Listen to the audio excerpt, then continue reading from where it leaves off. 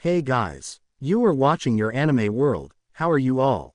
Please support to subscribe this channel for watching new interesting stories. So in this video, we will see what if Deku got the powers of a Digimon. Here is short summary. Izuku Midoriya is an average boy, the same as everyone else. The only difference is that he is quirkless. One day he is attacked by a villain. When he is on the verge of death, an ancient creature chooses him to wield a power greater than any quirk. With this he will become the greatest hero. Meanwhile, many secrets will be revealed. Even the secret of the origin of the quirks. But before we start, if you want more stuff like this, then be sure to subscribe and like this video. And if possible, share this video with your friends. Now let's start the story. Well, hello there. Here we are with a new fanfic. This time is a My Hero Academia x Digimon fanfic. This is going to be a bit long since I'm going to clarify a few things before I start, so hang on. The fanfic will happen only in the world of My Hero Academia. There will be mentions of the digital world, but for now it will only be in My Hero Academia. I will take the ideas from the Digimon Frontier anime. You know, the anime where it's the humans that digivolve. For obvious reasons the story is going to change in several parts. I will try to follow the events of the canon, but I will not be able to avoid making several changes. In this story the one for all won't be relevant, so don't be surprised if I rarely mention it. As you know, English is not my first language, so please forgive me for any grammar mistake. Lastly but not less important, enjoy. Disclaimer. I don't own any of these characters. My Hero Academia belongs to Kohei Horikoshi and Digimon belongs to Bandai. Hello. People talking. Cool. People thinking. Let's go. Digimon All Might creature speaking. Is now or never. Digimon All Might creature thinking. Chapter 1. The Origins. Paradise Lost Punch. It was the cry that was heard one night in Japan. A creature resembling the famous Trojan horse had been attacked, so strong that the poor creature had been destroyed and turned into a data explosion.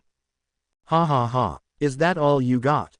It seems that the famous 10 legendary warriors are a joke, said an evil creature. Said creature takes the appearance of a blue-eyed blonde-haired man wearing a white bodysuit and a black overcoat.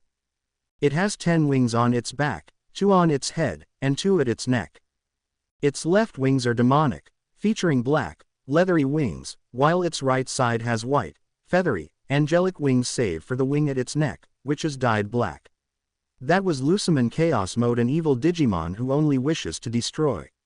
He was currently in the human world. He wants to destroy it, but there were a few complications. The 10 legendary warriors followed him to this world and want to stop him. Currently he has managed to destroy 4 of the 10. He is too strong, said one of the remaining warriors. This warrior is a winged woman wielding a rapier. She is Ancient Kazimon. Ancient Greymon, what are we gonna do? She asks to her leader, Ancient Greymon. He is a 4-legged, fire-winged dragon. The mentioned was silent for a few seconds. I don't know. He just destroyed Ancient Mermaidman, Ancient Wisemon, Ancient Volcanomon and now Ancient Troyamon. After saying this, the rest of their companions landed next to them. Ancient Garurumon, a bipedal white wolf warrior who wields 2 swords. Ancient Beat, a chimeric Digimon whose upper body is a humanoid rhinoceros beetle covered in a blue and yellow armor-like exoskeleton with spikes on its shoulders and large falx at the end of its arms. Its lower body is a red stag beetle with 6 eyes. It has 6 legs with black thighs. Ancient Megatheriumon, a bovine Digimon with white fur that resembles the extinct animal Pelorivus. And lastly Ancient Sphinxmon, a Digimon of black color and golden wings that resembles the Egyptian sphinxes. We have attacked him with everything, but even so it is not enough. But we can't give up. We have to keep fighting. After these words the 6 warriors attacked Lusamon. Gaia Tornado, Ancient Greymon said while creating a tornado and using it to attack Lusamon. Sadly, the enemy easily destroyed the tornado and with another Paradise Lost Punch managed to knock down Ancient Greymon. Sharp Claymore, said Ancient Garurumon while attacking with his swords. Lusamon easily dodged the attack and using his Grand Cross attack fired 10 spheres of light against Ancient Garurumon and knocked him down. Terra Blaster. Ancient Beat attacks with a super electrical discharge, but that wasn't enough to defeat Lusamon, Quickly recovering, Luciman used another Grand Cross to knock down Ancient Beat. Rainbow Symphony. Ancient Kazimon uses her rapier to play a symphony of super-fused lasers that shine with the colors of the rainbow, but is quickly knocked down by another Paradise Lost punch from Luciman. Great Snowplow. Ancient Megatheriumon charged with his horns against Luciman, but the evil Digimon stopped him and used another Grand Cross to knock him down. Dark Blast. Ancient Sphinxmon fires a laser beam alongside a roar. Luciman avoids the attack and uses another Grand Cross to attack his enemy. Luckily, Ancient Sphinxmon managed to resist the attack. Seeing the situation and his friends on the ground, Ancient Sphinxmon made a difficult decision. My friends, lend me your powers so I can defeat this monster. In that, Ancient Sphinxmon began to absorb part of his friend's powers. Seeing this, the rest of the warriors began to attack Luciman to distract him while his partner absorbed the power. All but one. Ancient Greymon was watching Ancient Sphinxmon. What are you doing? What it takes to end this? It's too much power, you won't survive. Let me do it, I am the leader, I am the one who must sacrifice. No, without your leadership the rest are in danger. Please, old friend, let me do it. Very well.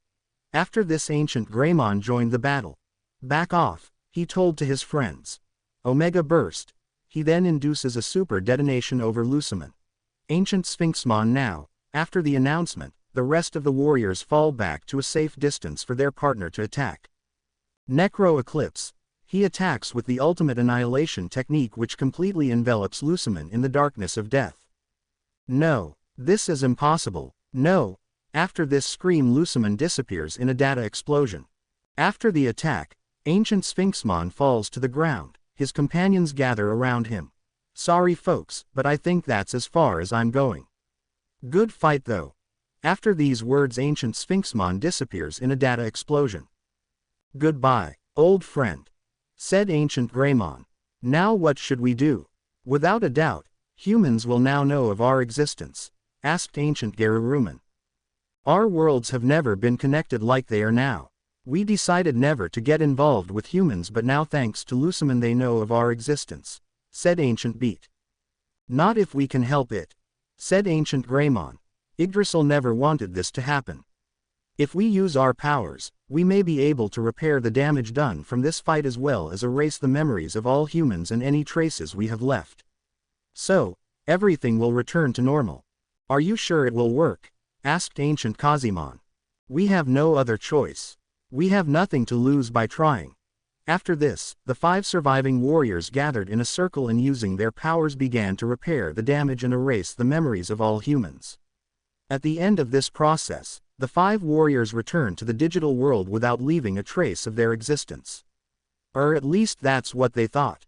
Qingqing City, China. A few months later, a worried nurse came out of the nursery and addressed a man. "Yes, sir. Excuse me, we have a problem. What's going on? Is my son okay? He's healthy, but that's not the problem. Your son is shining." Japan. Aldera Junior High. A lot of years later. Well, all of you are already third-year students. It is time for you to start thinking seriously about your future. The teacher told his students. Normally I would give them a career guidance questionnaire. But the truth is that all of you want to become heroes, right? The teacher said as he threw the papers on the ground. When he said this, all the students began to show their quirks. Except for 2. Teacher, don't include me with these extras, said a blonde guy. Katsuki Bakugo. I'm going to enter the UA. Right. Bakugo wishes to enter the UA, said the teacher. That's right, I'm the only one who can enter the UA. I will surpass All Might and become the best hero, Bakugo said. Now that you mention it, Midoriya also wants to enter the UA. After hearing what the teacher said, everyone started laughing. Midoriya, you can't get into UA just for studying hard. Deku. A furious Bakugo yelled as he blew up the green-haired boy's seat. The green-haired man fell to the ground in fright. This guy is our protagonist. Izuku Midoriya, a normal boy like any other, however there is something that differentiates him from the others. He is part of the 20% of the population that does not have a quirk. Due to his condition, he was always bullied by others. Especially for his dream. He wants to become a hero who saves everyone with a smile. Who do you think you are, Deku? You are quirkless, trash. Do you think you are better than others? Asked Bakugo in a threatening tone. Oh, of course not. Only, it's been my dream since I was little, and besides, if I don't try, I'll never know. Try. Do you think it's a game? Tell me, Deku, what do you think you can do? Izuku didn't answer anything. After this, the rest of the classes passed without any other incident. Classes were over and Izuku was saving his things, but when he was about to grab his notebook, Katsuki took the notebook from his hands. Our conversation is not over, Deku. What's this? Hero analysis. Are you kidding, Deku? Said Katsuki. Stop. Return it, said Izuku. However, Bakugo blew up the notebook and then threw it out the window. I will be the first and only one from this mediocre school to enter the UA, Katsuki said, so that with his still steaming palm he grabbed Izuku's shoulder. So just in case, you won't take the entrance exam. Ha ha ha. As expected, he doesn't dare to answer, said one of those who accompanied Bakugo. By the way, Deku, if you want to become a hero so much, there is a way to achieve it, said Bakugo, calling Izuku's attention. Throw yourself off the roof and pray that in your next life you'll be born with a quirk. After this, Bakugo left, leaving a sad Izuku behind. Izuku was on his way home. He was crossing under a bridge. Fool, if I really jumped off the roof it would be suicide. I won't let those comments stop me. I will become a hero, thought Izuku. You all heard me. I will become a hero no matter what. He yelled at no one in particular. A medium-sized costume, said a voice behind him. Turning around, he saw a guy made of sludge. Without being able to react, the guy trapped him. Don't worry, boy. I will only take over your body. Luckily I was able to avoid that guy, but just in case, it will only be 45 seconds and it will all be over. I can't breathe. My body has no strength. I'm going to die. So, this is my end. A small tear was the last thing that came out of Izuku's eyes before losing consciousness. Unknown place. Izuku opens his eyes. The pain had disappeared. However, it was nowhere that he recognized. The place was strange. It was a place surrounded by what seemed to be digital data. Columns and rows of data floated around Izuku. Where am I? Izuku Midoriya.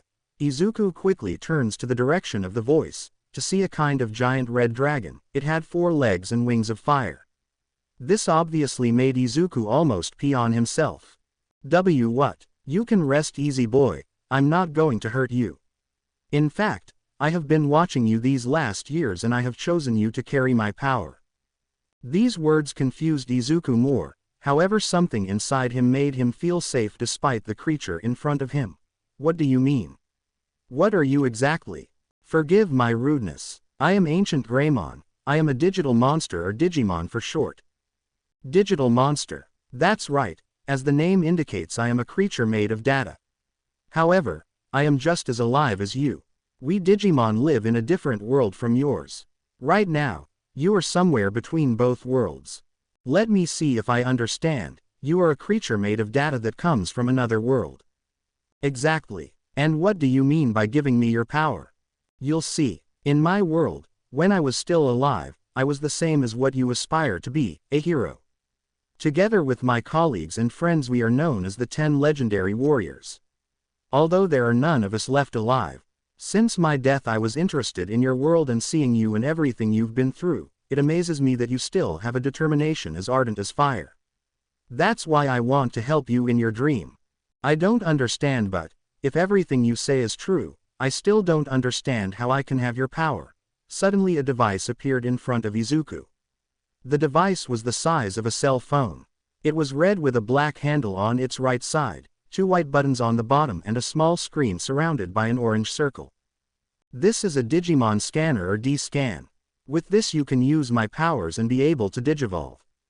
Digivolve. That's right. When I use my powers, your physical appearance will change to be that of one of my descendants, a Gunimon. Does that mean my appearance will change forever? No. When you want, or when the digital energy of the D-scan is finished, you will return to your human appearance. I see. Wait, what's going on with my body? Am I no longer in my world? No, Your body is still in the same place. I transported your consciousness to this place, but don't worry, while you are here time in your world will be stopped so you won't die. That's a relief. Now that I've explained everything to you, what do you say, Izuku Midoriya? Do you accept my powers to use them for good? Yes, this is my chance to finally fulfill my dream. Thank you very much, Ancient Greymon-san. Izuku said to then take the D-scan, however nothing happened. Nothing happened.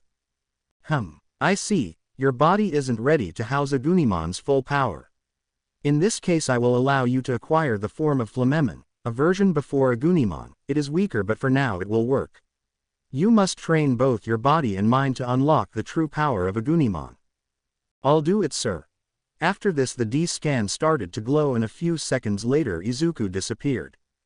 Good luck, Izuku Midoriya. Real world. The sludge guy was about to take Izuku's body, but suddenly Izuku's body started to heat up. A few moments later the sludge guy was roughly thrown away from Izuku. Suddenly, Izuku began to be surrounded by what seemed to be data. A few seconds later the data disappeared and instead of Izuku there was a strange creature. The creature took the appearance a humanoid-like monkey with large spiked red hair, cut-off horns and elf-like ears that had 2 gold hoops with green eyes as well as 2 marks beneath its eyes.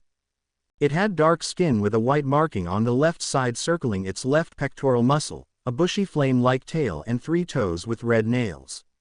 It wore ankle-length red pants with a belt that went around its sides and a large silver buckle with the symbol for fire on it. It had also red gauntlets that had a large silver ending, red rings around the ankles and red shoulder pads. That was Flamemon. What did you do? Asked the sludge guy. I don't know, but I like it, said Izuku while looking at himself.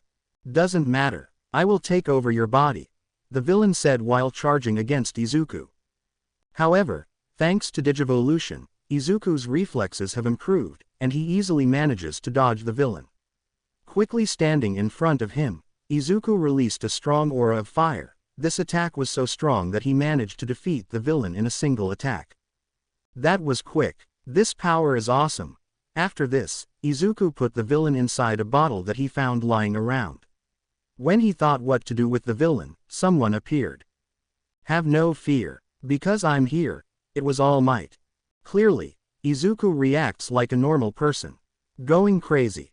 All Might. His surprise was so great that it made him return to his human form. That's an interesting quirk you got there, young one. Excuse me, but have you seen a villain made of sludge around here? You mean this guy? Izuku said, showing the bottle with the villain inside. Excuse me for using my quirk without permission, but it was to defend myself, he said as he handed over the bottle. Don't worry, young man, I totally get it, so this time I'll let it slide. Moreover, a reward for your service, All Might said as he handed Izuku his notebook, with his autograph on it. You signed it. Thank you so much. No need, young. Thank you very much for your help. Now I must deliver this villain to the authorities. Keep it up and you will become a great hero someday. These words surprised Izuku. All Might said that he could become a hero. Thank you so much. That means a lot to me. All Might just smiled and jumped away. I thought this would be the worst day of my life. But it turned out to be the best. Izuku thought before running home. I can't believe that everything that happened to me was real. I must listen to Ancient Greymon and train in order to unlock the true power of my D-scan, he thought as he looked at the D-scan in his right hand. Midoriya household. Mom, I'm home, Izuku said while entering his home. Something cool happened to me today, he said in an excited tone. Izuku? Inko Midoriya asked. It had been a long time since Inko had seen her son so happy. The last time was before he was diagnosed as quirkless. This brought a smile to Inko. And what happened to you? Actually, 2 things happened to me, he said while pulling something out of his bag. The first is that I met All Might, he said as he showed All Might's autograph to his mother. This of course left Inko speechless. Without letting his mother answer, Izuku continued. The second is that I have a quirk. This of course confused Inko. Izuku, I think you're imagining things. I can believe the All Might thing because of the autograph, but the quirk thing is impossible. After all, the doctor said it. No, I have a quirk. Please let me show you. Very well, show me, said a skeptical Inko. Quickly Izuku took out his D-scan from his backpack, extending his left hand. A wheel of data began to surround said hand. Once the D-scan made contact with the data began to surround Izuku, and a few seconds later they disappeared, but instead of Izuku Flammemon appeared. You see. I have a quirk, said an excited Izuku. Izuku, that's incredible, said a happy Inko.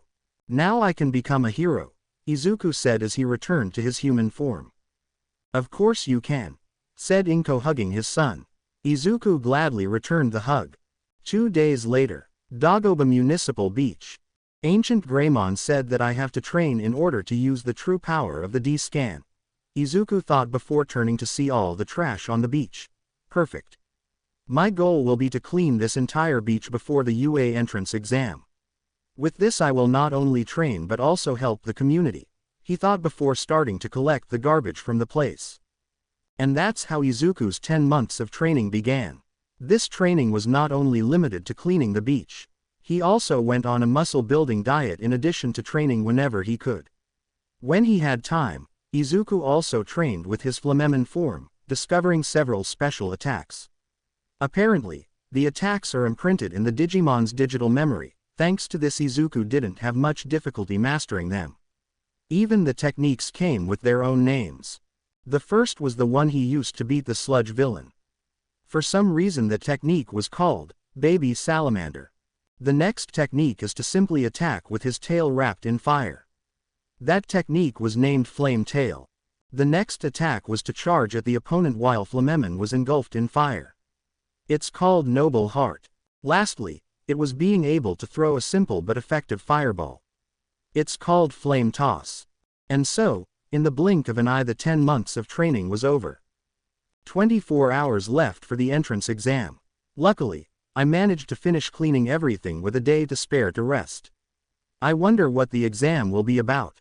Of course, there will be a theoretical part and most likely there will also be a practice. I hope the practice is not so difficult.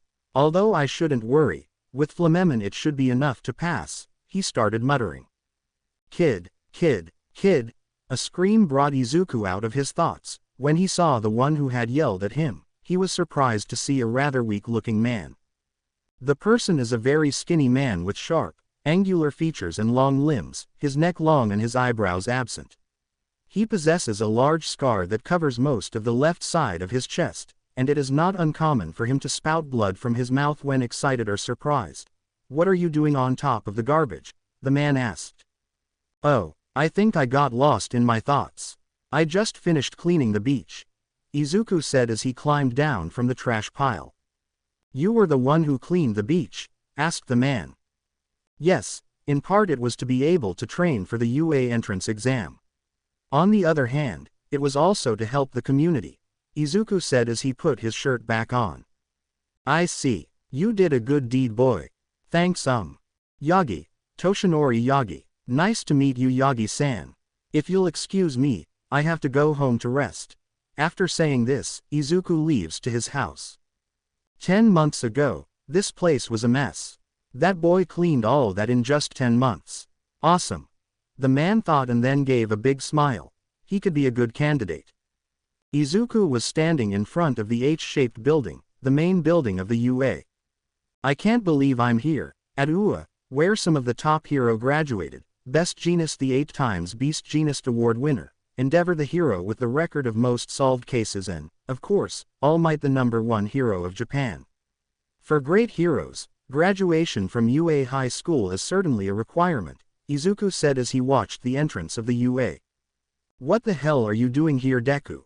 An angry Bakugo yelled at Izuku from behind. I told you to not to come. Kachan. I know, but I really want to become a hero. Tisk. Whatever, I wanted to prevent you from making a fool of yourself, but anyway. In any case, we know that you will not pass, said Bakugo before leaving Izuku. That's where you're wrong, Kachan, Izuku thought as he looked at his D-scan. Without wasting any more time, Izuku also entered the building. Once the written exam was over, a man entered the room. Welcome to my live performance of today, the guy screamed. The guy in question was a blonde man which Izuku recognized. Everybody, say hey. Nobody said anything. Looks like we have a tough crowd this year. Now I will briefly explain what the practical test consists of. Are you ready? More silence. Incredible. It's the voice hero, Present Mike. I hear him every week on the radio. This is incredible. All the teachers at UA are pro heroes, Izuku was muttering again. Shut up. Right. Kachan was right beside him. These are the important points of the entrance exam. For 10 minutes we will carry out an exercise in a simulated urban area. You can bring whatever you want with you. After this presentation, each of you will go to the area for the exercise that has been assigned to you. After this explanation, the different areas were showed in the screen. Will they let classmates from the same school collaborate with each other? Asked Bakugo to himself. Although the registration numbers are consecutive, sure the assigned area will be different, right? Izuku replied. Then I won't be able to crush you, said Bakugo. 3 types of potential enemies will be in large numbers in the exercise area. Each one has a set score depending on the degree of difficulty. The 3 kinds of enemies were shown in the screen, 1, 2 and 3 points. Each one of you must immobilize potential enemies using your quirks. Your goal will be to earn the most points. Of course, anti-heroic behaviors, such as attacking other people, are prohibited. Present Mike finished. Excuse me, I have a question, said a tall guy with short dark blue hair. On the sheet, you mentioned 4 types of villains. If it is a mistake, it would be a shame for the UA. We applicants want teaching to be heroes who will become role models, and that is why we are sitting in this place, he said in a high tone. Also, you, the boy with the curly hair, he said pointing at Izuku. Me, you've been muttering for a long time, that is very distracting. If you only plan to come to play, I ask you to get out of here immediately. Sorry. Okay, Present Mike said, breaking the tension. Applicant number 7111, thank you for your good observation. The 4th type of villain scores 0 points. Try to avoid it at all costs. I see, thank you very much, said the guy with a bow. That's all for me. What the hero Napoleon Bonaparte ever said. A true hero is one who overcomes all the misfortunes of life. Go beyond, plus ultra. After this, everyone went to their respective assigned areas. Battle Center B. It's so big, said Izuku in awe. It's like a city. In an area A, how many villains can there be? Said a random applicant. Why does everyone seem so confident? Aren't they nervous? They must be very confident with their quirks. Unknowingly, Izuku started muttering again. Suddenly, a hand touched his shoulder. He turned to see the same guy who called him in the writing test. You are muttering again. What are you trying to do? Are you taking the test to obstruct others? The scary guy scolded him. Everyone that was watching this interaction started muttering with each other. It's the guy who was muttering at the test.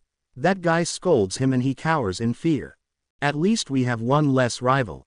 They seem to feel lucky about it, thought Izuku, but they'll see. Start, Present Mike screamed, then the gates of the city opened. Everyone was confused and were staring at the city. What's happening? In real combat there is no countdown. Run. Everyone rushed at the city, leaving Izuku behind.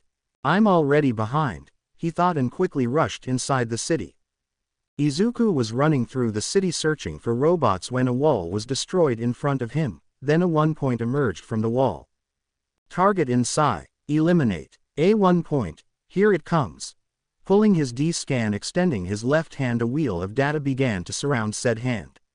Once the D-scan made contact with the data began to surround Izuku, and a few seconds later it disappeared, but instead of Izuku, Flameman appeared.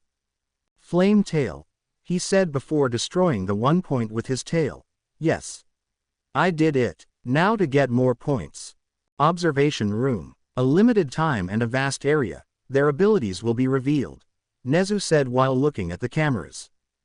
Be aware of the situation without any delay. The camera focused on a guy with multiple arms. Act immediately, despite a delay. The camera now focused on the guy with glasses. Stay calm no matter the situation. The camera now focused on the French-looking guy. And, of course, pure combat skills. The camera focused on Bakugo. The basic capacities to protect the streets are evaluated by points. We have an interesting batch this year, asked a teacher. That's right, but for some reason I couldn't stop watching this examinee, said a woman pointing at a screen which had Flammemon in it. That's an interesting quirk, mutation maybe, said another teacher. You may be thinking that now, but check this out, the woman said as she showed the recording of Izuku transforming. Wow, so it's a transformation quirk. Wait, said a thin man. I know that kid. I met him once, twice actually. He's a good kid. I'm glad he's taking this test. It seems that he uses a small device for his transformation. Maybe that device helps him control what he transforms into, said the woman. It is certainly interesting, but there is something that catches my attention, said a tired man. Check this out. In that, the man showed another recording of the same exam, but from another person. What the teachers saw surprised them. How is that possible? Interesting, but this is not the time to investigate. For now, it is time to qualify the participants, said a bear mouse creature while pressing a red button. So, you two have already chosen your successors. Or am I wrong? Ancient Greymon, Ancient Garurumon. Battle Center B. Izuku finished destroying another robot with his fire tail. 3 minutes remaining. Present Mike screamed. Only 3 minutes. Time goes by fast when you're excited, huh? Suddenly a tremor caught his attention, and he could see the 0 points appear. Gee, that's big. Without realizing it, one of the robots tried to attack him from behind. However, an attack cut the robot into several pieces. Izuku noticed, and when he turned around, he could see what was left of the robot on the ground, and something or someone lands in front of him. The creature took the appearance of a bipedal wolf-like creature with light purple-colored fur with a white face and stomach, and had amber-colored eyes with diamond-shaped pupils. It wore white leather pants with various belt buckles on its legs and 2 chains dangling from the black belt on either side of it, as well as a silver buckle black belt on its left bicep. It wore a black scarf that fluttered behind it in the wind, black gloves on its hands with the claws sticking out of them, and it had 3 red claws on each foot. A mutation quirk, Izuku thought. However, for some reason this person felt familiar. Izuku noticed that the other person also seemed to think the same. They both stare at each other for what seemed like minutes, but something snapped them out of their thoughts. A brown-haired girl trapped under some debris from the building was about to be crushed by the 0 points. She needs help, yelled Izuku while running towards the girl. To his surprise, the other creature started following him. Once elbow to elbow, both looked at each other, and without saying anything they nodded. The other creature jumped quickly, approaching the 0 points. Darkness hand. Suddenly the creator's claws began to shine, and with a cut he destroyed one of the robot's hands and with another the other. Izuku quickly walks under the robot. Flame toss. He quickly launches a large fireball at the robot's head, managing to destroy it. Once the robot is destroyed, both boys help the girl to get out of the debris before the robot hits the ground. Are you okay? Why, yes. Thank you. Time's up. Present Mike screamed. Who are those two? They destroyed 0 points like it was no big deal. Maybe they are brothers or something like that. I mean, look at them, they look pretty similar. They're both a type of creature. It does not matter. What matters is that they are incredible. They don't see it, do they? They didn't do that to show up their strength. They did it to rescue the other girl, without flinching. If this had not been an exam, I would have done the same. Wait, an exam. I see. In that case, said the glasses guy while looking at the two creatures. Good, all of you did great, a small old lady said. Who is she? An applicant said. That mademoiselle is the pillar of UA, she is the reason of why the school can do these dangerous tests, said the French-looking guy. She is the heroine Recovery Girl. The now identified as Recovery Girl got close to the brown-haired girl. You need me to heal you? The girl nodded, and Recovery Girl quickly gave her a kiss on the cheek which healed her immediately. Is there anyone else injured? While Recovery Girl healed other people, Izuku was thinking about various things until the other creature interrupted him. Hey, he said. Suddenly, data began to surround the creature. A few seconds later, instead of the creature was a boy standing. He is a young man with messy, indigo-colored hair that flares out in large tufts around his head and notably straight teeth. His eyes are purple with white pupils, and are thin and somewhat triangular in shape, pointing downward, with no visible eyelashes. I think we should talk. In private, he said as he showed Izuku a D-scan, but unlike his it was dark blue with black. Quickly, Izuku transforms as well and shows his own D-scan to the other boy. Yes. I think so too. Izuku said so that later, both boys would go to another more private place. So, were you also visited by an ancient creature that turned out to be a Digimon and gave you a D-scan? Asked Izuku. Yes, I assume the same thing happened to you. That's right, Ancient Greymon visited me. However, I still can't use its true power because I needed to train my body. Ancient Geruruman visited me. Interestingly, the same thing happened to me. I can't use full power either. I see. My name is Izuku Midoriya by the way. And I can digivolve to Flamemon, at least for now. Hitoshi Shinso and I can digivolve to Strabimon for now. By the way, I know this is not a quirk. So, what is your quirk? Izuku remained silent, however he preferred not to lie. I don't have one. I'm quirkless.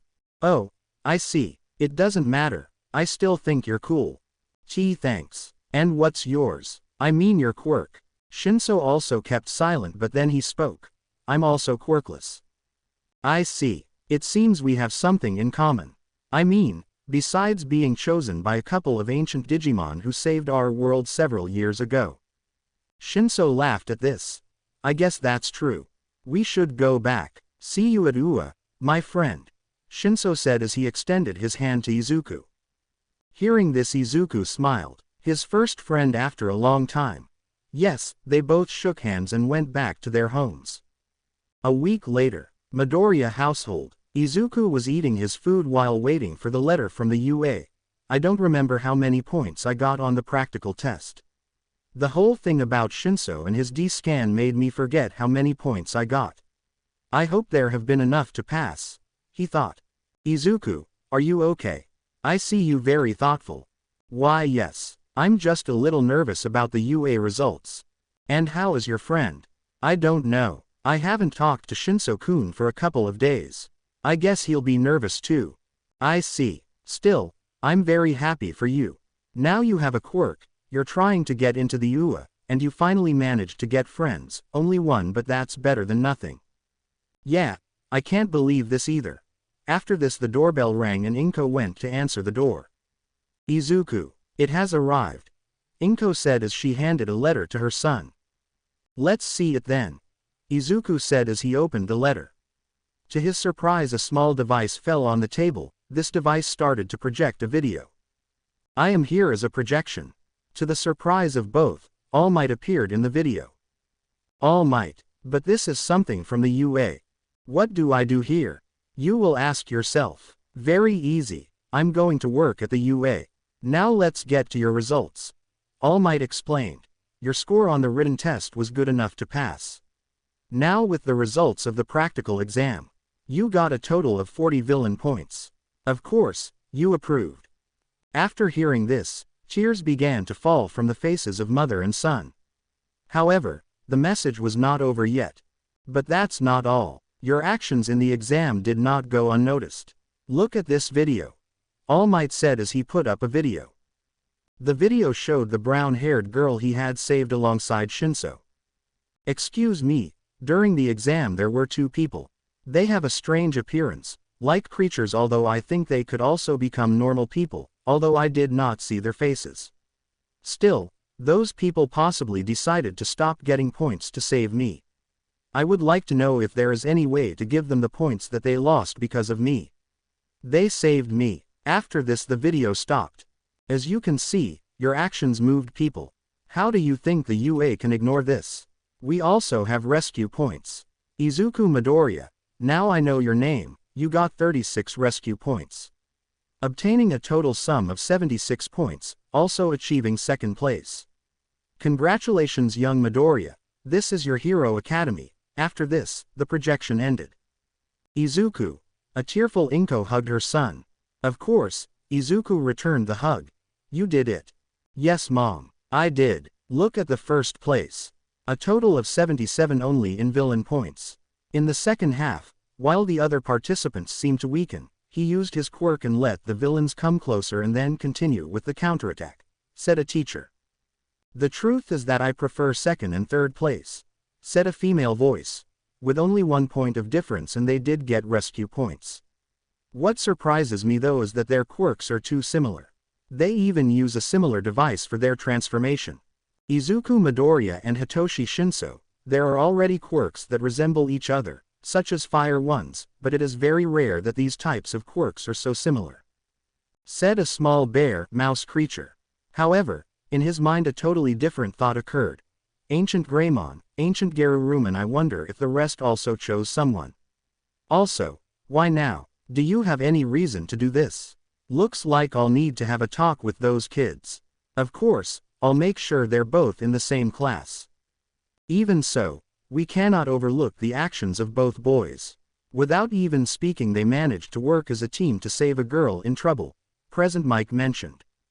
Indeed, leaving behind the opportunity to get more points to save someone in danger. Clearly those two have the spirit of a hero, Toshinori said. While everyone was talking about this, a man was looking at the screen with a tired look in his face. Too much noise. Izuku, are you sure you don't forget anything? Inko asked to her son.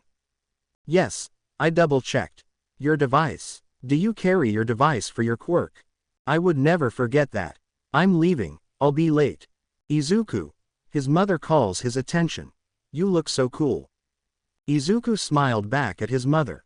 Thanks. After these words, Izuku begins to head towards the UA. Izuku has just arrived at the UA. At the moment he is looking for his assigned class. 1A. This place is too big. After several minutes of searching, Izuku finds the entrance to his classroom. Here it is. The door is huge. Maybe it's for accessibility. Izuku extends his arm to open the doors. Behind this door are the students chosen from thousands of people. I hope I don't run into either of those two, Izuku thought, referring to the guy with the glasses and Bakugo. However, upon entering he was met with a strange scene. Put your feet down of the desk. Don't you think that's disrespecting our superiors and those who made this desk? Shut up. Who do you think you are?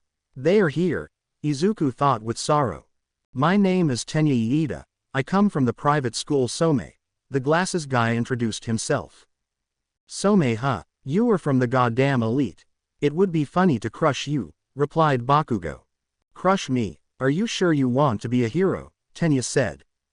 Izuku didn't think anything could be worse, and to his joy when he saw among the rest of the people, he found a familiar face. Shinso was sitting at a desk. When he saw Izuku he smiled slightly and greeted him. Izuku runs towards his only friend. Shinso-kun, you are here too. That's correct. I'm glad there's someone I know I'm going to like here. You, the green-haired boy. Their conversation was interrupted by the boy with glasses. He had recognized Izuku. I see you passed the exam. If the UA accepted you, that means they consider you someone with potential. That's why I'll pass off your attitude in the exam as nerves on your part. I hope I'm not wrong. I'll show you that I belong here. Iida-kun, right. I see you heard my conversation with our classmate. I hope you keep your word. In that a brown-haired girl enters the room. At first, she seemed to be looking for something, however in the end she seemed to be a little disappointed. Too bad, none of the people who saved me are here. Maybe they're in Class B, she whispered to herself. If you are here to make friends, go to another place. Everyone turned at the source of the voice only to see a man inside a yellow sleeping bag with a tired expression. This iced hero course, said the man in a tired tone. That thing is alive, it was the collective thoughts. It took you 8 seconds to calm down, said the man while getting out of the sleeping bag. We have limited time. You lack a sense of rationality. Is he our teacher? Then that means that he is a pro-hero, but I don't recognize him, Izuku thought. My name is Shota Aizawa, I'll be your homeroom teacher, he said. Then he pulled a uniform from his sleeping bag. I know it's early, but put this on and meet me at the training ground. Training ground. Quirk apprehension test. What about the entrance ceremony? And the orientation? Asked Uraraka. If you are going to become heroes, There is no time to relax with those type of events, answered Shota. One of the selling cards of the UA is the freedom of the school. That also applies for the teachers. Bakugo, you placed first at the entrance exam. How many meters did you achieve when throwing the ball at the school? Asked Shota while handing Bakugo a ball. 67 meters. Not bad. Now throw the ball using your quirk. You can do whatever you want as long as you don't exit the circle. Whatever. In this case, I will propel the ball with an explosion. In that, with a tremendous explosion, Bakugo sends the ball flying. Die. Aizawa's machine made a sound and he saw the score from Bakugo. First you will learn your limits. This is the rational method to form the base of a hero, he said while showing the score to the rest of the class. 702.5 meters. Wow, incredible, said a red-haired guy. Wow, we can use our quirks as we like, this is the best. It should be fun, said a pink girl. Fun, huh? Said Aizawa drawing all the attention. You have 3 years to become heroes. Do you intend to spend them with that attitude? Very well, the person remaining with the lowest rating will be judged as lacking potential, and will be expelled. What? The lowest will be expelled? That's not fair. Natural disasters, major accidents, villains, calamities that you do not know when or where they will occur, the world is full of injustices. From now on, for 3 years, the O will give them hardships and sufferings in full force, one after another. Go beyond, plus ultra, overcome this with all your might. Come on, said Aizawa, while everyone started to get serious. First test. 50 meters run. Iida used his quirk and scored a total of 3.04 seconds. Tenya Iida, quirk. Engine. Tenya's quirk gives him car-like engines in each of his calves, giving him incredible running speed and extreme kicking power. Tenya needs to fuel his engines by drinking orange juice. Tsuyu Asui, a girl with frog-like features, scored a total of 5.58 seconds. Uraraka used her quirk in her clothes, managing to score a total of 7.15 seconds. Ochako Uraraka, quirk. Zero gravity. Ochako's quirk gives her the power to nullify the effects of gravity on solid targets, living and non-living, by touching them with the pads on her fingertips, causing them to become weightless and float. She is able to cancel the effect of her quirk by touching her finger pads together. It was Bakugo and Izuku's turn. Bakugo was completely relaxed. He thought that Izuku wouldn't be anything compared to him. However, what happened left him speechless. Izuku took his D-scan. In that, a wheel of data began to surround his left hand. The moment his D-scan touched the data, they began to surround Izuku. A few seconds later, instead of Izuku there was Flamemon. This not only stunned Bakugo, but everyone else except Shinso. After the shock, the brown-haired girl and Iida recognized the creature. He's one of the guys who saved me. So, it's a transformation quirk. I never would have guessed it. I thought it was a mutation quirk, thought the girl. He is one of them. Apparently I judged him too quickly, Iida thought. After this moment of shock, Aizawa gave the order and both boys headed for the goal. Bakugo used his explosions to propel himself. However, Izuku uses his noble heart technique and surrounds himself with fire. Thanks to this he runs quite fast and manages to get there before Bakugo. Izuku Midoriya 3:45 seconds and Katsuki Bakugo 4:13 seconds. Izuku decides not to transform and continue like this until the end. In that, Deku, Bakugo shoots towards him. How the hell do you have that? He was about to hit Izuku but was stopped by Aizawa wrapping his bandages at him. What is this shit? If you keep making me use my quirk, I'll get a dry eye, Aizawa said while glaring at Bakugo. Don't lose time. Let's continue with the rest of the tests.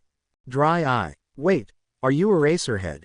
Izuku asked when he saw Aizawa's goggles when he captured Bakugo. Yes, I am Eraserhead. Now let's continue with the tests.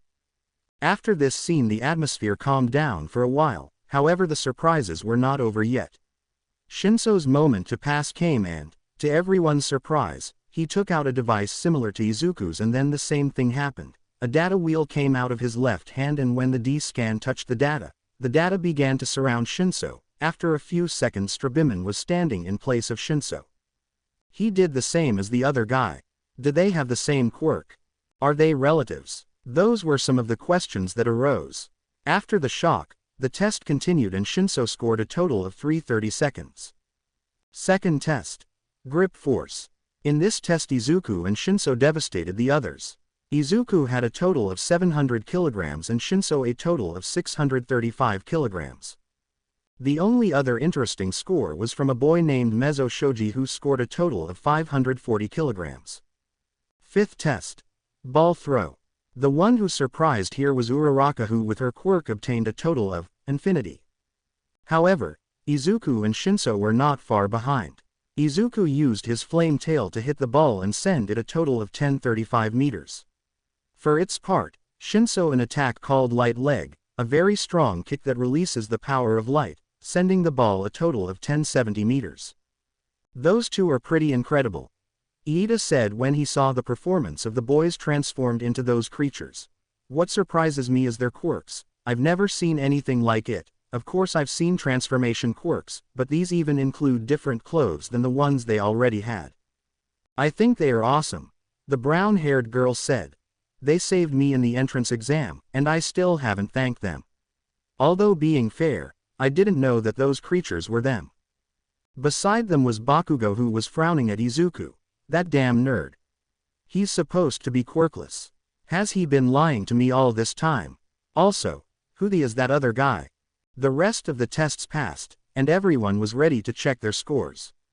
Showing one by one the results will be irrational, so I just show all of them in one, Aizawa said while showing the results of the test. 1. Momo Yaoyorozu. 2. Hitoshi Shinso.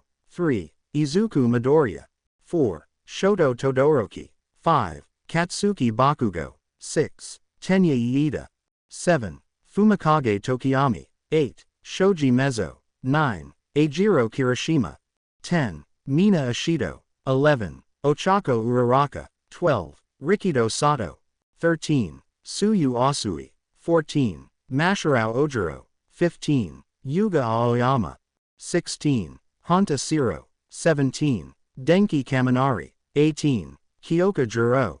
19. Toru Hagakuri. 20. Minoru Mineta. No! Screamed a small boy. I will be expelled. So, I won't be able to become a hero and flirt with a lot of girls. Minoru Mineta. Aizawa stared at the boy. You are expelled from the hero course. This took everyone by surprise. I thought it was a lie, said a black-haired girl. At first, seeing that everyone did their best, I decided not to expel anyone. However, listening to his reasons, I realized that he has no potential as a hero, Aizawa explained. With this we finish. The rest of you return to the classroom. There you will find the agenda and documents with the information of the school. Not even the first day of classes has passed and someone has already been expelled. The UA is no joke, Izuku thought. At least I'm glad I'm in a good position. Third place is not bad at all. After this event the rest of the classes passed normally, only with the spirits a little low. What a day, don't you think? Shinso asked Izuku. The two boys were heading to the train station to return home. Yes, something unexpected, the expulsion of the other boy. But we can't question Aizawa-sensei's decisions. Wait, you two, are you heading to the train station? The brown-haired girl approached them. Oh, you're the girl who scored infinite, said Shinso. My name is Ochako Uraraka. You are Hitoshi Shinso and Deku Midoriya. Right. Deku, yes, that's how Bakugo called you. My real name is Izuku. Kachan calls me Deku to mock me. An insult then. I'm so sorry, but Deku sound like, you can do it, to me. I like it. You can call me Deku. Really, Midoriya isn't that supposed to be an insult? It's like in the Copernican revolution. I don't know what that is, but I didn't just come here to introduce myself. The girl said, drawing the duo's attention. You two saved me in the entrance exam. So, I wanted to thank you for saving me, Uraraka said with a slight bow. Why, you don't have to thank us. We did what anyone would have done in a situation like that, Izuku said with a slight blush from the nerves of talking to a girl. Correction, what any hero would have done, said Shinso. All the more reason to thank you. By the way, I have a question about you. Shoot, are you related in any way? I mean, your quirks are very similar, the only thing different is the creatures you transform into. And no, we actually met at the entrance exam. Before that we didn't know anything about each other. That's right, the truth is that I'm surprised to see someone with a quirk similar to mine. Wow, speaking of coincidences. By the way, are you heading to the train station? Why yes, in this case, it's okay with you if I come with you. Yeah, sure, I don't mind. Sure, awesome, let's go then. Well, maybe this day started a little tense, but I think that in the end it wasn't so bad.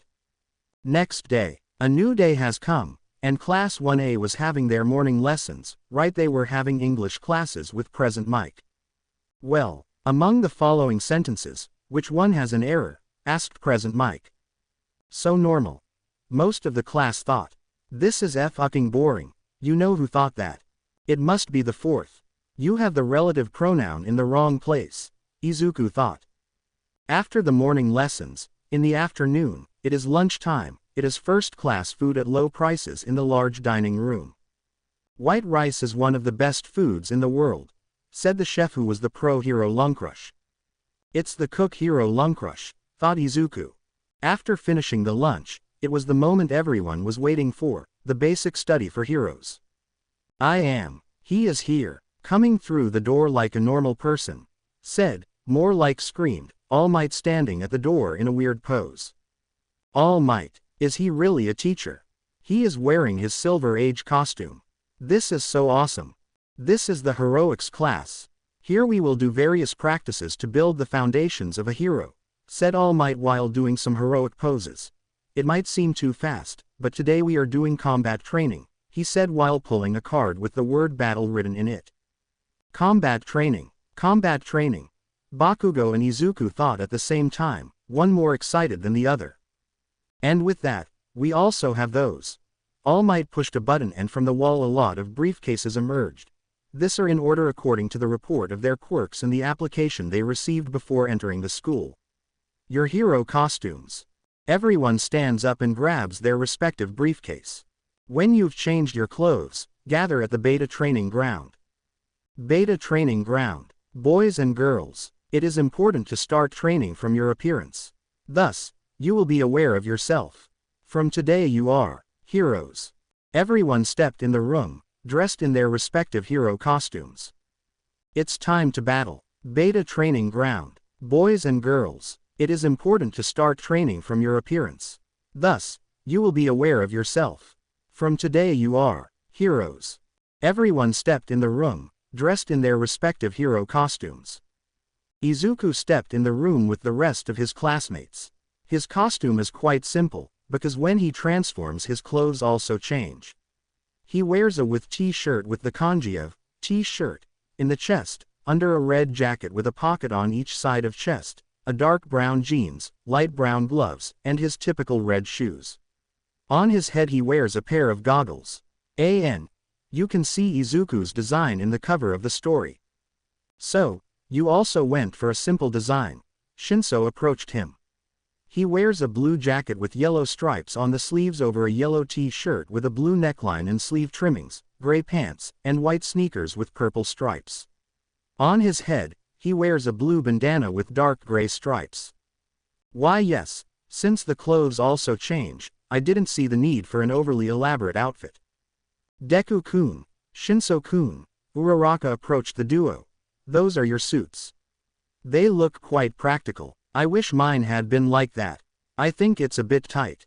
I think you look good, Izuku said. I see, everyone is eager to start. Let's begin with the battle training. Professor, this is the same place to practice the entrance exam. Are we going to carry out another exercise in an urban area? Iida asked to All Might. No, we will take 2 steps forward. It will be an indoor melee battle practice. Villain attacks usually occur in exteriors, but this time will be different. You will divide into teams of heroes and villains. This will be a 2 versus 2 battle. Aren't we supposed to train the basics first? Asked the frog girl, Suyu. This is a battle to train the basics. Just this time, there won't be any robots to easily destroy. What will be the victory or defeat system? Asked Momo. Can I destroy them? Asked Bakugo. Will there also be an expulsion punishment like in Aizawa-sensei's class? Asked Uraraka. How are we going to divide? Asked Iida with his usual hand movement. Please, one at a time, I don't have super hearing. Let's see, the villains will hide a nuclear weapon in their hideout. The heroes will try to get rid of her. The heroes, within a set time, must catch the villains and recover the nuclear weapon. The villains, within the established time, must protect the nuclear weapon and catch the heroes. All Might said while reading all of this from a paper sheet. The teams will be decided by lottery. Since we are missing a member, one of you will join 2 teams, one as a villain and one as a hero. Is that the right thing to do? Asked Iida. It must be, because professional heroes frequently form sudden teams with other heroes, answered Izuku. I see. You keep thinking into the future. Sorry for interrupting. Okay, let's do it. I got letter A. Who will be my partner? In that, Shinso approaches him. Who'd say? It seems that we are a team. I certainly don't think this is a coincidence. You're right, but I can't think of anyone better to team up with. This made Shinso smile. The rest of the teams were formed. A. Izuku Midoriya and Hitoshi Shinso. B. Shoto Todoroki and Mezzo Shoji. C. Momo Yaoyorozu and Ochako Uraraka. D. Bakugo Katsuki and Tenya Iida. E. Mina Ishido and Yuga Aoyama. F. Denki Kaminari and Kyoka Jiro. G. Rikido Sato and Toru Hagakure. H. Tsuyu Asui and Fumikage Tokiyami. I. Honta Siro and Masharao Ojiro. Ajiro Kirishima will be joining 2 teams. Now that the teams are ready, let's continue. The first teams to fight each other will be those. All Might said while pulling 2 balls from 2 boxes. The balls had the letters A and B. Team A will be the heroes and Team B will be the villains.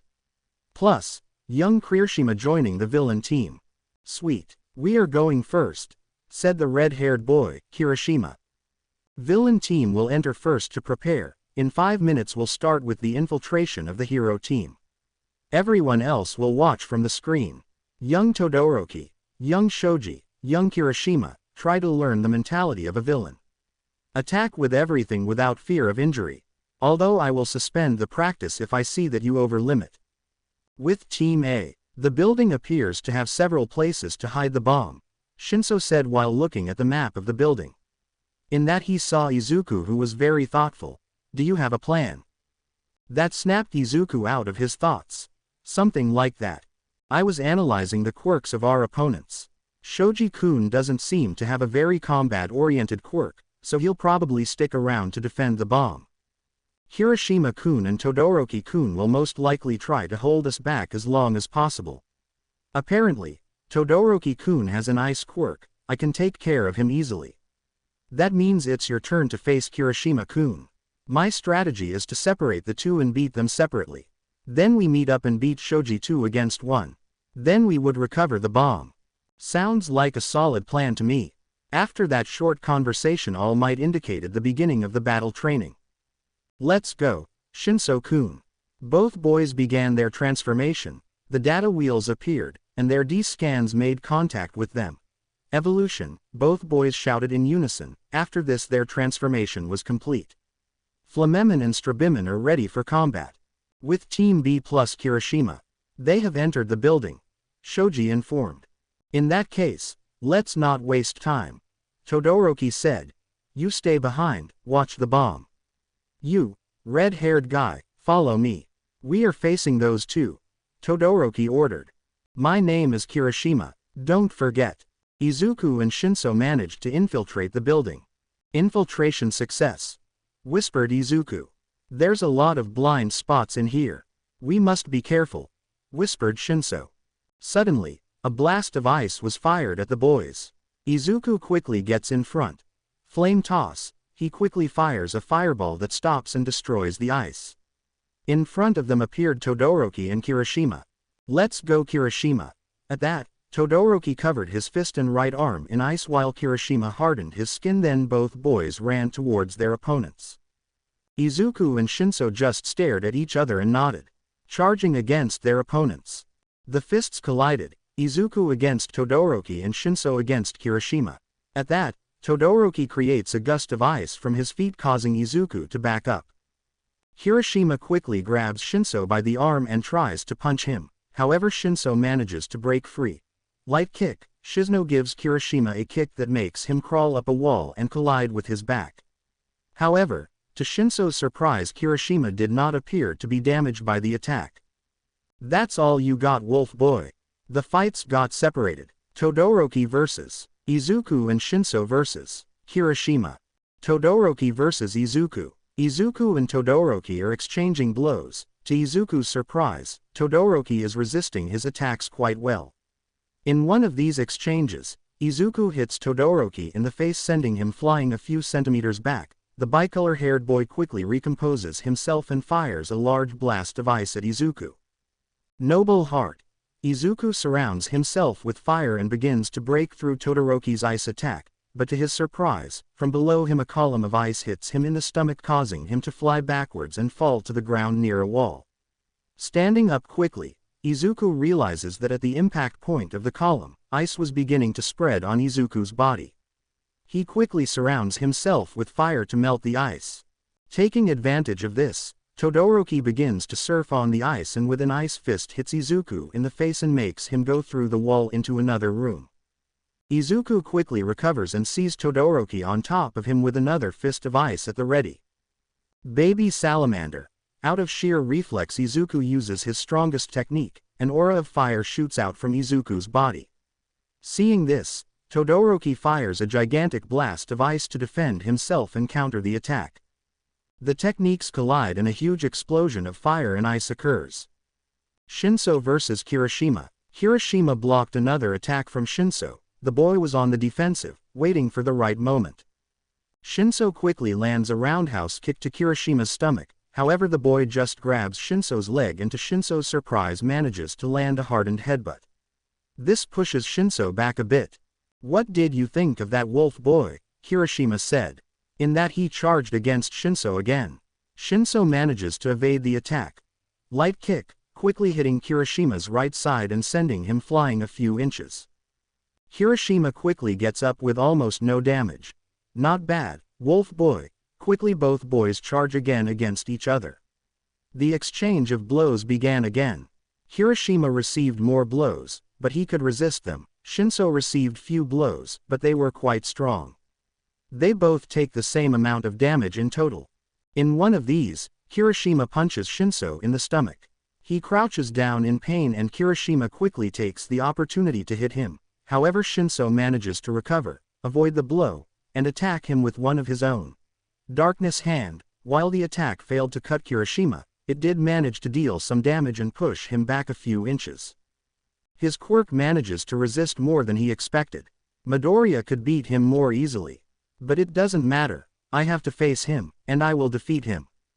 Todoroki vs. Izuku. Once the smoke left the room, Izuku was able to see its state and was surprised to see it. Half of the room Todoroki was in was completely covered in ice, while half of the room he was in was completely burned. He also realized that the microphones in the room had been destroyed, so no one hear them now. They can see them, but not hear them. This is impossible. By pure physics the ice should melt. In that his sight focuses on Todoroki, who despite the fact that some of his body parts are covered with a light layer of ice, he did not seem to be fazed. But the most striking thing was Todoroki's scar. The right half of his face had a fire-burned scar. The scar was already old. Think of Dabi's scars unless his ice is cold enough to prevent melting. Shoto Todoroki. Quirk. Absolute Zero. He can generate ice from any part of his body. It is also immune to any low temperature, even below zero. His ice is cold enough that even fire has a hard time melting it. It's useless. It doesn't matter how hard you try. I have trained my ice so that it can take on fire with ease. Todoroki said. So, I can prove to my father that I am not a failure. Your father. I don't know if you know, but my father is Endeavor. The number 2 hero. He always wanted to surpass All Might, however he never could. So, he move on to plan B. Do you know quirk marriages? Do not tell me that. That's right, My father used his influence to marry my mother and thus have the perfect child. However, his goal was never met. None of his children were born with the combination he was looking for. Todoroki looked at his arm and clenched his fist tightly. My first brother was born with fire. However, his body was not able to withstand the temperatures. He died on an accident. My sister's quirk is weak. My second brother had an ice quirk, but his body was adapted for a fire quirk. Finally, I got the perfect body for my ice quirk. However, for my father it was not enough. Unfortunately, for him, my mother after several pregnancies lost the possibility of giving birth to more children. Then my father approached me and told me that among all my brothers I was the least pathetic. Todoroki touches his scar. In one of those training sessions he did this to me. He told me I was pathetic. Since then, I trained my eyes so I could show my father how wrong he was. Todoroki-kun, I'm sorry. I don't need your pity. If I manage to defeat you, I will prove that I am not a failure. In that, Todoroki charges against Izuku. Ice ready to be released again. Realizing that talking wouldn't help, Izuku charges as well. Flame toss, ice and fire collide again. Shinso vs Kirishima. Shinso dodges another attack from Kirishima. He was being cornered. He had to find an opening in his opponent's defense. Kirishima lunges at Shinso and starts attacking with multiple punches. Shinso would receive them all, however the blows were weaker. So, he has a limit. In one of these blows Shinso would notice an opening. Now. Darkness hand. After this shout, Shinso would evade Kirishima's blow and attack him with his claws. This time he would manage to damage Kirishima, but it would not end here. Pushing himself off the wall, Shinso lunges at Kirishima, who was somewhat disoriented by the previous attack. Light kick, and with a kick he manages to stamp Kirishima on the ground and knock him out. Seeing his success, Shinso captures Kirishima and tries to communicate with Izuku. Midoriya. I defeated Kirishima, where are you? Todoroki vs Izuku. Midoriya. I defeated Kirishima, where are you? Izuku dodges a punch from Todoroki. Find the bomb. I'm still facing Todoroki. Try to retrieve the bomb. I don't think there's much time left. Roger that. After this Izuku dodges another blast of ice again. Todoroki quickly charges at Izuku. Fist of ice at the reed. However Izuku expected this. Once Todoroki was close. Baby salamander. Unleashing an aura of fire, this time he manages to hit Todoroki, making him crash into the wall. However, ice emerges from the impact site. Todoroki rises from this place, this time completely covered in ice. Ice armor, he whispers. He quickly charges at Izuku and the exchange of blows restarts. After an exchange of blows, both take their distance. Preparing their last attack. They both charge at each other for the last time. Paradise frozen soil. Noble heart. And for the last time they collide. This time the explosion was stronger than the previous ones. With Shoji. Shoji is distracted by the noise of the explosion, who doesn't notice Shinso appearing behind him. Light kick. With a kick he sends Shoji flying. There isn't much time left. Shinso starts running to the bomb, and just as he returns to his human form, he manages to touch the bomb. Bomb secured. Todoroki vs Izuku. Hero team we ends. Those were All Might's words when the smoke cleared. This time we can see Izuku, back in his human form, standing in the room. In front of him was Todoroki on the ground, leaning against the wall. It seems that Izuku managed to win the last clash. Todoroki-kun, maybe I can't know what you feel, maybe this doesn't help, but I think you really are very strong. You are not a failure. Todoroki just watches Izuku. In the observation room. Everyone was back at the observation room. Good. Can someone tell me who is the MVP of this fight? At that a girl raises her hand. It's pretty hard to say actually. Everyone did what they had to do to gain victory, even though the exaggerated destruction could have been avoided. I would say that the MVP is Shinso. Since he was the one who gave victory to his team. Correct. Let's change the building and continue with the next battle. The rest of the battles ended without any major events to mention. Classes were over for today and Class A was cleaning their classroom. In that, Todoroki approaches Izuku. Midoriya, can I talk to you for a second? Alone. Sure. They both walked out into the hallway outside the classroom. I'm sorry, but I wanted to apologize. I involved you in personal matters. Don't worry, Todoroki-kun, I'm actually glad you told me about yourself. As I said, I think you are very strong and that you are not a failure. I know, that means a lot to me. Thanks, my friend, Todoroki said as he extends his hand to Izuku. No need to thank me, friend, Izuku replied to then, return the handshake. After this, everyone finished cleaning and returned to their homes, Izuku with one more friend. Unknown place. So, you sensed other presences? Yes. Do you think it's them? Maybe. What are you going to do about it? Me, nothing, but I have the right person to do the job. But he will need some soldiers. You already know what to do. Understood, my lord. Another day, another adventure, Izuku was arriving at UA. What can you tell us about All Might lessons? A reporter suddenly appeared beside him and started asking him questions. On this, an arm wrapped around the back of his neck. I'm sorry, but we're from the General Studies Department. It was Shinso, who had arrived and seen the entire mess set up by the reporters. Oh, I see, sorry. The reporters lose interest on them and let them pass. Thanks. Don't mention it. Reporters are a pain in the ass anyway. What can you tell us about All Might lessons? A reporter asked to Uraraka. All Might, he is really muscular. What can you tell us about All Might lessons? Another reporter asked to Iida. He has made me especially aware that I am truly enrolled in the best educational institution. We students have already been able to see not only his dignity and personality, but other aspects, such as his humor. In this way, by seeing one of the best heroes directly, we can also learn what it takes to be one. He likes to speak a lot.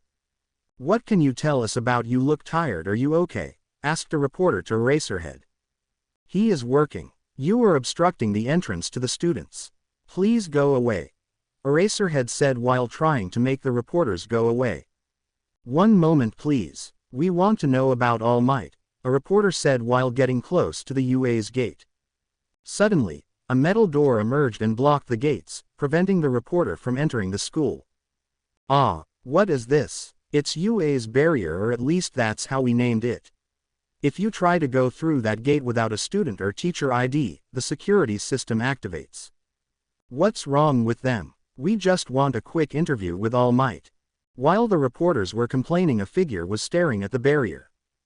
1A classroom. You all did a good job in the battle training. I was able to see the videos and scores. Aizawa said to the class.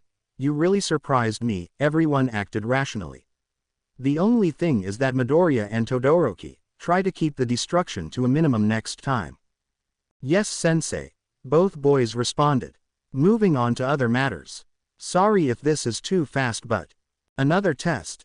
That was everyone's thoughts. You will have to choose the class president.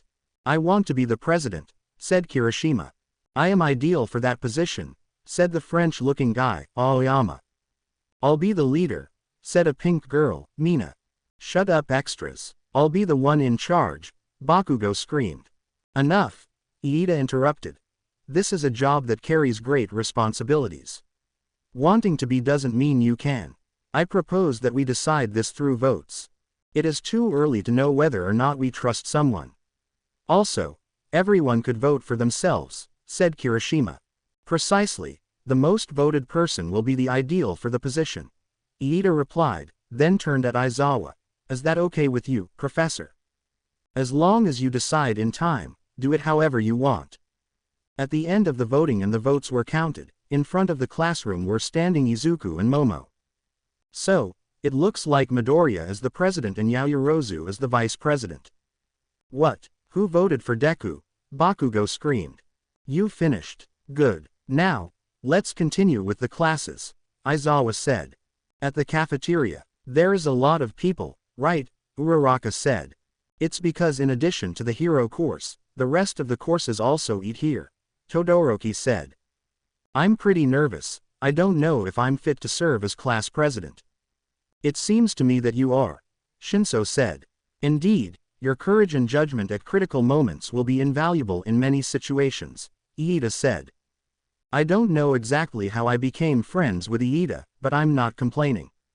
By the way Iida, from the way you talk, are you from some rich family? Uraraka asked. I tried to hide it by changing my form of talking. My family has been a family of heroes for generations. Iida answered. Ingenium. He is my brother. He is a beloved hero who guides people and respects order and discipline. I intend to become a hero like my brother. Suddenly an alarm started to sound. Security breach level 3 reached. All the students evacuate the place and go outside immediately. Everyone started to run at the exit, but due to the amount of people, everyone got stuck in the corridor. Ouch! Don't push. What's going on? In one of these, Izuku was pushed to the window. Thanks to that he was able to see what was happening. It's the media. I need to find a high place to calm everyone down. In that Izuku turns to see Todoroki. Todoroki-kun. Lift me up. Todoroki was confused but still decided to listen to his friend. Using his ice, he began to lift Izuku, while he transformed. Everyone. Calm down please. This scream caught everyone's attention. It's just the media, so rest assured. Let's behave like UA students. After these words everyone calmed down. Back to the classroom. Midoriya, good job. Looks like we got our class president right, Iida said. Thanks. Yes, good job. But the classes still continue. Aizawa interrupted. By the way, Midoriya, Shinso, the principal wants to talk to you. Before you ask, I don't know what he wants, be rational and hurry up. Hearing that, both boys headed to the principal's office. What does the principal want with them? I don't know, but let's hope they don't get expelled. With Izuku and Shinso, I have a bad feeling about this. What do you think the principal wants to talk to us about? Izuku said. Probably about our powers. To them it's quirks and it's extremely rare that we have such similar quirks without being blood related. What do we do? Don't worry, let me do the talking and just agree with what I say. Both boys entered the principal's office. All right, you're here. Welcome Shinso-kun, Midoriya-kun. I am Principal Nezu. You called us. What do you want to talk about? Shinso asked. In that Nezu presses a button and all the doors and windows are closed, besides the windows are darkened so that they are not spied on. I just want to talk about your powers. Before you say anything, no, we don't know why our quirks are so similar, Shinso interrupted. You guys need to think of a better excuse, chosen ones. This surprised the boys. They quickly went on guard. Don't worry, violence is not necessary. Perhaps I was a little hasty. At that, to the surprise and confusion of the boys, Nezu's appearance began to glitch. After a few seconds, instead of Nezu a different creature was sitting in his place. I think I should introduce myself again. The creature is a bipedal creature with white fur on its body and a horned head with pointed ears, gray fur on the mouth, and black eyes. It has 3 claws on each hand and foot and wears a pink haramaki. What are you? Izuku asked with the slight suspicion of knowing the answer. My name is Bokoman. I guess you're already suspecting it, but yes, I'm a Digimon.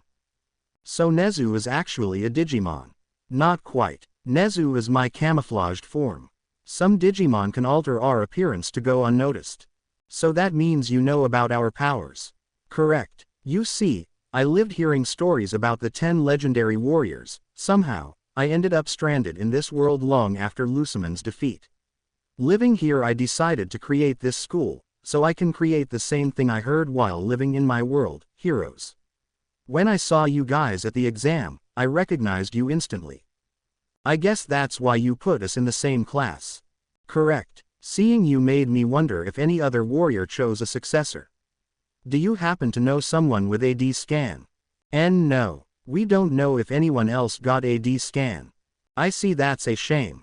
Anyway, I just wanted to tell you that if you need help with anything related to this, don't hesitate to talk to me. And please, if you find someone else, make sure they join us.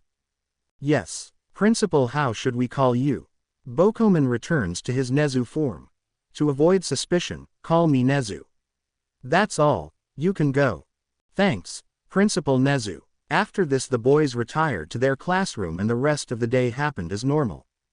A new day has come, and Class 1A was preparing for a special class. Today we are having a special class. Me, All Might and someone else will be supervising the class, Aizawa said to the class. Excuse me, what are we doing today? You will learn how to act in disasters such as floods and many more. We will have a rescue practice. Today's gonna be a rough day again, huh, said Kaminari. What are you saying? This is our job as heroes. I am more than ready, said Kirishima. On this occasion, each person will have to decide whether or not to use their suit. Perhaps there are costumes that limit your activities in the middle of practice. Aizawa started explaining. The practice site is a bit far away, so we will take the bus. That is all. Begin your preparations. All the Class 1A was ready to get inside the bus. Please everyone, form a line and get on the bus in an orderly manner, sit wherever you want. Midoriya-kun, wouldn't it be better to line up in 2 lines according to class order? Iida asked. I don't think that'll be necessary. The bus was of this type. I see, said Iida. I usually say what I have in mind. Midoriya-chan, said Tsuyu. Why yes Asui-san, call me Tsuyu-chan. Your quirk and Shinso's are quite similar. Are you related in some way? No, we didn't meet until the entrance exam. First, this is also very rare. I see. Still, I think your quirks are pretty cool. Compared to my hardening, Kirishima said. I wouldn't say the same. You gave me a good fight. I think is perfect for a pro, Shinso said. Pro level. My naval laser is so flashy and strong that it reaches the level of a pro, said Aoyama. Yes, but the stomach aches aren't really nice, said Mina, making Aoyama depressed. If we are talking about powerful quirks, we cannot pass up the quirks of Bakugo and Todoroki, said Tsuyu while pointing at the mentioned duo. But Bakugo is always angry, so I think he'll never be popular. What did you say, Frog? Do you wanna fight? Bakugo screamed at Tsuyu. Despite knowing each other for a short time, we all know your character, Bakugo, said Kaminari, making fun of Bakugo. They are making fun of Kachan. I can't believe it, Izuku thought. What a vulgar conversation, said Momo. I don't know, it's kind of funny, said Uraraka. Get ready everyone, we are almost there, said Aizawa, drawing everyone's attention. USJ, incredible, it's like the USJ, Universal Studios Japan. All kinds of disasters and accidents are simulated here, said a pro hero. Her costume consists of a white space suit design using what appears to be a puffy jacket instead of an actual suit, a black helmet with white eyes, and a pair of yellow boots. It was the Pro Hero 13. This is the practice place that I built. Its name is Unforeseen Simulation Joint, or USJ for short. It actually is USJ, everyone thought. I can't believe it. It's 13, said Izuku with stars in his eyes. I love 13, said Uraraka. 13, where's All Might? Aizawa asked to the hero. He run out of time. 13 answered, rising 3 fingers. The price for the irrationality anyway, let's begin. Before starting I have one thing to say, or maybe 2 or 3, 13 started. As you may know, my quirk, Black Hole, can absorb anything and turn it into dust. I can help a lot of people with it, but this power can also easily kill people. I can imagine that there's someone with a quirk like mine in your group. In this practice you will learn how to use your quirks to save people. 13 is really amazing, said Uraraka. Now continuing with the class, Aizawa started. At that, Aizawa's senses began to warn him. He turned at the direction he felt and saw a black portal opening. Everyone, stay together and don't move. 13 protect the students, Aizawa ordered. Is this like the entrance exam? Did we already start? Asked Kirishima. Don't move. Those are real villains, screamed Aizawa while putting his goggles on. From the portals emerged a lot of villains and weird creatures, but the most important were the one who created the portal. It looked like a mist. The other is a slim man with pale skin, tinged yellow teeth, and wrinkled a great deal around his eyes. His lips are chapped and uneven, a small mole on the right underneath, with visible scars on his right eye and under his lip. He has messy grayish-blue hair of varying lengths, the longest clumps reaching to about his shoulders, left hanging over his face in uneven waves. His eyes and mouth are normally obscured. He sports 14 embalmed hands, all positioned so they're holding onto him onto different parts of his body. Only 13 and Eraserhead. This will be easier than I thought, said the hand villain. Villains, here, what about the sensors? Asked Momo. They must have someone that is jamming our communications and sensors, said 13. 13 start to evacuate. Kaminari, try using your quirk to contact the school. After this exchange, Eraserhead charged against the group of villains. Some of them tried to shoot him with their quirks, but he quickly erased them, to their confusion, then trapped them with his bandages and disabled them. Idiots. That's Eraserhead, he can erase your quirks, said a villain. Erase? Huh, can you erase mutant quirks like mine? Said another villain while trying to attack Eraserhead. No, I can't, but Eraserhead quickly wrapped the villain with his bandages. Quirks like yours, he launched the villain against the rest, are usually combat-oriented. At that, two bird-like creatures attacked Eraserhead. Using his bandages, Eraserhead catches one of them, after which he stamps it against the other and both fall to the ground. To his surprise, once on the ground, the creatures disappear in a data explosion. What the heck? Someone can probably summon these kinds of creatures with its quirk. Incredible. Aizawa-sensei can handle a large number of enemies, Izuku started analyzing. Midoriya, now is not the time to analyze, we have to evacuate, said Iida. But before the group could escape, a black mist appeared in front of them, revealing to be another villain. Shit, I blink once and the one that seems the most dangerous escapes, thought Eraserhead from his position. Hello, we are the League of Villains, said the mist villain. My job is to torture all of you. Before the mist villain could finish his speech, Kirishima and Bakugo attacked him. When the dust cleared, the villains seem unharmed. You are strong. You must be the golden eggs of the Ua, said the villain. You too, get out of there, screamed 13. My job is to scatter all of you, said the villain while using his quirk to teleport the students to the different parts of the USJ. Iida and Shoji managed to save some of their classmates. Fire zone. Izuku fell to the ground. When he got up, he could see that he was surrounded by fire. The fire zone. That mist villain's quirk must be some kind of teleportation. What's going on? In that, two bat-like creatures attack him. Izuku dodges the attacks and quickly transforms. Evolution. He screamed. He quickly dodges another attack and with a swipe of his tail knocks both creatures down. Flame toss. The fireball hits the creatures. To his surprise, the creatures explode into data. Data. Are they Digimon? How is that possible? How does a villain have access to this? In that, several villains and creatures approach Izuku. This is not the time to think. I must first defeat these villains. I'll investigate later.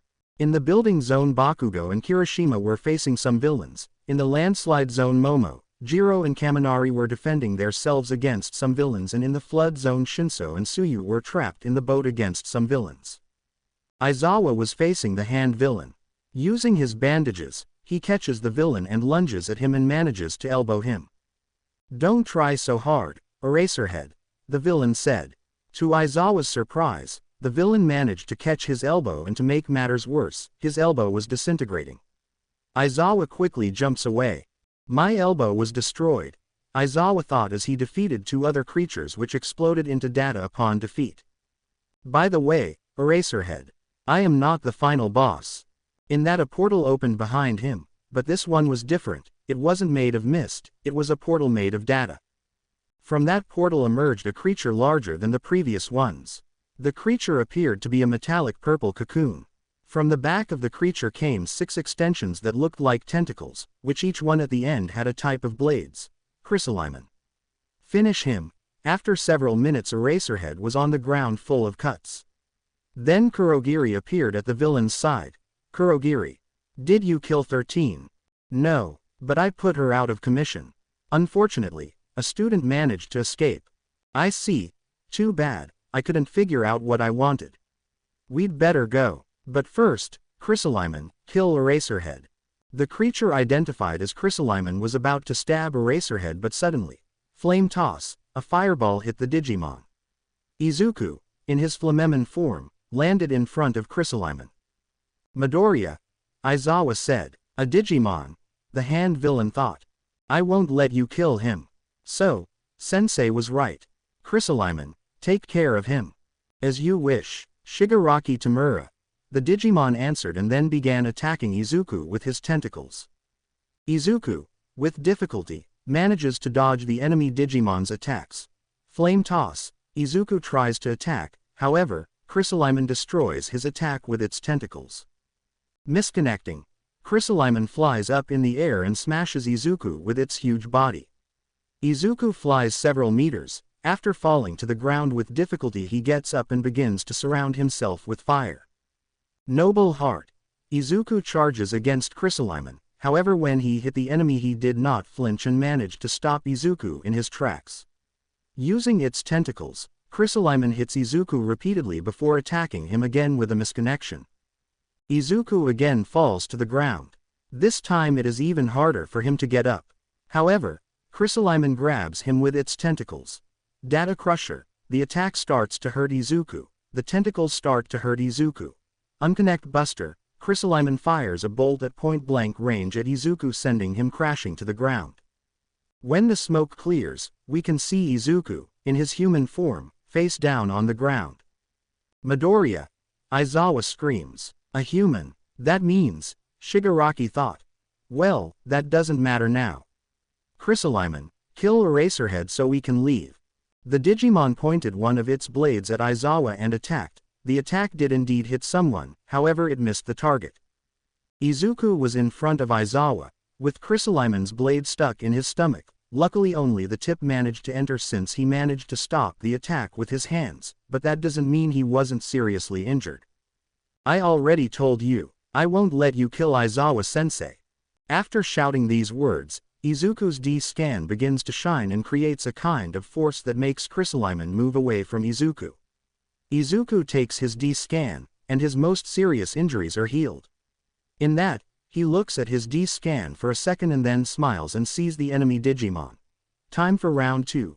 The data wheel reappears on Izuku's left hand. Execute. Izuku's D-scan makes contact with the data wheel. Spirit evolution, the data began to surround Izuku. Inside the data, when Izuku and Shinso transform, being surrounded by the data, the time outside of it slows down. That's why it seems that the transformation lasts a couple of seconds when in fact it does take its time. Izuku's clothes were stored inside the D-scan, in that several screens appeared around Izuku.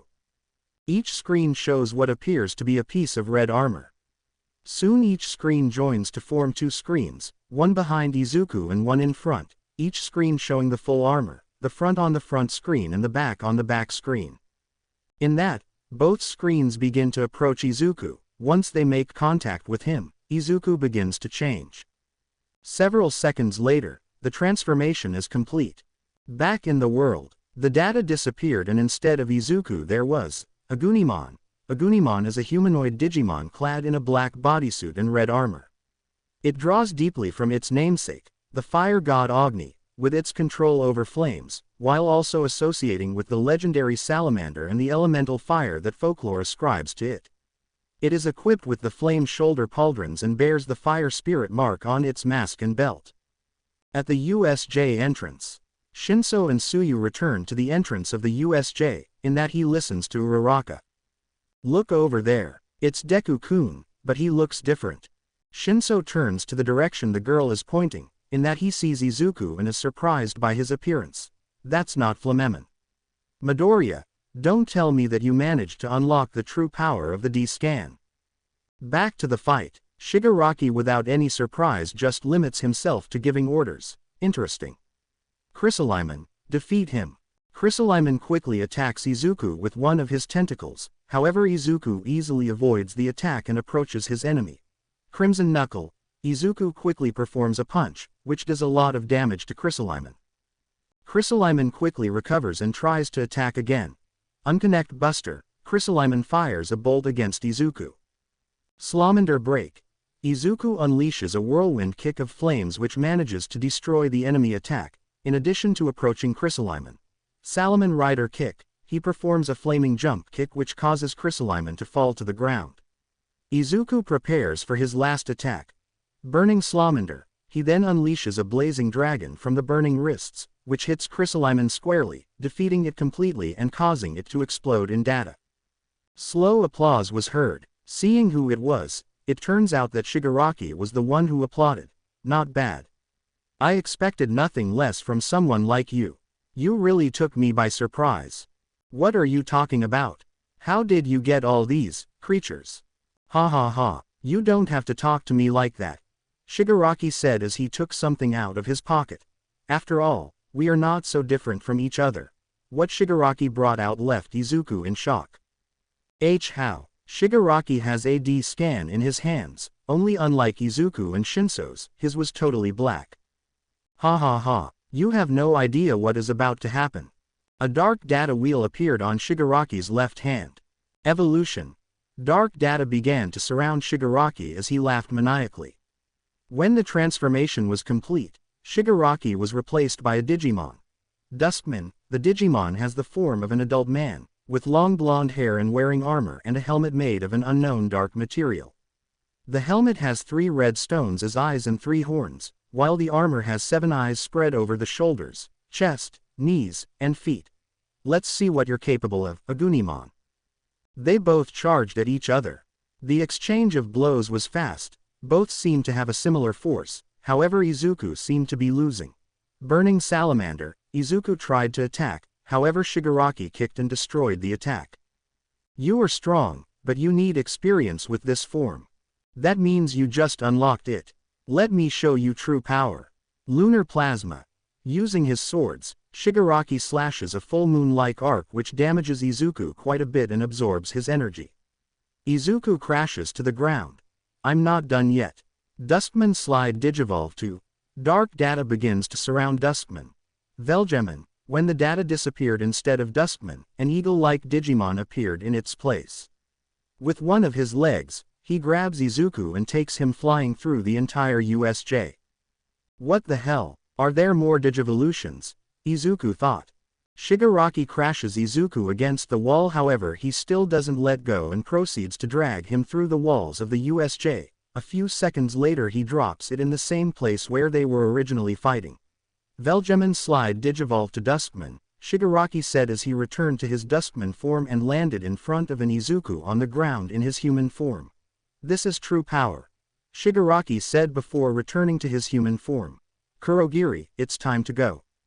What? Aren't you here to kill All Might? Izuku asked. Ha ha ha, do not make me laugh. If I wanted, All Might would already be dead. But I don't want that, at least not now. I need him alive for my plans. At least, as long as he doesn't pass the torch on to someone else. Torch? What are you talking about? It does not matter. Try not to interfere with my plans and I may let you live when this world is ours. After these words, Shigaraki leaves in a portal of mist.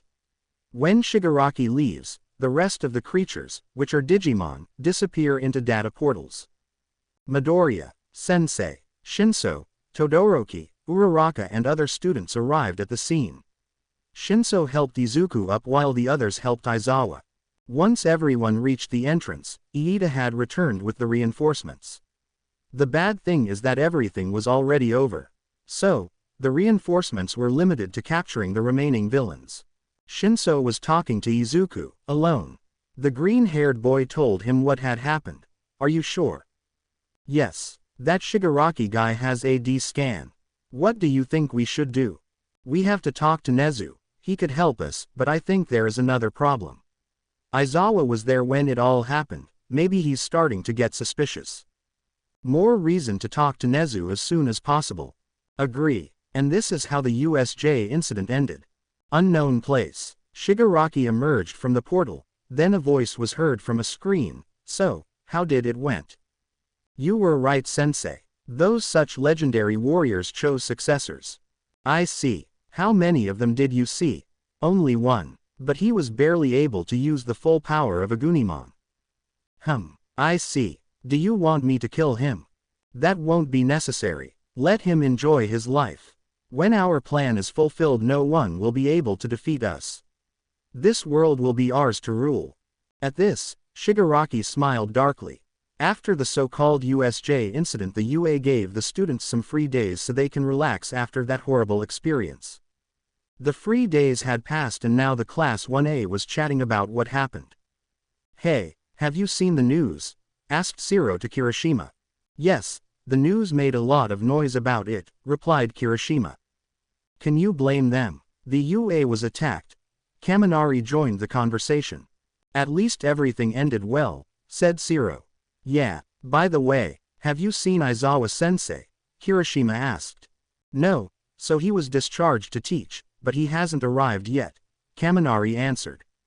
"Midoriya and Shinso have not arrived either," Shiro said. "I wonder where they are." Principal's office. Izuku and Shinso entered at the office. "Do you wanted to see us?" Shinso said. To the surprise of both boys, Nezu was not alone. Aizawa was also in the office, looking at them suspiciously. "That's right, Aizawa has some questions to ask you.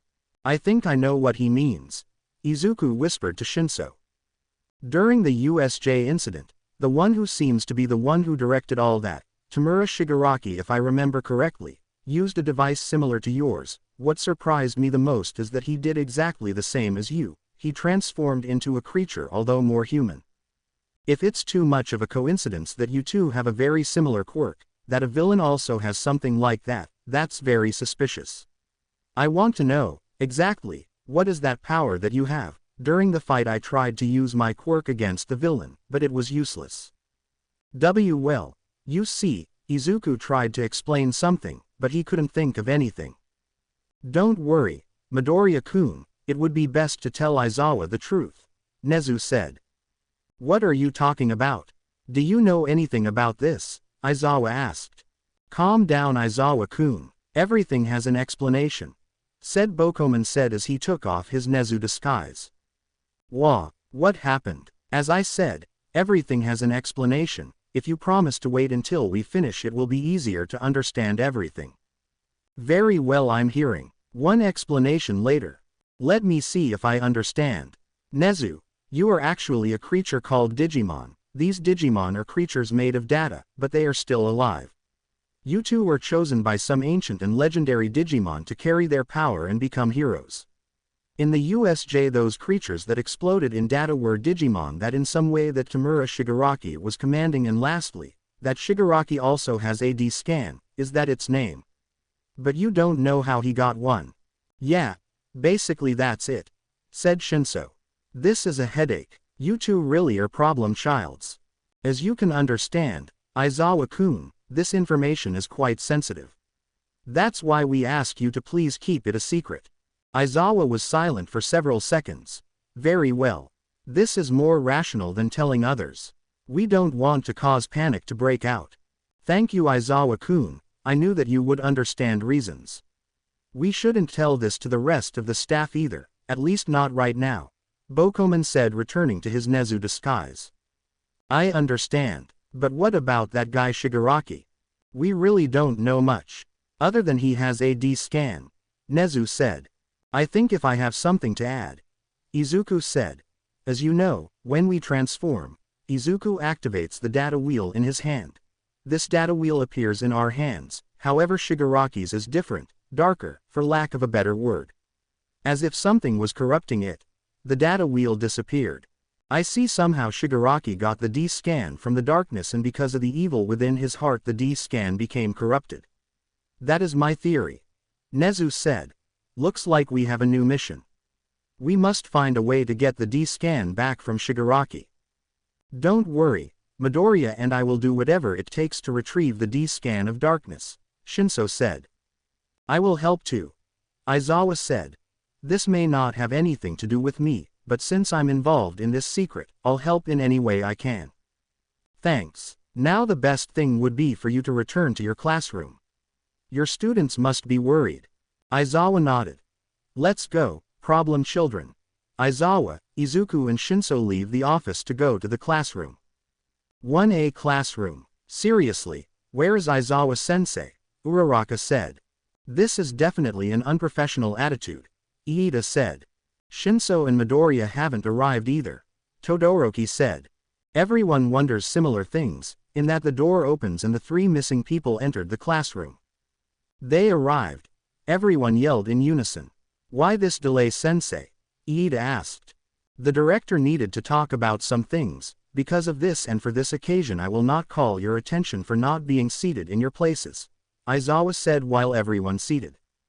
Now into a new subject. The fight isn't over yet. Fight? Don't tell me. More villains.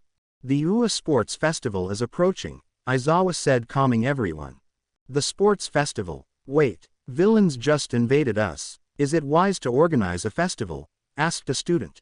On the contrary, by holding the sports festival, we will be demonstrating the confidence we have in our security system. We will also have a security 5 times higher than in other years, Aizawa started saying. Also, the sports festival is a great opportunity for everyone. True, there will be several professionals observing the event, possibly to see potential young recruits, said Momo. That's right, if a professional sees you at the event, you will have a promising future. You have this opportunity once a year. 3 years in total. If you aspire to be heroes, this is an event you cannot fail at. During midday break, man, I'm so pumped right now. If we can stand out and attract the attention of a professional, it will be a step towards success, said Kirishima while some of his classmates were sharing his enthusiasm. Incredible, everyone is very excited, said Izuku to herself. Aren't you as well? Asked Iida. We signed up here to become heroes, right? Of course, it is natural to get excited about this. You have a strange way to show your enthusiasm, Iida, said Todoroki. Deku-kun, Shinso-kun, Iida-kun, Todoroki-kun, interrupted Uraraka. We will do our best at this festival. Do you understand? Wow, it looks like Uraraka just awakened her spirit. Now that I think about it, I never asked her reasons for becoming a hero, thought Izuku. Money. Why yes, I'm sorry, my motivation seems impure compared to yours. Your motivation is just as valid as ours, said Todoroki. Yes, everyone has their own motivations, said Shinso. Exactly, it is also valid if your goal is to achieve a better quality of life, said Iida. You see, my family owns a construction, but right now there is no job, so we are kind of poor. That's why I will become a hero, so that my parents have a better life. Uraraka-san, that is so noble from your part, Iida said while clapping at her. Everyone else was saying similar things to her. After this, the group headed to the cafeteria. After school. 1A classroom. What's going on? Uraraka said. She wanted to get out the classroom, but a horde of people was blocking the exit from the classroom. We can't exit the classroom. They are here to scout in the competence, said Bakugo in an unusual calm tone. They are searching for the class which survived to the villain invasion. That's the neutral Kachan, you don't see him so often, said Izuku. Bakugo then directed to the horde. Get out of the way, extras. Hey, I am from the class 1B, said a gray-haired guy. I heard you fought villains. I hope you don't feel arrogant. Wow, a declaration of war. I would have done the same thing, Shinso thought. Don't embarrass us. After this declaration, Bakugo started making his way out of the classroom. Wait a minute, these people hate us because of you, screamed Kirishima at him. Make no mistake, when you are at the top, that is inevitable. The most important thing is to stay there, said Bakugo before leaving. After this event everyone started leaving as well, and the 2 weeks of training started. Izuku focused on improving his control with Agunimon. Shinso for his part was training to catch up with Izuku, preparing something specifically for him in case they clash. 2 weeks later, Anteroom 1A, everyone is ready, we leave in a few minutes, said Izuku to the rest of his classmates. Midoriya, Shoto called his friend. Yes. We may be friends, but that doesn't mean I'll let you win, Todoroki said with a challenging but friendly look. I wouldn't ask for anything else. I think Todoroki is not the only one with those intentions, Shinso approached. I don't plan on losing to you either, Izuku said. Okay, that's enough. It is time to enter the stadium, said Iida interrupting. The UA Sports Festival has just started, said Present Mike from the commentator booth, entering first. The boys who faced the invasion of the villains with steel temper. From the hero department, I present to you Class 1A, said while the class was exiting to the arena. There's a lot of people, said Izuku. Will we be able to keep up with so many people watching us? Iida asked to himself. I guess that's part of being heroes, Shinso said. Next, we have Class 1B also from the hero department. Groups C, D, and E of the Department of General Studies. Groups F, G, and H of the Support and Administrative Department. Said Present Mike while the rest of the students entered the arena. As a judge we have the rated +18 heroine, Midnight. Hi everyone. Now we will have the student give the athlete speech. Katsuki Bakugo, Midnight said. Bakugo. Maybe it's because he got first place on the entrance exam, said Shiro. Bakugo stepped in front of the microphone with a completely serious face. I promise to be the one who comes out on top. This earned several boos from people and other students, as they thought the boy was being arrogant. He's not being arrogant, the Kachan I know would have said that with a laugh. Still, he got all of us involved in this, Izuku thought.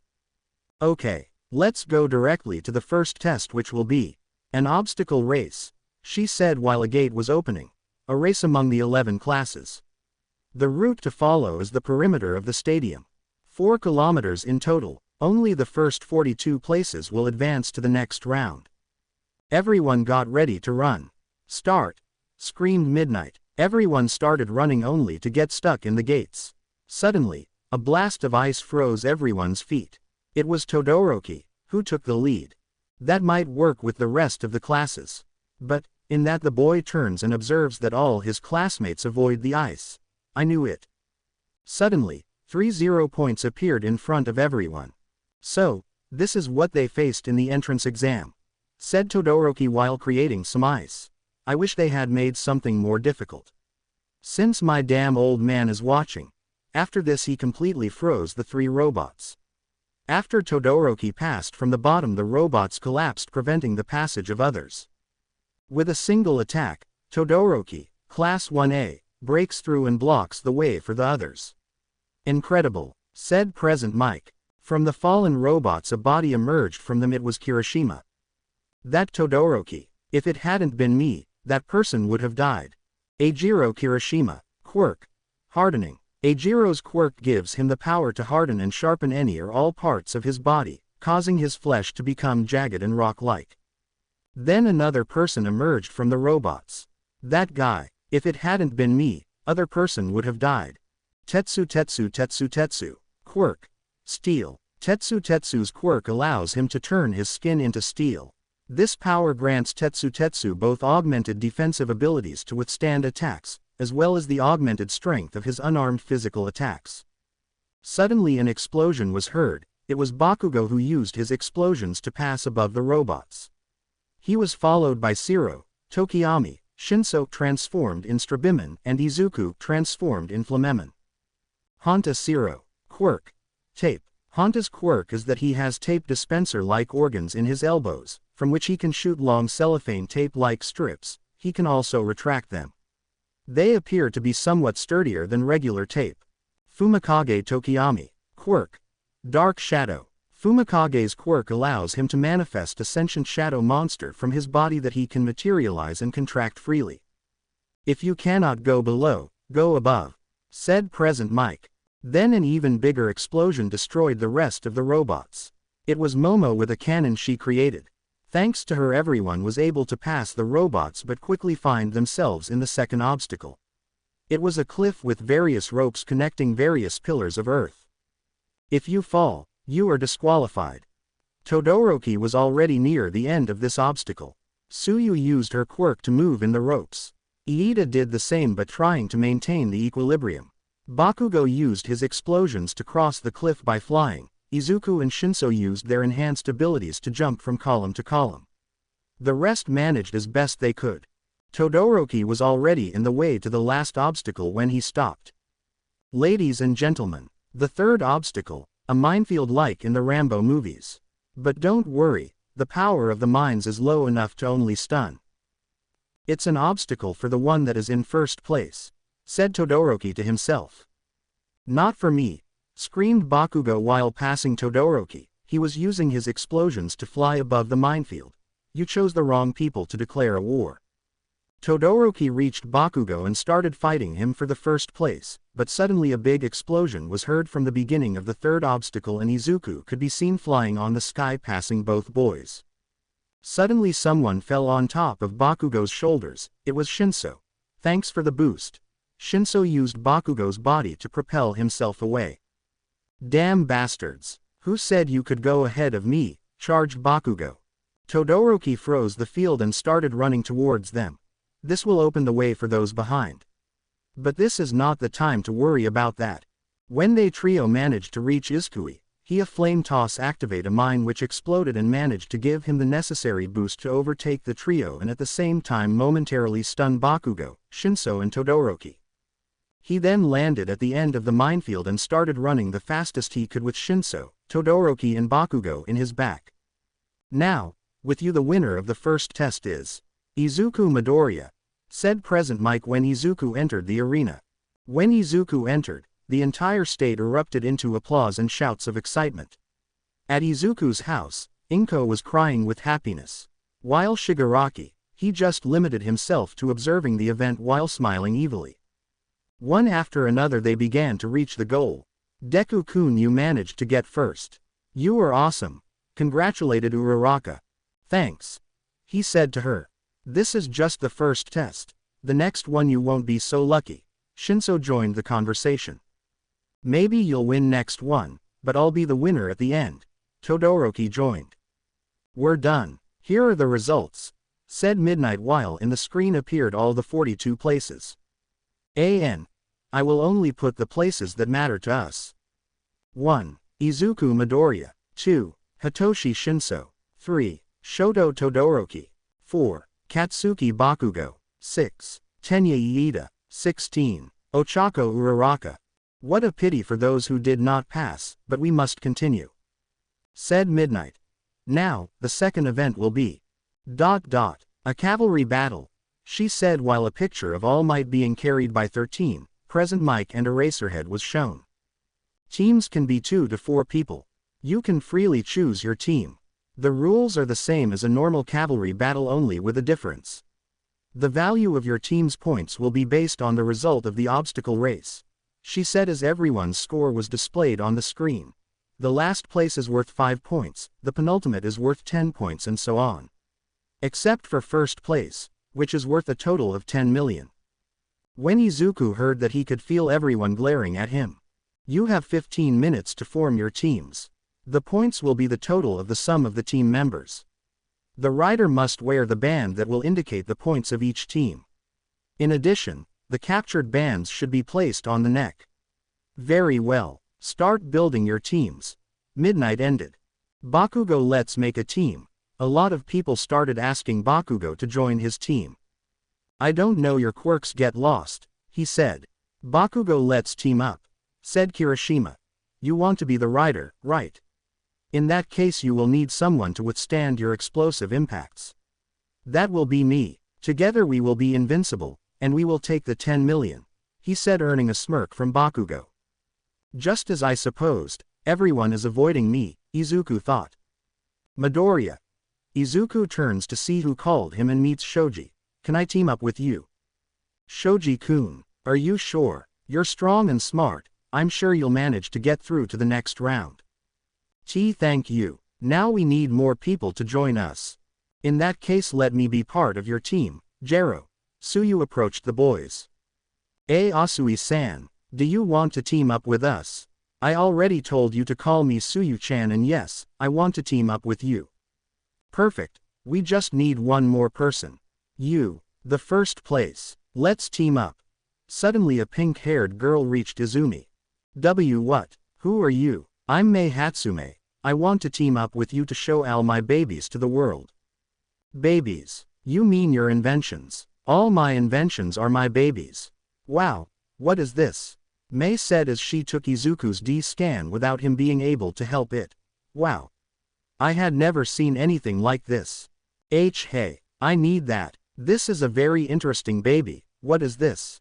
Izuku took his D-scan from Mei's hands.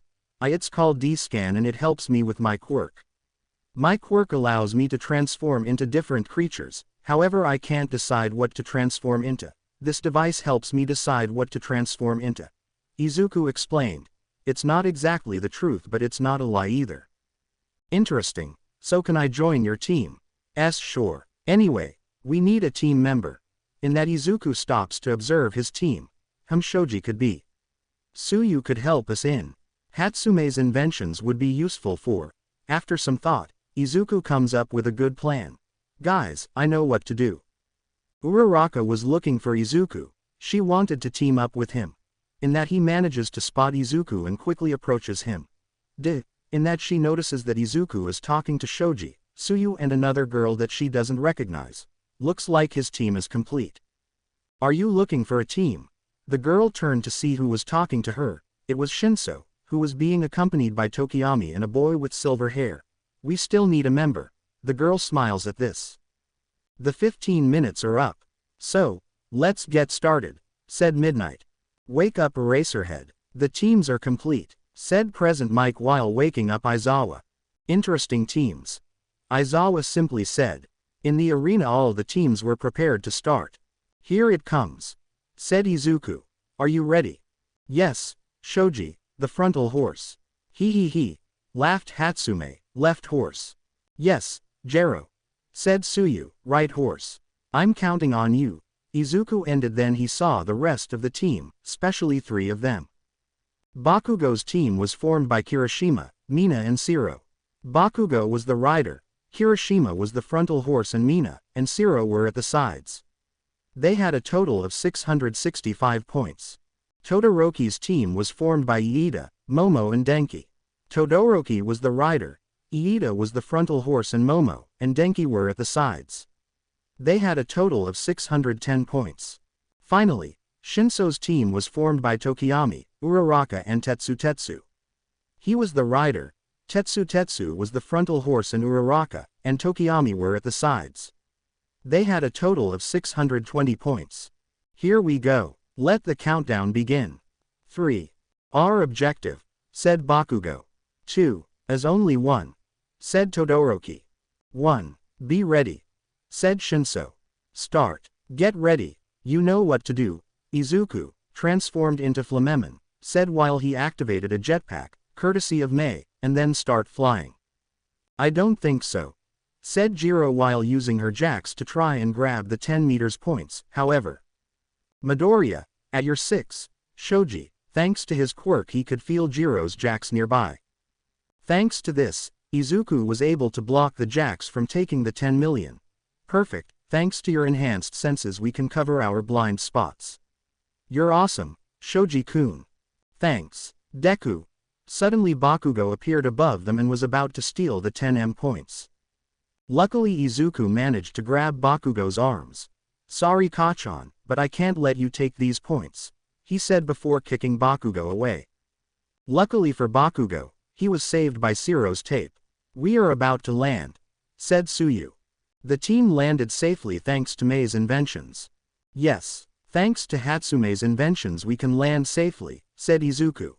Damn it, come on, said Jiro to her team. Wait, where is your headband? Asked Sato. What? She said while at the distance Shinso was adding another headband to his collection. On the right, another team, Shoji warned. Turning around, Izuku could see a team approaching them. Get ready, you know what to do. Flame toss. Izuku quickly launches a fireball, but not directly at the opposing team. The fireball hits the ground which momentarily stuns the opposing team. Asui-san, now. I already told you to call me Tsuyu-chan. Tsuyu said and then used her tongue to steal the points from the enemy team which was still stunned by Izuku's attack. She then passed the band she stole from the other team to Izuku. Good, with this we can ensure we go to the next round if the 10 million are stolen. Suddenly, 3 other teams closed in on them. Oh no, hold on tight. Izuku activated the jetpack and managed to escape. However, upon landing, one of Hatsume's inventions broke down. My baby, screamed Hatsume. Sorry, but at least we escape, said Izuku. It was an interesting first half. Let's see the scores of the teams, said Present Mike when the screen showed the scores. Wait a minute, besides the Midoriya team, the only teams with points are the Shinso team, the Monoma team and the Todoroki team. The screen showed the scores. 1. Team Midoriya. 10,990 points. 2. Team Shinso. 1935 points. 3. Team Monoma. 1190 points. 4. Team Todoroki. 615 points. The rest of the teams had 0 points. Everyone was speechless on how they lost their points. You all got so focused on the 10 million, neglecting your own bands. Giving others free rein to steal them without you noticing, said Shinso. Bakugo was pissed. Someone stole his points, and he is seeing who. It was Nito Monomo, from Class B. It seems that you are all words, said while Bakugo was getting angrier. You bark but you don't bite. And so, you want to be number 1. Poor you. That's it, Bakugo thought. He made an explosion with his hands. Kirishima. Before Deku, we will destroy these extras, he said in a furious tone. Meanwhile Izuku was facing a special team. I knew you were coming for us. It was a matter of time. Todoroki-kun. Soon, your headband will be mine, Todoroki simply said. You will stay in the attempt. Suddenly a lot of teams surrounded both of Todoroki and Izuku's teams. Kaminari, said Todoroki. Hatsume-san, quick, do you have something to cover us from electricity? On it. Finally, indiscriminated discharge. 1.3 million volts, he said while unleashing an enormous quantity of electricity. Todoroki used a blanket to cover the rest of his team. Hatsume took out a blanket similar to Momo's to cover her team from the rest of the teams were paralyzed by the attack. Todoroki used this and froze everyone, except Izumi's team. No, the jetpack, Izuku said when the jetpack busted in smoke. I guess we don't have other choice rather than fight. Todoroki-kun, prepare yourself, said Iida. Iida. After this I will stop being useful. So, make sure you grab them, Iida said while preparing his technique. Torque over, Recipro burst. From 1 second to the next, Izuku's headband disappears. Todoroki's team, now behind his back, had the headband. I've been saving this move for the time to face you Midoriya. However, the team failed to notice the smiles from Izuku and his team. Wow, in a twist of events, Todoroki's team took the 10 million. Said Present Mike. But then, that was an impressive move Iida-kun. I never expected it, but I'm sorry to tell you it didn't work out, Izuku said as he turned the headband around his neck, showing the 10 million points. What? Todoroki was shocked. He then saw the headband in his hand, and it was one with 600 points. It was a different headband. How? We planned this from the beginning. We decided to take some team's points and exchange them with the 10 million, so we would keep the 10 million safe, while everyone tried to steal the wrong bang. Incredible. Midoriya's team tricked everyone into chasing the wrong headband, said Present Mike. They created a secondary strategy in case their original strategy failed. Very smart, added Aizawa. Come on, we need that headband, ordered Todoroki, and his team charged at Midoriya's. Time's out, screamed Present Mike. At the same time Bakugo managed to take all of Monoma's headbands. Very well, let's check the final scores, said Present Mike. First we have Midoriya's team, who managed to keep the 10 million points from the beginning, achieving a total of 10,325 points. Izuku's entire team was happy to keep 10 million points and come in first place. In second place we have Shinso's team. Those with an incredible strategy managed to obtain 1935 points. All the team was smiling proudly. In third place we have Todoroki's team with a total of 1215 points. All the team sighed of relief. Finally, in fourth place we have Bakugo's team, with a total of 1190 points. The entire team was relieved to at least get through, except Bakugo, who was cursing at the top of his lungs. I knew you'd get to keep the 10 million, Shinso said to Izuku. It was an incredible strategy. I didn't see it coming, Todoroki said. Gee, thanks. How about we go get something to eat? After lunch and a break, all the qualifiers were in the stadium. Okay, Let's begin with the third event. It would be a tournament of fighting 1 against 1. The matches will be decided at random. Pay attention to the screen. Said Midnight. Then the names appeared in the screen. 1. Izuku Midoriya vs Denki Kaminari. 2. Tenya Iida vs Mei Hatsume. 3. Fumikage Tokiyami vs Momo Yaoyorozu. 4. Bakugo Katsuki vs Ochako Uraraka. 5. Hitoshi Shinso vs Mezzo Shoji. 6. Mina Ishido vs Suyu Asui. 7. Eijiro Kirishima vs Tetsu. 8. Shoto Todoroki vs Honta Siro. For the participants, while we finish the combat arena, you can use your free time to rest or prepare strategies. Very well. The moment that everyone has been waiting for has arrived. Said Present Mike. Let's start with the first match. For one side, he got first place in the obstacle course. He managed to keep the first place in the cavalry battle. Let's see how far this talented boy can go. From the hero department, Izuku Midoriya. Present Mike said while Izuku was stepping inside the arena. On the other side we have the most electrifying boy, Denki Kaminari. Present Mike said while Kaminari was stepping inside the arena. The rules are simple. If the opponent leaves the ring, he becomes unconscious or surrenders. Victory will be for the one who remains standing. In case of severe injuries, Recovery Girl will take care of healing you. So, go with everything, said Midnight. Both competitors are ready. Kaminari and Izuku nodded. In that case, begin. I'm sorry Midoriya, but this is how far you get in the tournament, Kaminari said as he started to create electricity. Indiscriminated discharge. 1.3 million volts. Evolution. Izuku quickly transforms into Flameman. Baby Salamander. The fire aura from the attack manages to cover Izuku from Kaminari's electricity attack. When the attack ends, Izuku prepares for another, however all he saw was Kaminari standing on the platform. Hey! Kaminari said giving a thumbs up. His brain has been overcharged. Izuku takes advantage of this to simply push him off the platform easily. Kaminari-kun is off the platform. The winner is Midoriya-kun. He advances to the second round. Well, it was a short fight, but it doesn't matter. Please give a big round of applause. Let's continue with the first round. First, from the heroes department. Tenya Iida. Iida stepped into the platform. And his opponent, from the support department, Mei Hatsume. The fit GH between Iida and Hatsume was an interesting fight. Basically, Hatsume used Iida as a guinea pig to promote all her inventions. After 10 minutes, at the end of her presentation, she left the platform by herself, giving the victory to Iida. Ladies and gentlemen, let's continue with the next match.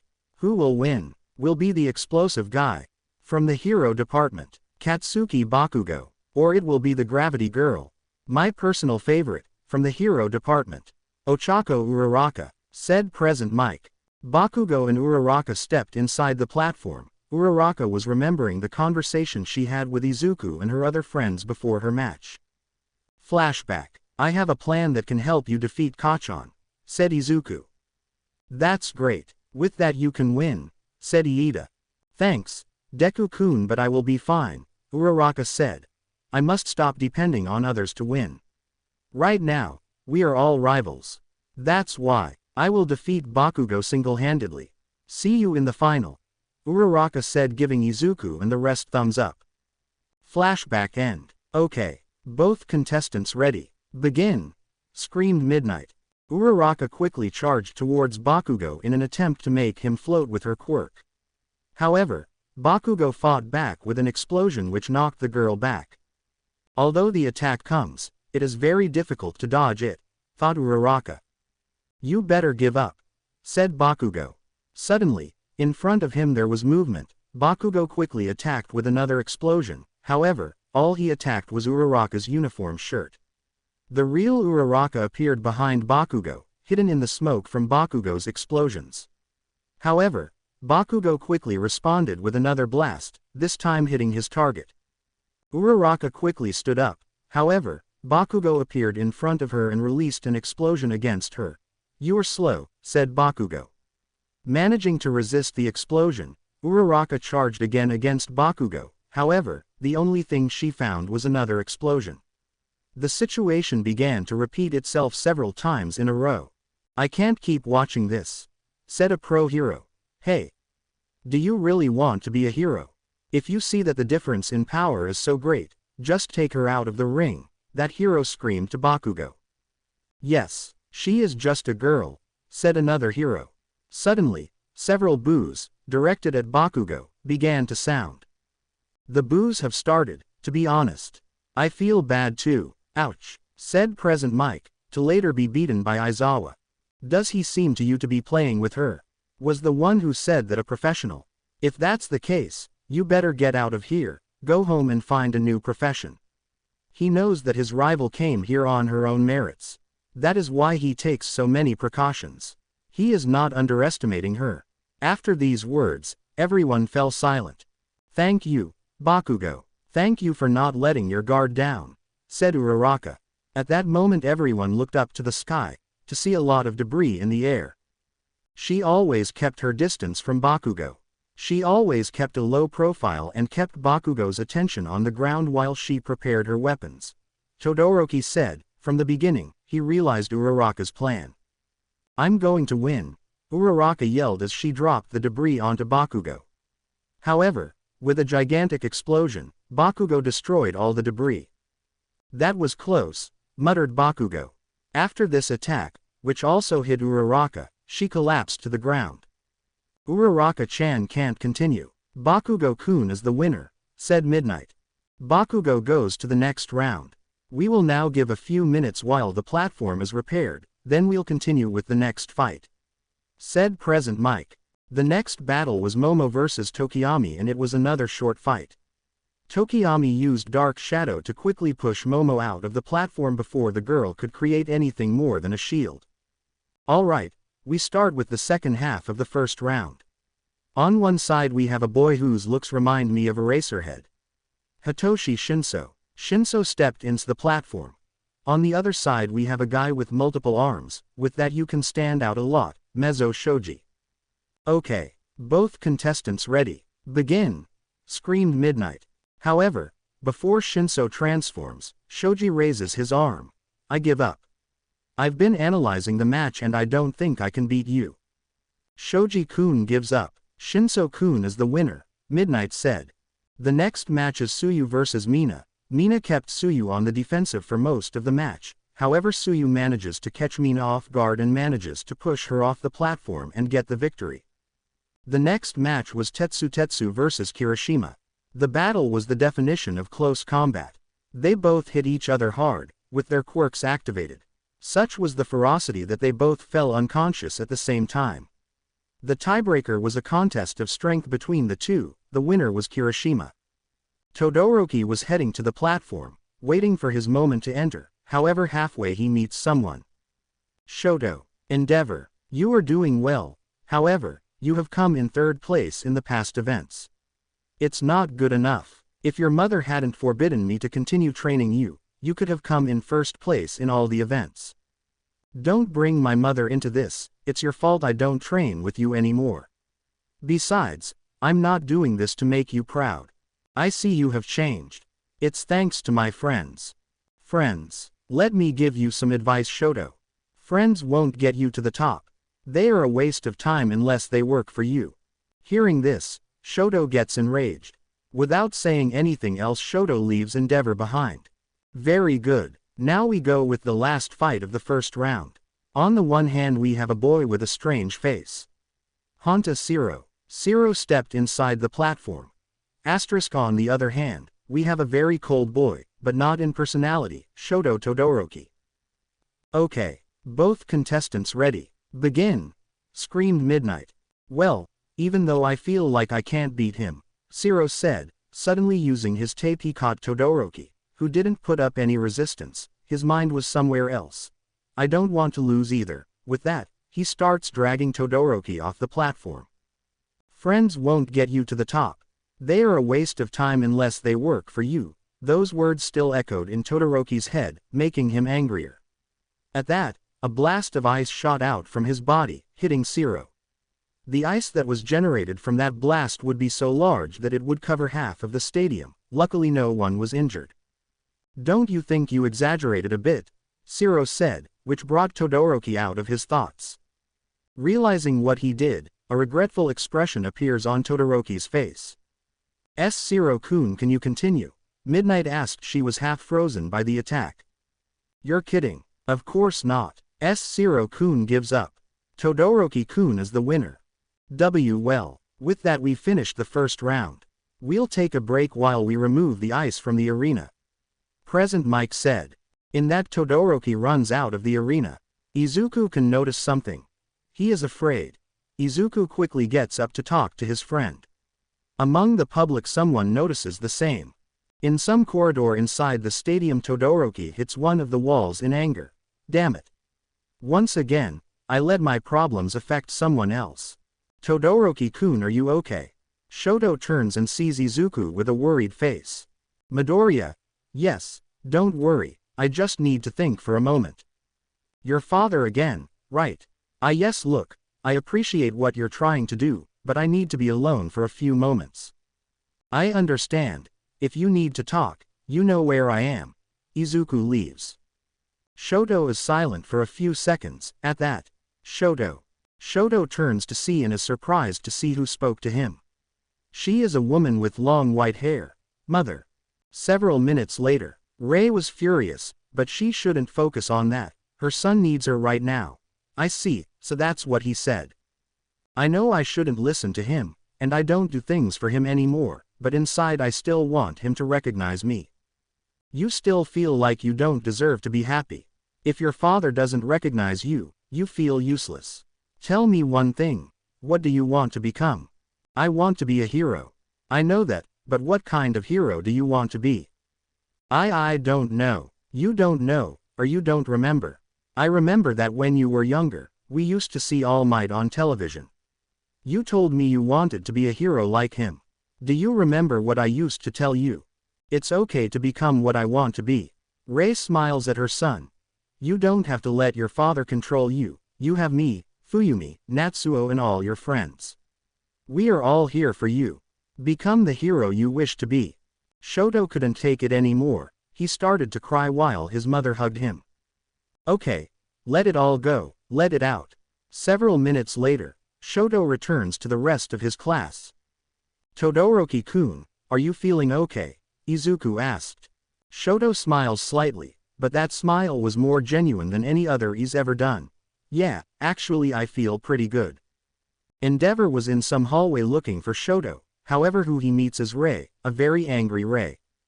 What are you doing here? Endeavor asked. I came to see my son compete. And what do you want? I talked to Shoto and he told me that you told him. I just gave him some advice to fulfill his dream. His dream or yours? Endeavor raised an eyebrow. You and your stupid goal of surpassing All Might is causing damage to your son. So, what do you know? You are not a hero. No, I'm not, but it's my family you're harming, and I can have an opinion on that. Endeavor tried to reply, but Rei didn't let him. Toya died trying to be like you. Fuyumi suffered from depression from seeing our family break up.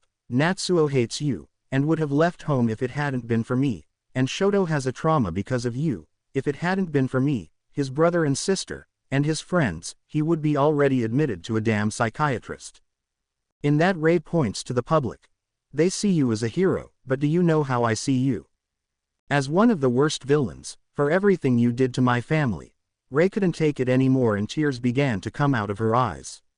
Endeavor had his back to her and didn't reply. I don't know why I'm telling you these things. You don't care about anything other than beating All Might. Maybe if you realized your mistakes and tried to fix them, maybe then you would have a chance to surpass All Might. In that Rei leaves, leaving Endeavor alone. Several minutes passed. Endeavor fell to his knees, tears in his eyes. His wife's words showed him how horrible he really had always been. Ladies and gentlemen, it is time to start the second round. On one side we have Izuku Midoriya. On the other, Tenya Iida. Who will win? Present Mike said while Izuku and Iida stepped inside the platform. Okay. Both contestants ready. Begin! Screamed Midnight. Both of them came out at great speed. Izuku transforming into Flamemon while Iida used his quirk to increase his speed, and then each one threw a blow which hit the other. And so it went. It was a speed fight, both opponents running around and throwing punches to try to hit their opponent. But in that flame toss, Izuku exclaimed as he launched a fireball towards Iida, but this boy managed to take a long jump to stay on top of Izuku. Recipro burst! Iida exclaimed as blue flames shot out of the tubes on his legs and then tried to kick the boy, but Izuku quickly managed to duck. I only have about 10 seconds before my engines stop, Iida thought during the fight, before landing on the ground and jumping back. I have to win in that time. Izuku received a strong kick from Iida making his face hit the ground. Flame tail! Izuku exclaimed trying to hit Iida, but Iida jumped again and grabbed Izuku by the hair, then run dragging him to the edge of the platform. There are still 8 seconds left. I'll throw it out of bounds. Those were Iida's thoughts as he saw the limit come faster and faster, but just at that moment, Izuku quickly detransforms, which makes the hair Iida was holding disappear. Taking advantage of this, he proceeds to kick Iida's back multiple times and make him fall off the platform. I was trying to be careful with your recipro burst, Iida-kun, Izuku spoke now standing in the middle of the platform. Even so, I couldn't dodge it, but I was able to fight back. Iida-kun is off limits. Midoriya-kun is the winner, Midnight announced. The next fight was Tokiyami vs Bakugo. The fight was short. Despite his best attempts, Tokiyami was outclassed by Bakugo. Thanks to Bakugo's explosions, Dark Shadow was unable to do anything, which led Tokiyami to give up. Bakugo wasn't paying attention to Midnight's announcement. His attention was focused on Izuku, who was sitting with the rest of the class. You're going down, Deku. It looks like my next fight will be against Kachan. I will not be intimidated by him. I'm not the same as before, Izuku thought. The next fight is Shinso vs Tsuyu. The frog girl gave her best effort, even managing to land a few hits on Shinso. However, Shinso eventually got the better of her and managed to knock her off the platform. Kirishima blocks another punch from Todoroki, who was with his ice armor technique activated. Not bad, Ice Boy, but it's not enough to defeat my defense. Kirishima begins to counterattack with multiple punches which begin to break Todoroki's ice armor. Kirishima would take a punch to Todoroki's right cheek, but to his surprise the boy managed to withstand the attack without moving. Who said I need to break your defense? Todoroki takes Kirishima's arm with which he hit him, and suddenly Kirishima is covered with a layer of ice, completely immobilizing him. I knew I couldn't freeze you with a ranged attack. I had to lure you into close combat in order to catch you off guard, Todoroki said. Kirishima-kun is immobilized. Todoroki-kun advances to the semifinals, Midnight said. With this fight we finish the second round. We will give a 10-minute rest and then we will continue with the semifinals, announced Present Mike. Izuku is on his way to his fight against Bakugo. As he headed to the platform, several memories came to his mind. You are useless, Deku. You're just a Deku with no quirk. Despite being quirkless, do you pretend to be a hero? Deku.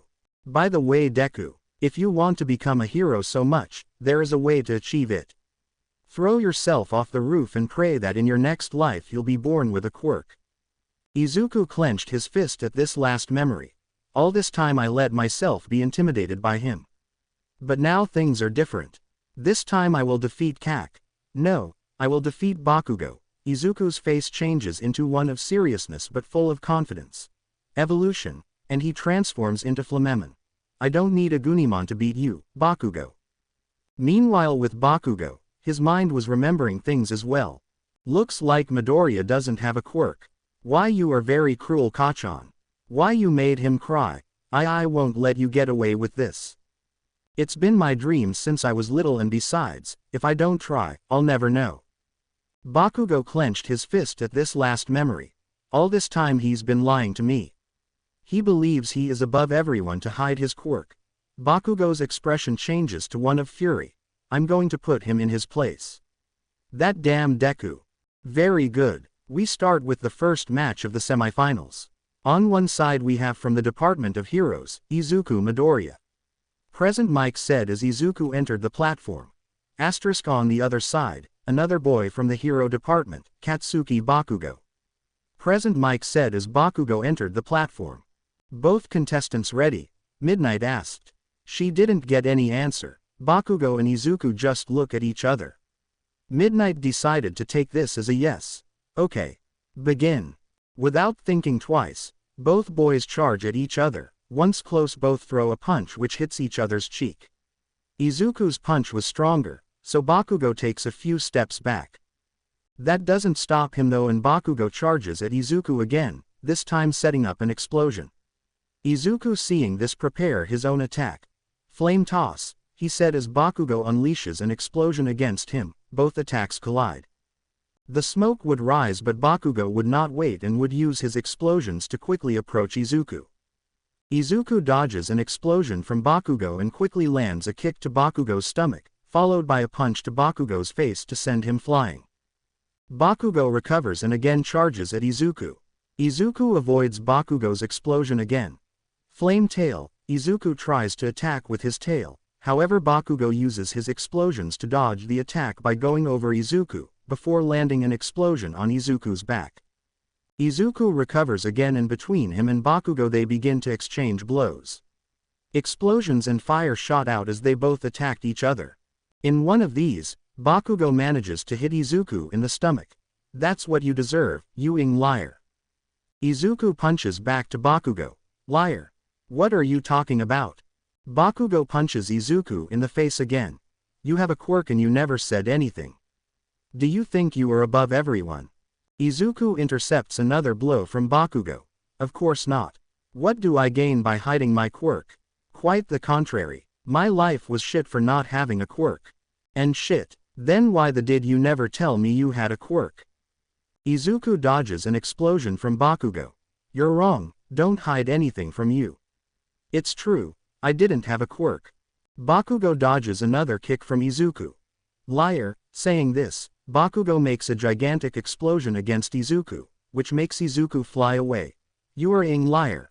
Bakugo charges at Izuku again. I think I can't talk to him. I'll have to defeat him. I'll talk to him later. Izuku braces himself and manages to dodge a flurry of explosions from Bakugo, quickly positioning himself behind him. Flame toss, Izuku manages to hit a fireball on Bakugo's back. Bakugo quickly recomposes himself, and this time he heads towards Izuku with greater speed than before. The longer the fight goes on, the stronger his explosions will be. I have to finish this quickly. Noble heart. Izuku hits Bakugo before he could attack him with an explosion, however Bakugo takes advantage of the proximity to grab Izuku by the arm and stamp him on the ground. Bakugo rises with his explosions and starts spinning around using his explosions. Izuku prepares to fight back. Howitzer impact. Baby salamander. Both attacks hit, creating a gigantic explosion and a smoke screen. When the smoke disappeared, Bakugo and Izuku are seen struggling against each other. Did you ever think of telling me? I already told you. I never hide anything from you. Then how? How do you have a quirk? It's complicated. It's not something I can explain right now. So, when the sports festival is over, I'll tell you everything. Bakugo was silent for several seconds.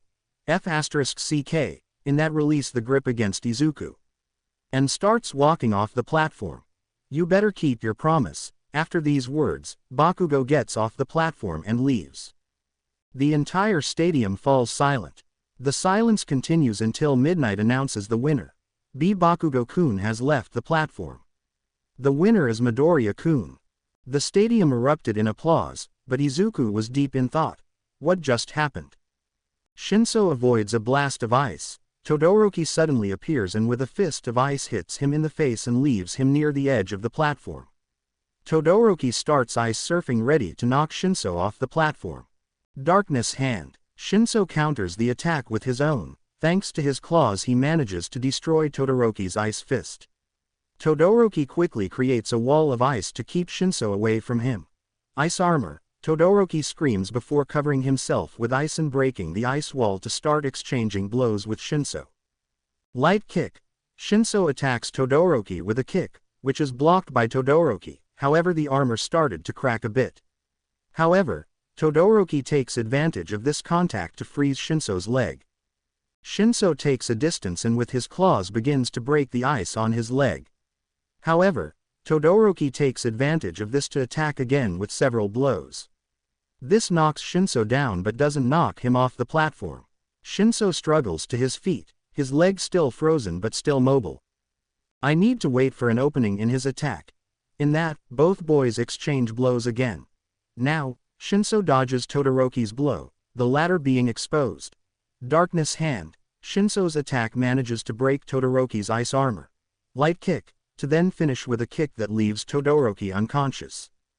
Todoroki-kun is unconscious. Shinso-kun is the winner, Midnight announced. So, the final is Shinso vs Midoriya. This will be exciting, Kaminari said. Two of the strongest in our class, this is going to be incredible, said Kirishima. They both have a similar quirk.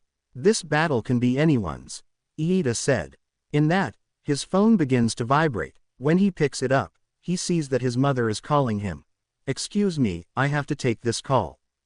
I'd better go too, I have to prepare for my fight, Izuku said while leaving. Hey, who do you think will win? Shiro asked. I think Deku-kun will win. The two may have similar strength, but Deku-kun still has that transformation he used in the USJ that he hasn't used in this tournament yet, Uraraka answered.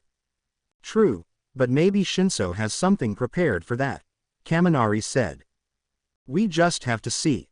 At the infirmary, Shoto wakes up and to his surprise Endeavor is there. What are you doing here? Are you coming to scold me for losing? Are you here to remind me of the failure that I am? Endeavor stayed silent, letting his son vent. No. So, what are you coming for? I come to congratulate you and apologize. You did very well, Shoto. Also, I think I deserve all the insults that all of you have said to me. I have not been a good person with any of you, all because of my stupid ambition to beat All Might. Shoto was speechless. He didn't expect his father to apologize. My ambition has done nothing but harm all of you, my family. I never realized how truly important you were until Ray told me my truths to my face. It hurt me, but I had to hear it. So, it was Mom. So yes, I'm sorry. I know that an apology is not enough to repair everything, but I hope that this is the beginning of a new relationship between the family. A better one. Shoto was silent for a few seconds, then he gets up and goes to the door. You said it yourself, an apology is not enough to repair everything. But at least it's a start. Shoto opens the door, ready to head back to the rest of his class. I can't forgive you for what you did, but I can give you another chance. Everyone deserves a second chance, even you. Just make sure you do the right thing this time. After this, Shoto leaves. Don't worry, I will. Ladies and gentlemen, the moment everyone has been waiting for, the final of the sports festival. This is a very interesting fight. Both competitors have a very similar quirk. On one side, we have Izuku Midoriya. Izuku stepped inside the platform. On the other side we have Hitoshi Shinso. Shinso stepped inside the platform. Both contestants ready? Midnight asked. Izuku and Shinso just nodded. In that case begin. Evolution. Both screamed at the unison, transforming into Flamemen and Strabimen. After transforming, both charge against the other. Light kick. Flame tail. Both attacks collide, forming a gust of wind that separates them. Quickly recovering, Izuku prepares another attack. Flame toss, quickly launching a fireball, however it is dodged by Shinso, which quickly approaches him with a prepared attack. Darkness hand. Izuku, seeing this attack coming, quickly prepares to counterattack. Baby Salamander. Using his fire aura, he manages to make Shinso cancel his attack and move back so as not to be hit by the fire. Once Shinso lands, both rivals look into each other's eyes. It's very fast. I don't think I'm fast enough to hit it with one of my attacks, Izuku thought. Their attacks are stronger than mine. I have to avoid them at all costs and find the right moment to attack, Shinso thought. Still, I want him to use that form that he used in USJ. After several seconds, both charge against the other again. Noble heart. Izuku tried to attack, but unfortunately Shinso managed to dodge the attack and prepare his own. Light kick. This time the intended attack hit Izuku, sending him flying. Izuku recovers in the air and prepares another attack. Flame toss. However, to Shinso's surprise, the fireball would not hit him, it would hit the ground behind him. Shinso is confused, but inadvertently that attack was a distraction for the real attack. Noble heart, Izuku tackles Shinso while covered in fire. However, Shinso doesn't back down and hits Izuku with his own attack. Light kick, the kick sends Izuku crashing to the ground. Izuku gets up with some difficulty while Shinso takes a few steps back. Come on. I know this is not all your power, Shinso said. Do you mean, yes, use that form you used at USJ. Use Agunimon. You're sure? Agunimon is much more powerful than Flamemon and Strabimon. I want our fight to be fair. Yes, if I don't know my limits, how can I keep improving? Izuku returns to his human form. Very well, the data wheel appears in Izuku's left hand. The D-scan makes contact with it. Execute. Once the D-scan is separated from the data, it begins to surround Izuku. Spirit evolution. After several seconds, Agunimon appears in Izuku's place. Agunimon. It's the form he used at USJ, Uraraka said. It seems that Midoriya is willing to end this match now, Todoroki said. This is getting more and more exciting, Kaminari said. Get ready Shinso-kun. This time I will go with all my power, Izuku said. I wouldn't want anything less, Shinso replied. Both would charge against the other again. Darkness Ha. Shinso tries to attack, however Izuku is fast and hits him in the stomach with a strong punch. Gatling burst. Izuku performs a series of rapid-fire punches and to finish. Pyro punch, unleashes a blazing dragon from his burning wrists. After this combination of attacks, Shinso falls to the ground near the edge of the platform and returns to his human form. He tries to get up, but he can't. It's over Midnight-san, you can end the battle. Midnight was about to announce the winner but something stopped her. No, I'm not defeated yet, Shinso said as he tried to get up. Shinjo-kun, you don't have to overdo yourself, it's okay to accept defeat. It's not that, I'll accept defeat, but when I can't go on anymore. In that, his D-scan began to shine and Shinso feels that his strength returns. I can still go on. At that, the data wheel appears in his left hand. Execute. When the D-scan makes contact with the data, it begins to surround Shinso. Spirit evolution. Inside the data, Shinso's clothes were stored inside the D-scan, in that several screens appeared around Shinso. Each screen shows what appears to be a piece of gray armor. Soon each screen joins to form two screens, one behind Shinso and one in front, each screen showing the full armor, the front on the front screen and the back on the back screen. In that, both screens begin to approach Shinso. Once they make contact with him, Shinso begins to change. Several seconds later, the transformation is complete. The data disappeared and instead of Shinso there was Lobomon, a Digimon with humanoid form that wears white clothes and on it a grayish armor with purple touches. On his neck he seems to wear a kind of purple scarf with darker violet stripes. The helmet he wears only covers the upper part of his head, leaving part of his mouth and a bit of his blonde hair visible. From his wrists and forearms he can pull out two very bright light swords called Licht Schwert, ready for round 2. Izuku smiled. Of course. In the stands of Class A, everyone is surprised by the events.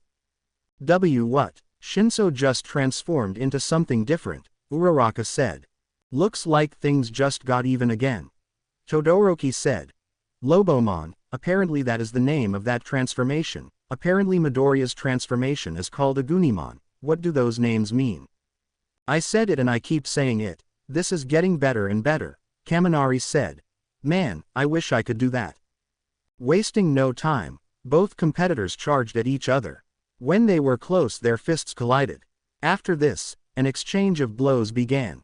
Pyro punch, Izuku attacked again, however, this time Shinso was prepared. Jumping to avoid the attack and preparing his own.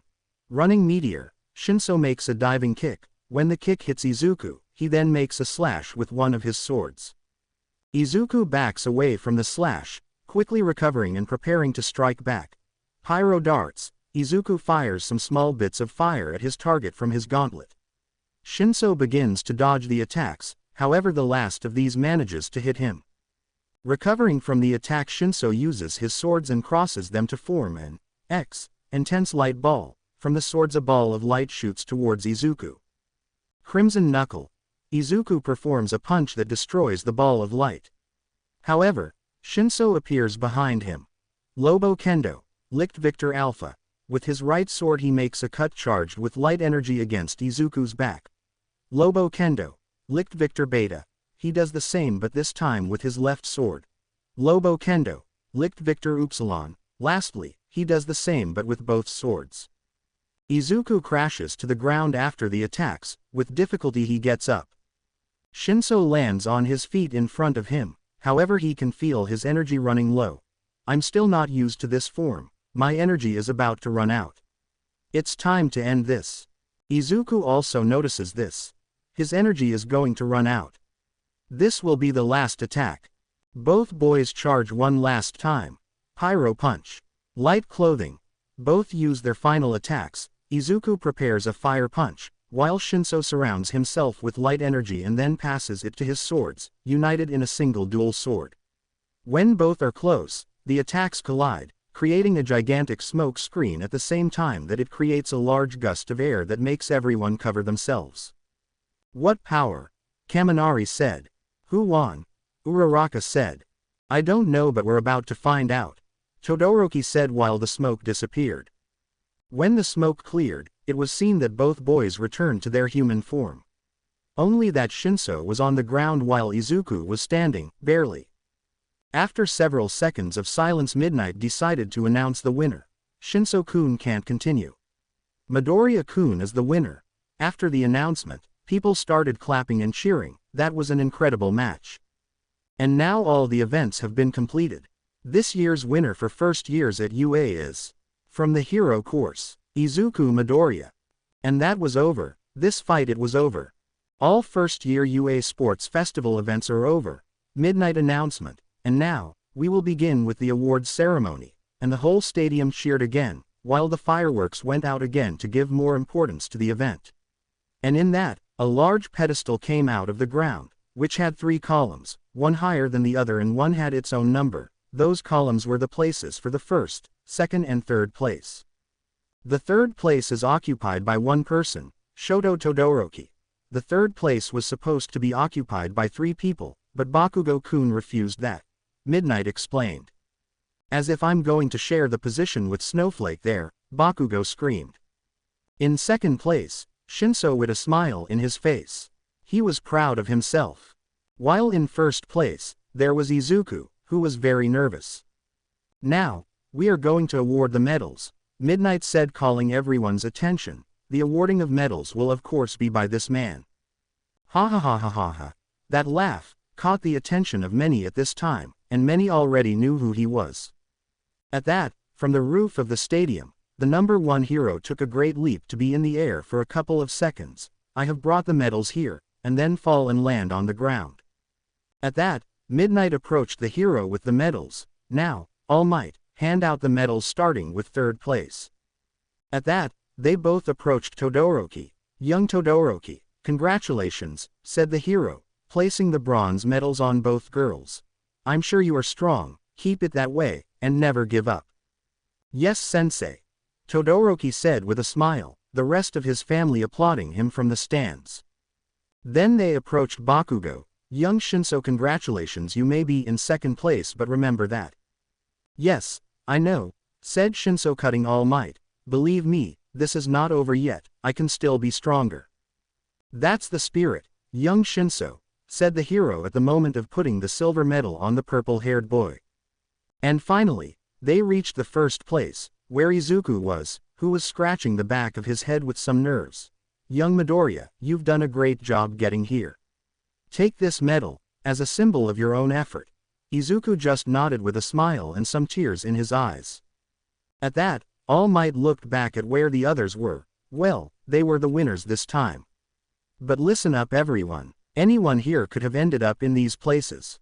It's just as competing, improve each other, and climb even higher. The next generation of heroes is definitely sprouting.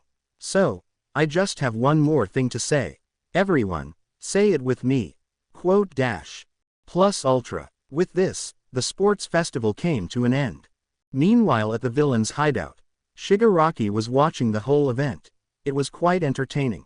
So, he won, and there seems to be another successor, Fire and Light, interesting. At that, Sensei began to speak. You're right. By the way, Tamura, are you ready? Yes, we just need someone specific, and we can finally start. In that case, I leave it in your hands. Don't worry, Sensei, everything will go according to plan. 2 days have passed since the sports festival. Izuku was in the train heading to the UA, but then someone recognized him. Excuse me, said the person, drawing not only Izuku's attention but the rest of the people in the train as well. You are Midoriya-kun. From the hero course. Awesome. You were the first place. That fight was awesome. This of course made Izuku very nervous. Too many people. Luckily, the train arrived at the station. Sorry, I have to go, Izuku said as he ran away from people, not because he didn't like being congratulated, but because he still wasn't used to being congratulated. While on his way to the UA, he runs into Iida, who was running around in his raincoat. Midoriya, good morning. Once the two arrived at the UA, Izuku tried to talk to Iida. He had seen the news and what happened to Ingenium. Iida-kun, about your brother. Oh, that. Don't worry, I'm fine. I'm sorry for worrying you unnecessarily, Iida replied with a smile. With that, they both entered the room. The people were cheering to me in the way here. Me too. Some people were watching me. I was nervous. Me too. Everyone was talking about what happened at the festival. A few seconds later, Aizawa arrived. Good morning, said Aizawa in his usual tired tone. Today we will have a special heroic class. Today you must think and choose your hero names. Everyone got excited about this. This is related to those who were selected by the professionals. After the sports festival, several of you received offers to do your practices with a hero. Next, I will show you the selected ones, said Aizawa to then present the offers. Izuku Midoriya, 5172.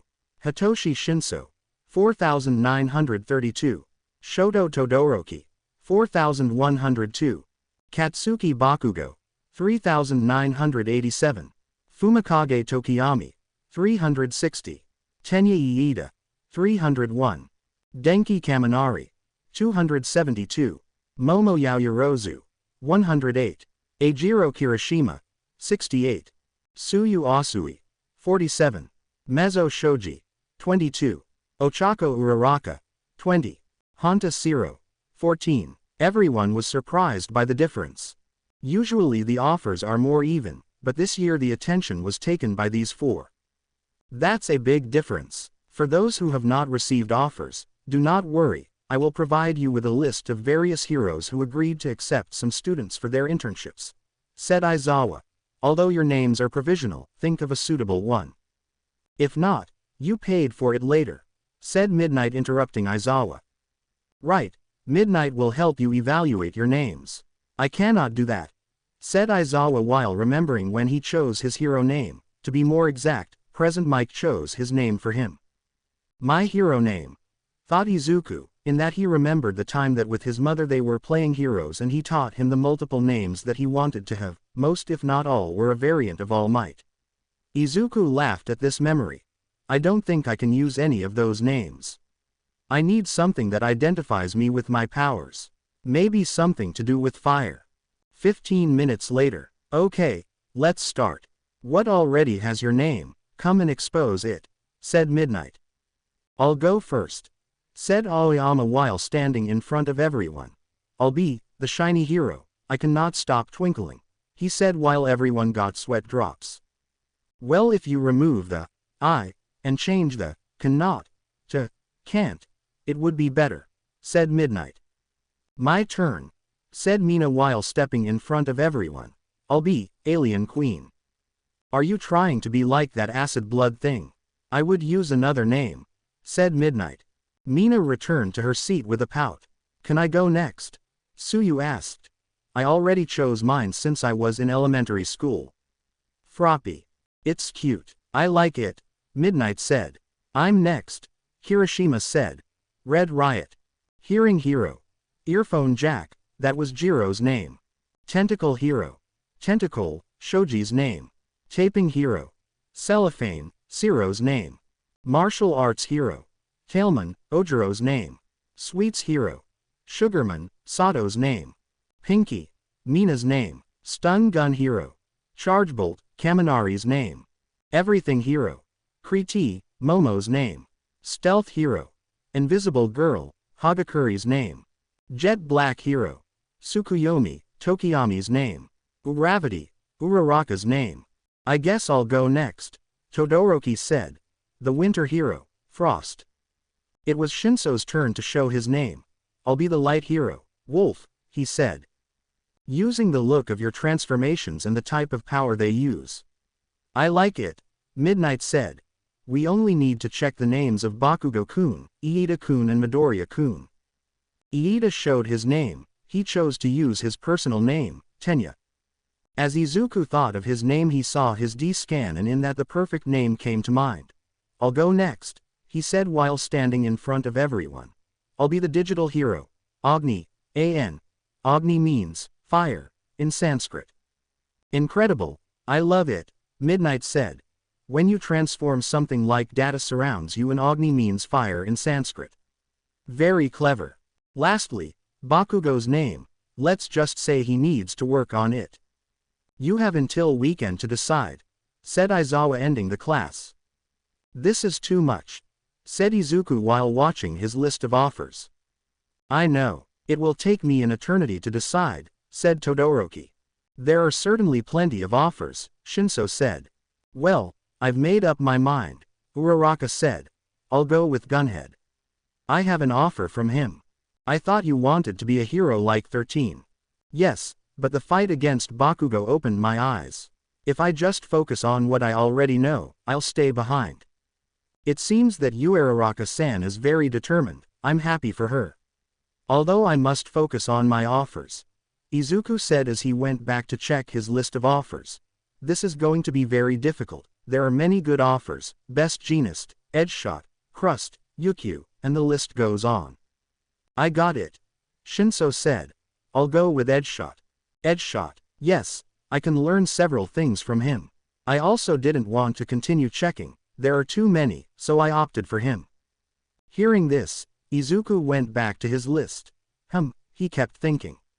After several seconds he decided to apply the same strategy as Shinso. I'll go to this one. The day of practices. Train station. You all brought your suits, right? Asked Aizawa.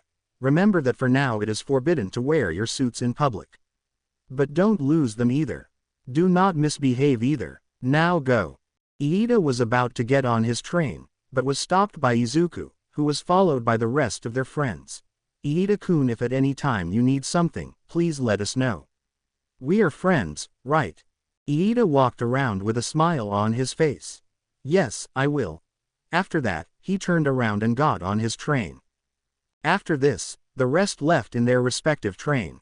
After an hour of travel Izuku arrived at the agency of the hero he chose. Needless to say, he was nervous. He stared at the building for several seconds as he gathered the confidence to enter. When he was about to open the door, someone called his attention. Hello little guy.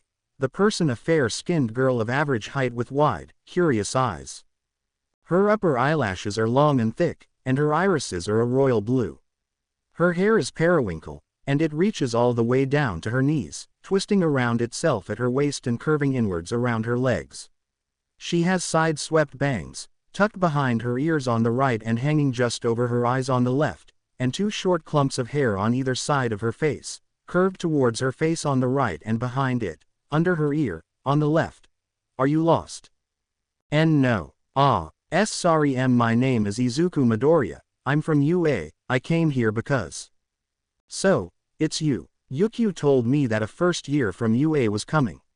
My name is Najire Hado, I'm also from UA, third year. The girl introduced herself. Third year, that means, she's my senior. At that Izuku bows. And nice to meet you Hado-senpai. At that, Najire gets excited. I've always wanted someone to call me that. In that he takes Izuku by the arm and takes him inside the agency. Come on Kahai, I'll take you with Yukio. For now, tell me, what is your quirk? Why did you decide to come here? What do you hope to learn here? What do you know about Yukio? The girl began to bombard him with questions, too many even for Izuku, who was redder than a tomato. "Oh, never mind, we're here," Nejire said as they entered a room. Sitting at a desk was the dragoon hero, Yukio. Yukio is a woman with chin-length blonde hair, which she wears swept back with a headband, a long fringe over the right side of her face, covering her eye. She has thin, yellow, inward-tilting eyes with slit pupils and notably sharp teeth. Her hero costume consists of a dark red, traditional kipao with a pale green scale trim around her shoulders, which seems to only be slit on the left side, with yellow claw patterns on the bottom and smaller ones around her neck. She wears knee-high boots and a strap around her exposed thigh. She wears long, almost sleeve-like white gloves that nearly reach her shoulders, with higher tabs on the outer sides, and they expose her hands from the wrist. She wears a matching green headband with 4 large, pale purple claws attached, covering the right side of her face, and a set of small black dragon wings protrude from the back of her head, with a number of gold-spiked cartilage piercings decorating her left ear. "You arrived, very well," the hero said. Realizing Izuku's state, full of nerves, the only thing she did was let out a light laugh. "I apologize in advance for Nejire's attitude, she can be somewhat hyperactive, too much I would say. Hey, I'm just showing the agency to my little Kahai. Don't worry, I was just taken by surprise, that's all," Izuku said. "If you say so. Moving on to more important things, Izuku Midoriya, tell me about yourself." "Why yes, my name is Izuku Midoriya, my hero name is the digital hero, Agni." "Digital, huh, interesting. What is your quirk?" "My quirk is called digital transformation. My body has data inside of it, with a support device I can grab that data and change my appearance." "Wow, and how many things can you transform into?" Nejire asked. "At the moment I can only transform into 2 different forms, although I suspect there may be more." "Interesting, very good. Welcome to my agency, Agni," Yukio said. Thank you, I'll be under your care. I saw you at the sports festival, you have a very interesting power, but I would like to see it in first person. You will face Nejire in a practice match. Nejire go change." After saying this, Nejire leaves the place. "Are you sure about this?" "Don't worry, I just want to see what you're capable of. I'll stop the fight when it's enough. Now take your costume and go change, on that side is the changing room." "Villain's hideout. I see so, it was you who attacked the UA," said a man to Shigaraki. "It was Stain, the hero killer. And you want me to join your group?" Stain is an intimidating, muscular man who walks with a distinct hunch, and has a flat, somewhat triangular face without a nose, which he removed it himself, and an extraordinarily long tongue, tainted with numerous small papillae. He has rather long, black hair, which he wears in a messy fashion. It would drape over his face if not for his headband and mask, and small white eyes with tiny irises. He sports a dark combat suit, plated with metal armor across his body to holster his weapons. The torso is sleeveless, so he instead wraps his arms in yellow bandages, all the way from just below his shoulders to his wrists. He also wears long black wristbands and a watch on his left arm, and his knees are protected with metal pads, the costume completed by black boots with steel armor. He always dons his signature blood-red scarf and matching headband, as well as the tattered cloth he wears around his face as a mask. "Correct. With you on our side everyone will start to take us more seriously," said Shigaraki. "What is your goal?" asked Stain. "We want to destroy everything." Shigaraki. Pathetic. What a waste of time to come here," Stain said. "Excuse me, I did not explain myself well. We want to destroy everything that people believe in this way we will demonstrate the garbage that society really is. When society is at its lowest, we will take control and shape it to our liking." Stain was silent for a few seconds, after which a sadistic smile appeared on his face. "Why didn't you say it before? I like that goal, at least the first half, showing society what trash it really is. I don't like the taking over part, but at least the first part of your plan isn't contradictory to my ideals." Stain walks over to Shigaraki and holds out his arm. "Very well, I will join you, at least until the first part of your plan is finished, from which point we will part ways." Shigaraki smiles and returns Stain's handshake, only with 4 fingers instead of 5. I am glad that we were able to reach an agreement. I accept your conditions. Welcome to the Villain League, Hero Killer. Thank you. Now I would like to check this place. I want to familiarize myself with the facilities. Of course, after that ask Kurogiri to help you bring your stuff. I guess you'll want to go back to Hosu afterwards. Right, it will be my last day at Hosu. That will be my last job before I start working with you. Sounds good to me. If you need help, don't hesitate to tell us. After these words, Stain begins to review the place, followed by Kurogiri. Once they leave the room, Sensei begins to speak. You handled the situation very well. Thanks, it was not difficult at all. It was only necessary to tell that fool what he wanted to hear. His ideals are pathetic, but his influence is very great. If people find out that he is part of our group, more people will start joining. You manipulated him into thinking we're on his side and that we want something similar to what he wants. You'd better do that before he finds out the truth. Don't worry, once my plan starts, he won't be able to resist following my orders. He's just another pawn in our plan. Yukio Agency. Izuku arrived at the training place, already with his costume on. Yukio stares at him. Something simple, but I guess it's because your transformations have their own costumes included. Why yeah, that's correct. Okay, I'm ready. Najire arrived with her hero costume on.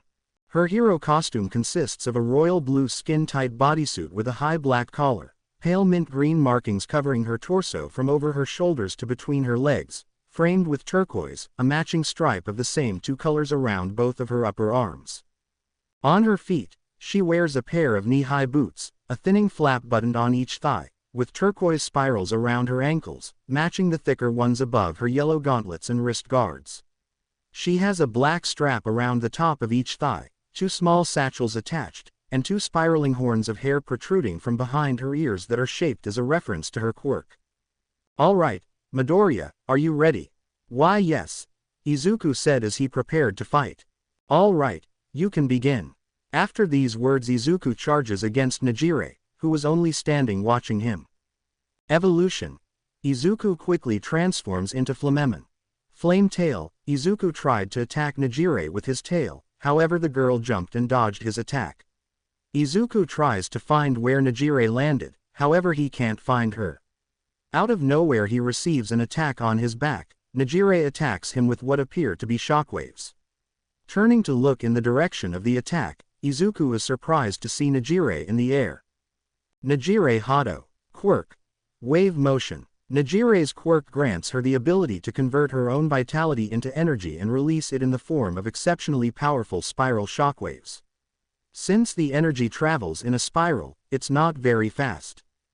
Her quirk appears to be a type of shock wave, however, it allows her to move in the air. Impressive. Izuku analyzed Najire's quirk as he dodged another attack.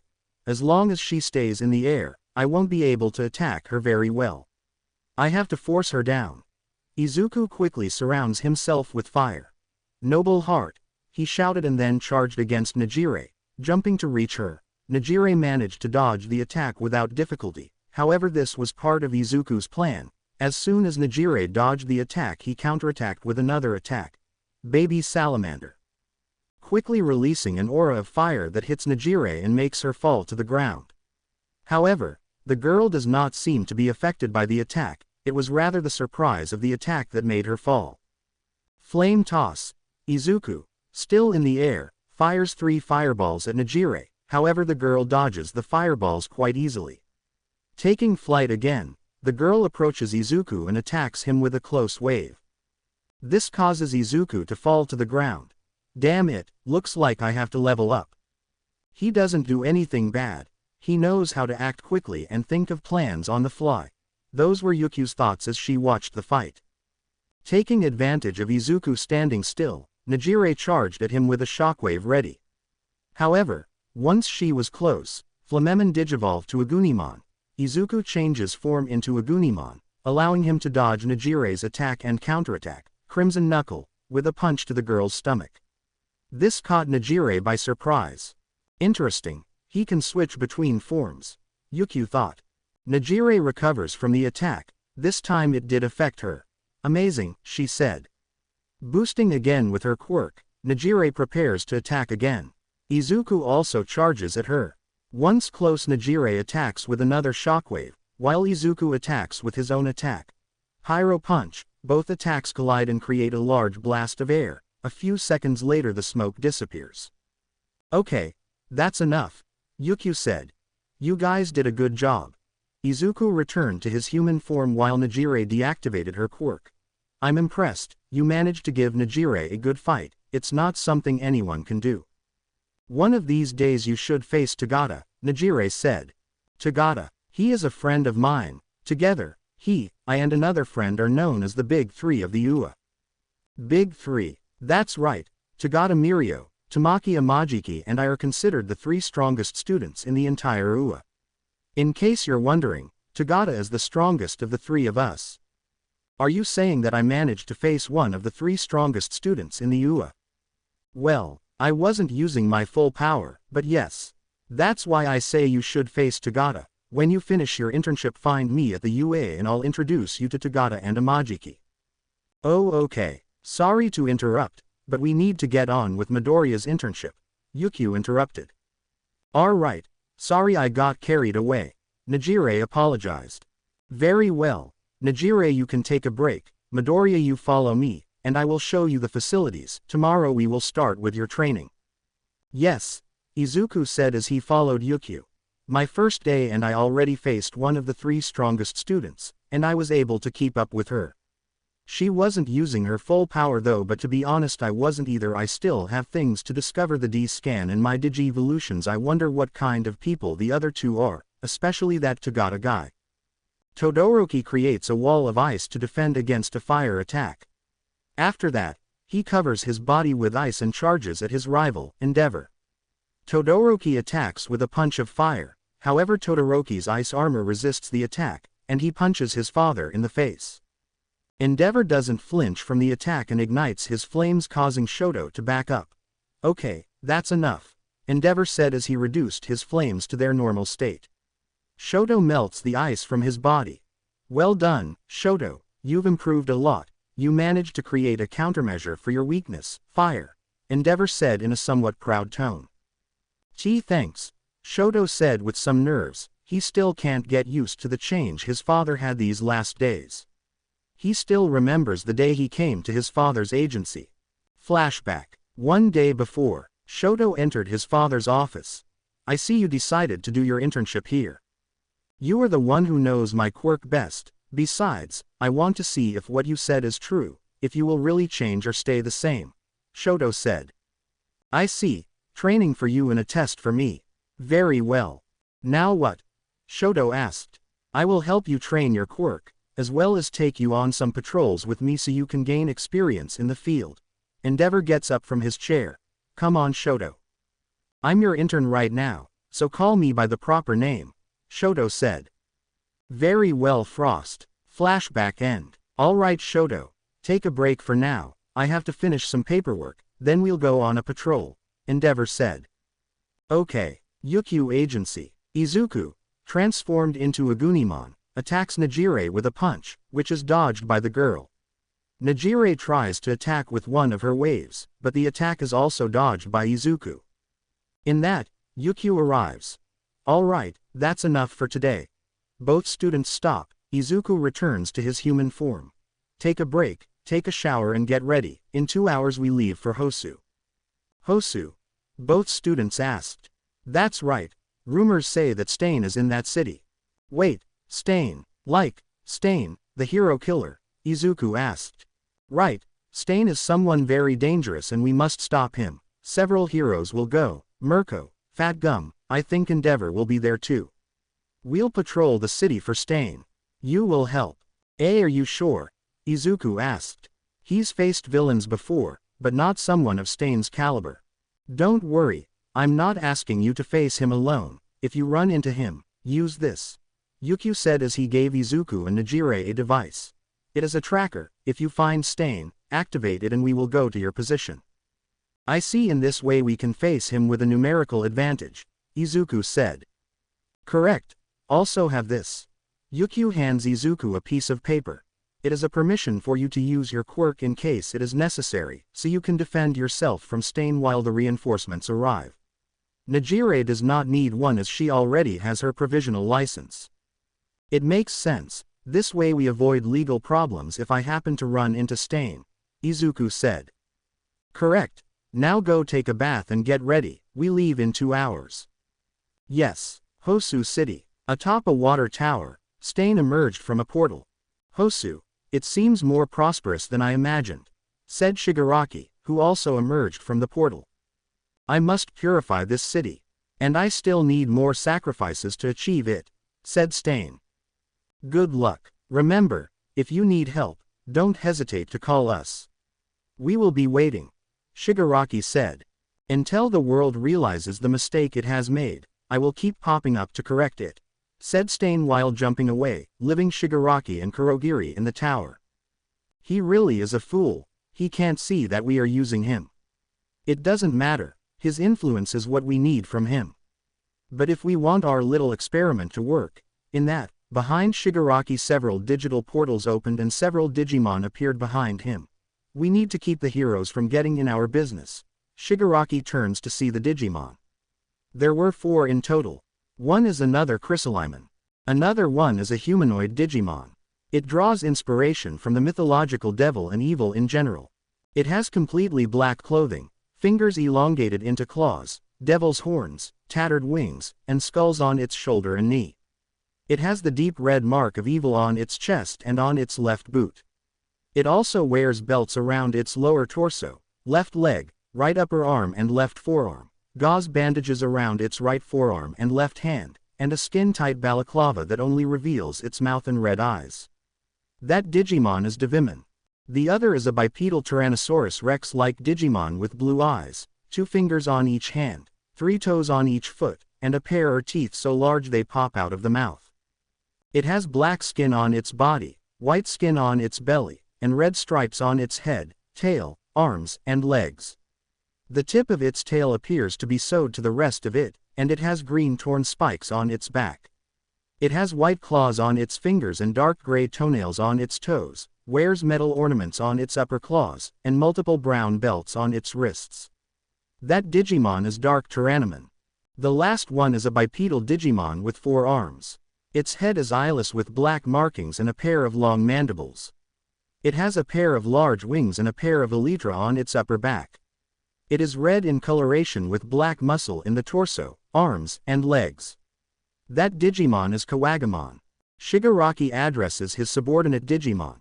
You already know what to do, cause chaos and keep the heroes away from Stain and me.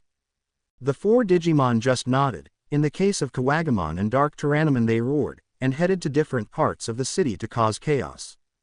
Let's go Kurogiri, take me to Dr. Garaki. Shigaraki was surrounded by Kurogiri's mist and then disappeared. Hosu City. Train. Izuku, Nejire and Yukio were about to reach Hosu Station. However, the train was attacked by something, and it began to derail and fall off the tracks. Yukio quickly jumps out of the train window and transforms into her dragon form to take the train from crashing to the ground, quickly bringing the train safely to the ground and allowing its occupants to escape the place safely. Nejire flies out of the train with his quirk and Izuku comes out already transformed into Flamemon. What's going on? Over there. Nejire pointed to the sky. Turning to see Yukio and Izuku, they are amazed and scared at the same time. What is that thing? Yukio asked. They were seeing Kawagamon in the sky. That thing. I feel something familiar about it. Don't tell me it's a Digimon. That means Shigaraki and the League are close, Izuku thought. Yukio-san. That thing is similar to the ones that attacked the USJ. In that case it means that this villain league is here, Nejire added. Probably. But what are they doing here? Don't tell me Stain is part of the league, Yukio said. Damn it. Nejire-chan, Agni, get these people to a safe place, I'll take care of this thing, Yukio said before charging against Kawagamon. The Digimon let out a roar and started to face Yukio. While in the air, she could see in the distance Fat Gum facing Chrysalimon, Mirko facing Dark Tyrannomon and Endeavor facing Devimon. Damn it, there are more of these things. Hosu City. Dark alley. Stain had the native hero against the wall. But he couldn't concentrate because of all the chaos that was happening. In that he received a message. Taking out the cell phone that Shigaraki gave him, he was able to read a message from the latter. So that the heroes don't bother you. That idiot. Well, it doesn't matter. As long as I can do my job I don't mind, he thought while pulling his katana. He was about to kill native but then he felt a presence behind him. He used his katana to block the attack and make his aggressor fall to the floor. The aggressor turned out to be Iida, who had lost his helmet after receiving Stain's attack. You're just a kid in a hero suit. Who are you? Blood-colored bandages, equipped with knives everywhere. Without a doubt, you are Stain, the hero killer. I've been looking for you. But I did not imagine that I would find you so soon. In your eyes the flame of revenge burns. You better watch your words, being a brat won't save you from becoming my prey, said Stain while pointing his katana towards Iida. Your prey? Are you telling me that you don't consider attacking me? You better listen to me, criminal. I am the brother of one of the heroes you attacked, said Iida while standing up. The brother of one of the greatest and most notable heroes. So, I'll be the one to finish you off. Engrave my name for the rest of your life. Ingenium. I see. Then die. Iida tried to hit Stain with one of his kicks. However, Stain avoided the attack, using one of his boots, which had spikes in them, managed to wound Iida's right arm and then slammed it on the ground. So, Ingenium's brother. I let that garbage live to spread the rumors and I will do that with you. After these words Stain stabbed his katana into Iida's left shoulder. You are just as weak as your brother. Be quiet. My brother has a fractured spine and half of his body is immobilized. He could no longer be a hero. There was no reason for you to hurt him. I'll kill you. You should have saved him first, Stain said while pointing at Native. You shouldn't have thought of yourself. But in helping others, letting yourself be consumed by hatred only made you selfish. Without a doubt, you are far from being a hero. Now, die, Stain said while licking his katana with Iida's blood. Suddenly Iida couldn't move.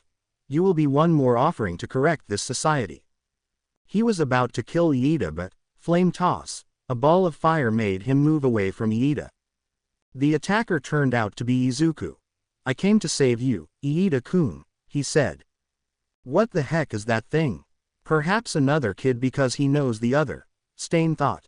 Just as I read, most of the hero killer's victims were found in hidden alleys in sparsely populated neighborhoods. It was only necessary to search where there are not many heroes to find you. Izuku said. Iida-kun, can you get up? We need to get out of here, heroes need help. No, I can't move my body since he cut me. Maybe because of his quirk. Still, that doesn't matter, don't interfere in this Midoriya. You have nothing to do with this. So, you are friends, huh?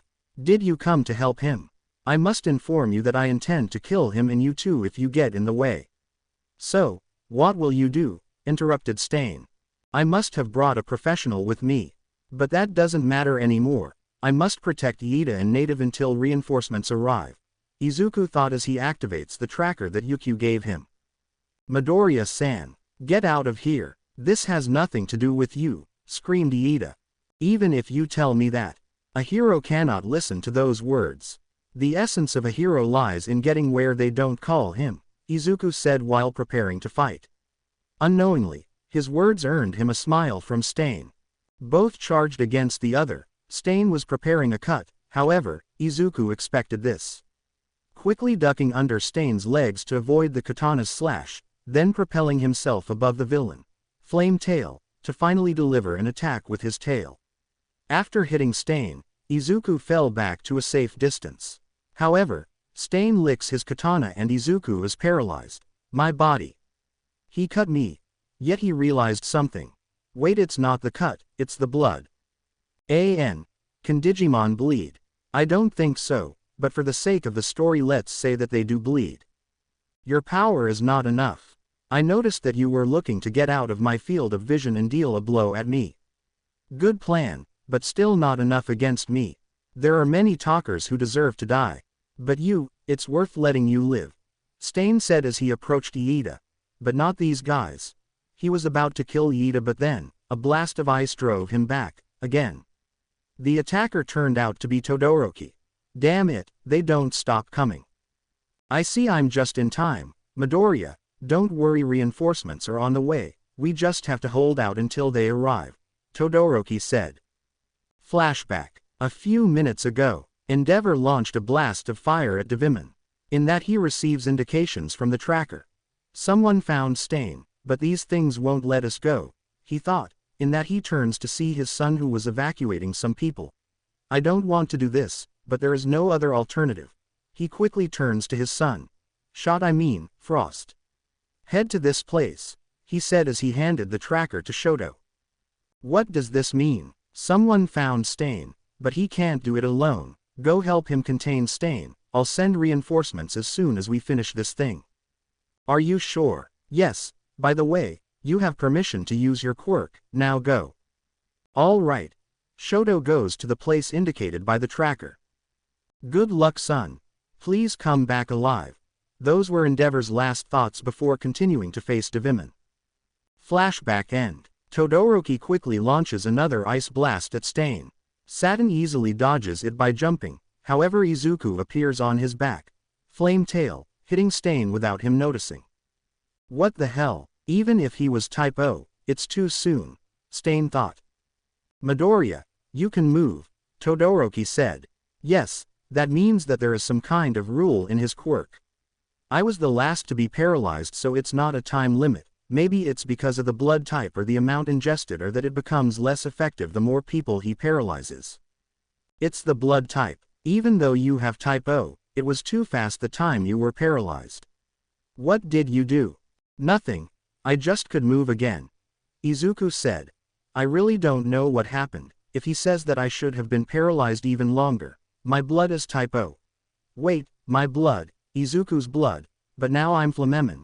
Maybe it's because my blood is digital that I was able to move much earlier. His quirk worked, but I was able to move quickly because his quirk didn't know how to act with my digital blood. Hero Killer, Stain, quirk, Bloodcurdle. If he drinks your blood, he will paralyze you. The limit is according to blood types. Izuku and Shoto charge at Stain, Shoto wearing his ice armor to avoid the slashes from Stain's katana. Yukio vs Kawagamon. Kawagamon uses his giant claws to try to cut Yukio, but the hero's skin is quite tough, although it manages to damage her a little. Yukio quickly counterattacks with her own claws. Without a doubt, this battle is the largest in terms of proportions, both are the size of a house. Kawagamon catches Yukio in his pincers and smashes him into a large building, which is destroyed at the spot where Yukio was smashed. However, this doesn't stop Yukio, quickly pummeling Kawagamon with both of her fists, causing him to let go of her. However, Kawagamon attacks again, this time using his claws to attack. Yukio quickly covers himself from the attack, however this time the attack does hurt him, his left arm received a deep cut. Ignoring the pain, this time it would be Yukio who plunged his right claws into Kawagamon's stomach, causing a lot of damage. According to information from the USJ, these things are not technically alive, they are the product of a villain's quirk, therefore nothing happens if we destroy them. Taking advantage of Kawagamon being immobilized by the pain, Yukio cuts him in half with her claws, causing Kawagamon to explode in data. The hero falls to the ground after the battle, returning to her human form. I'm sorry Agni, but I think someone else should help you against Stain. I'm too weak, this fight was very difficult. After this, she falls completely to the ground. Yukio. Najire quickly goes to help the hero. Are you okay? Yes, I just need to rest a little bit.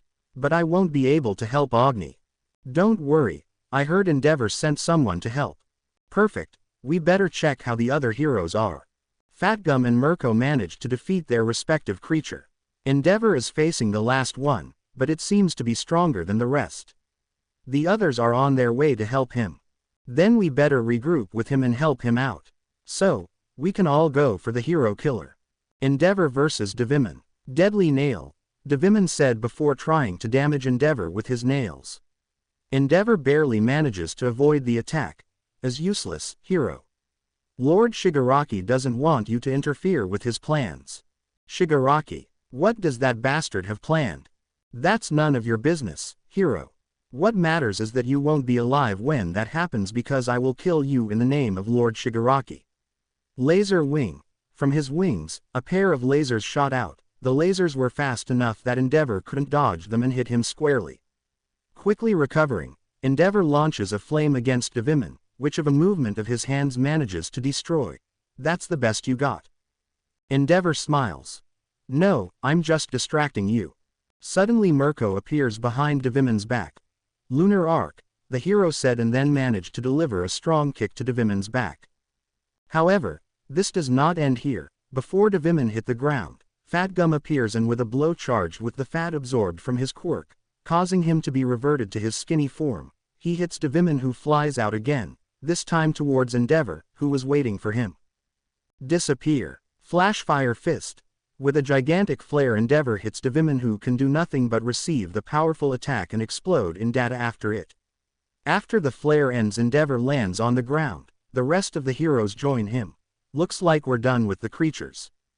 Of course, that damn dinosaur didn't stand a chance against me, Mirko said. It is not yet time to celebrate, there is still an issue. Stain. Yukio said, showing the tracker. Fat Gum, you and your intern take care of evacuating people. Mirko, Yukio, come with me, we're going to capture Stain. Yukio's intern, you two also come with us, Endeavor said. While Fat Gum and Imajiki start evacuating people, Endeavor, Mirko, Yukio and Najire headed to the place indicated by the tracker. Izuku and Shoto versus Stain. The fight has dragged on too long, but neither side seems to be giving up. Stop. Iida tried to say. If you want us to stop, get up. Set your goal on what you want to become, screamed Todoroki while Izuku charged against Stain. In that, Stain manages to cut Izuku and paralyze him, even if it's only for a few seconds. He quickly approaches Todoroki and manages to throw a knife into Todoroki's right shoulder, before trying to attack him with his katana. However, the cut is interrupted by Iida, who, after getting rid of the paralysis, with a kick destroys Stain's katana. Izuku takes advantage of this to attack Stain and push him back. Sorry guys, I got carried away by my fury and made a mistake. He is right, I am not fit to be a hero. However, I can still do the right thing. Let's go. Together we will be able to defeat him, said Iida. Quickly Izuku and Iida charge at Stain, who is still stunned by Izuku's attack. Iida manages to deliver a kick to Stain's stomach, managing to raise him in the air. Baby salamander, Izuku yells before using Flamemon's strongest technique. Finally, Todoroki, using his ice to reach Stain, hits the latter with an ice fist, making him fall to the ground in a forceful way. After several seconds of silence, the atmosphere calmed down. Stain is unconscious. But the calm didn't last. A series of applause began to be heard. On top of a closed dumpster, Shigaraki was clapping his hands at them. Incredible, I can't believe you defeated Stain. Now what can I do? Shigaraki said, mocking the trio of students. Shigaraki. Flamemon digivolved to Agunimon. Pyro Punch. Izuku yelled to transform into Agunimon and tried to attack Shigaraki with a fire fist. However, in front of him a Digimon appears and blocks the attack. The Digimon resembles a green ogre with long, unkempt white hair, pointed ears adored by earrings, two horns on its head and spikes jutting from its shoulders. It wears a black loincloth with a belt, a bracer on its right arm, red bandages on both its left arm and right leg, and black belts on its left leg. It carries a large, spiked femur bone as a bludgeon weapon. It has skull and crossbones on its left arm below its shoulder spikes, metal studs on the knuckles of its left hand, and a scar on the back of its right hand. Thanks, Ogremon, now make sure they don't interrupt me. What are you planning, Shigaraki? If you want to know that much, I'll show you, Shigaraki said as he points his D-scan at the unconscious Stain. Stain, get ready to get an incredible power. As he said this, dark rays began to come out of Shigaraki's D-scan. When these rays touched Stain, he seems to regain consciousness and start screaming in pain. Ah! Shigaraki started laughing like a maniac while Ogremon stops the trio of students from doing anything. Suddenly, Stain gets up and a type of black mud begins to sprout from his body, covering him completely. A few seconds later the screams stop, and the mud begins to disappear. Once all the slime is gone, instead of Stain a different creature was in its place. The creature is a vaguely mechanical-looking Digimon, with a dark green and black metallic humanoid body, with red and yellow details. It lacks a neck, as its head is attached to its shoulders. Likewise, the head is conical in shape, and extends upwards. A round mirror replaces his face, in which the only feature is a schematic drawing of the mouth capable of moving like real lips, and which is always smiling devilishly. The Digimon carries 2 large circular shields whose surfaces are 2 other mirrors, in addition to having another rectangular mirror located on the chest and another identical one in the same place on the back. "Welcome to the fight, Mercurymon," Shigaraki said. "What? Where am I?" Mercurymon asked. "That doesn't matter. What do you think if you help me with something?" Shigaraki said as he pointed at the trio of students, Izuku to be more specific. Seeing Izuku, in his Agunimon form, Mercurymon laughs. "With pleasure, Lord Tamura." After these words, Mercurymon charges at Izuku. Agunimon, quickly tackling Izuku, he manages to separate him from the rest of his friends. "What? How do you know this form? You're obviously a Digimon, but it seems this is more personal," Izuku asks as he lands. "Wow, you are stupid. I know you because I am also the successor of one of the 10 legendary warriors. Ancient Wisemon to be more exact." This revelation greatly surprises Izuku. So, Stain was also chosen. "Of course not, this human only serves to store my consciousness. I am my own being. From what you say you must be a human with the power of Ancient Greymon. If you are a successor of one of the legendary warriors, why are you siding with Tamura?"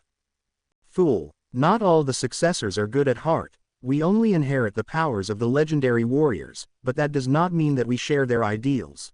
In that of one of its mirrors a shine appears. Enough talk, it's time to fight." From the mirror a beam comes out in the direction of Izuku. He quickly uses a pyro punch to stop the attack. With Iida and Shoto, "Midoriya!" Shoto screamed. "Ogreman, make sure these 2 don't interfere," Shigaraki said while disappearing in a mist portal.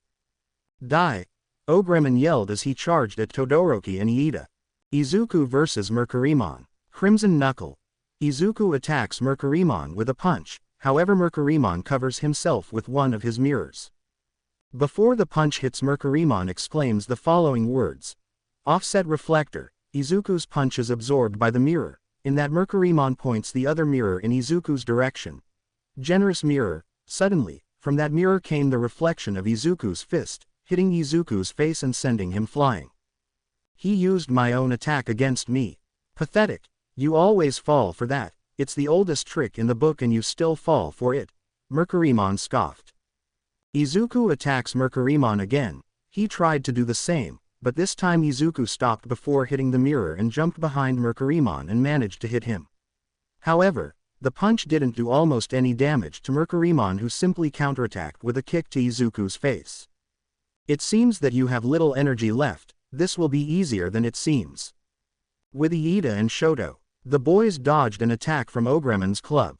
Without the Digimon noticing, Shoto reached the right side of the Digimon's chest and managed to completely freeze it. "Iida, now, torque over." Recipro burst. Iida screamed and then destroyed the ice and therefore Ogreman, which exploded into data. "We made it, now we have to help Midoriya-kun," Iida said. In that Izuku hits the wall next to them. Midoriya-kun." Both boys screamed. Mercurymon lands in front of Izuku. "How boring. I expected more fight from you, Agunimon." "Well, it doesn't matter. Getting rid of you will make things easier in the future." Mercurymon attacked Izuku with his fingers, which are very sharp. Blood falls to the ground and splatters on Izuku's face. In front of him, receiving Mercurymon's attack, Shoto Todoroki, sacrificing himself to save his friend's life.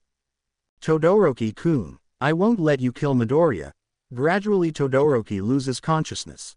"I won't let you kill my friend." Those were his last words. Mercurymon takes Todoroki's body and throws it to the ground as if it was nothing. Izuku stares at Todoroki's death body. "Todoroki-kun. Shoto Todoroki is dead." Revelations. "Todoroki-kun." Izuku screamed desperately. His friend had died, saving his life. In that, His expression changed to one of fury as he turned to see Mercurymon. I won't let you get away with it. Without thinking, Izuku charges at Mercurymon. Pyro punch. Izuku attacked with a punch engulfed in fire. Predictable, Mercurymon said, and then used his mirrors to return Izuku's own attack. Offset reflector. Generous mirror. The impact was so strong that Izuku went flying, and what's worse, he crashed into Iida, causing the other boy to crash into the wall and fall unconscious from the impact. Iida-kun. Izuku checks Iida's pulse and sighs in relief to see that he is only unconscious. Damn you. Izuku attacked again with the same attack, however Mercurymon repeated the same process with his mirrors. The situation repeated itself over and over again. Izuku couldn't think straight as he was blinded by fury, that's why he wasn't realizing that what he was doing was useless. Unknown place. Todoroki opens his eyes. He was in a strange place, he couldn't move, he could only float in the immensity of nothing. Where I am? Am I dead? This is what happens after death. Those are the boy's thoughts, however a voice interrupts his thoughts. Shoto Todoroki. Shoto tries to search for the origin of the voice but finds nothing. What in the world? Do you want to save your friends? What the hell? What you are? What the hell with that question? Shoto responded to the voice. I just want to help. Now answer. Do you want to save your friends? After thinking about whether or not to answer, Shoto finally decides to answer. Yes. What are you willing to do to save them? I will do whatever it takes to not only save my friends, but all the people I care about.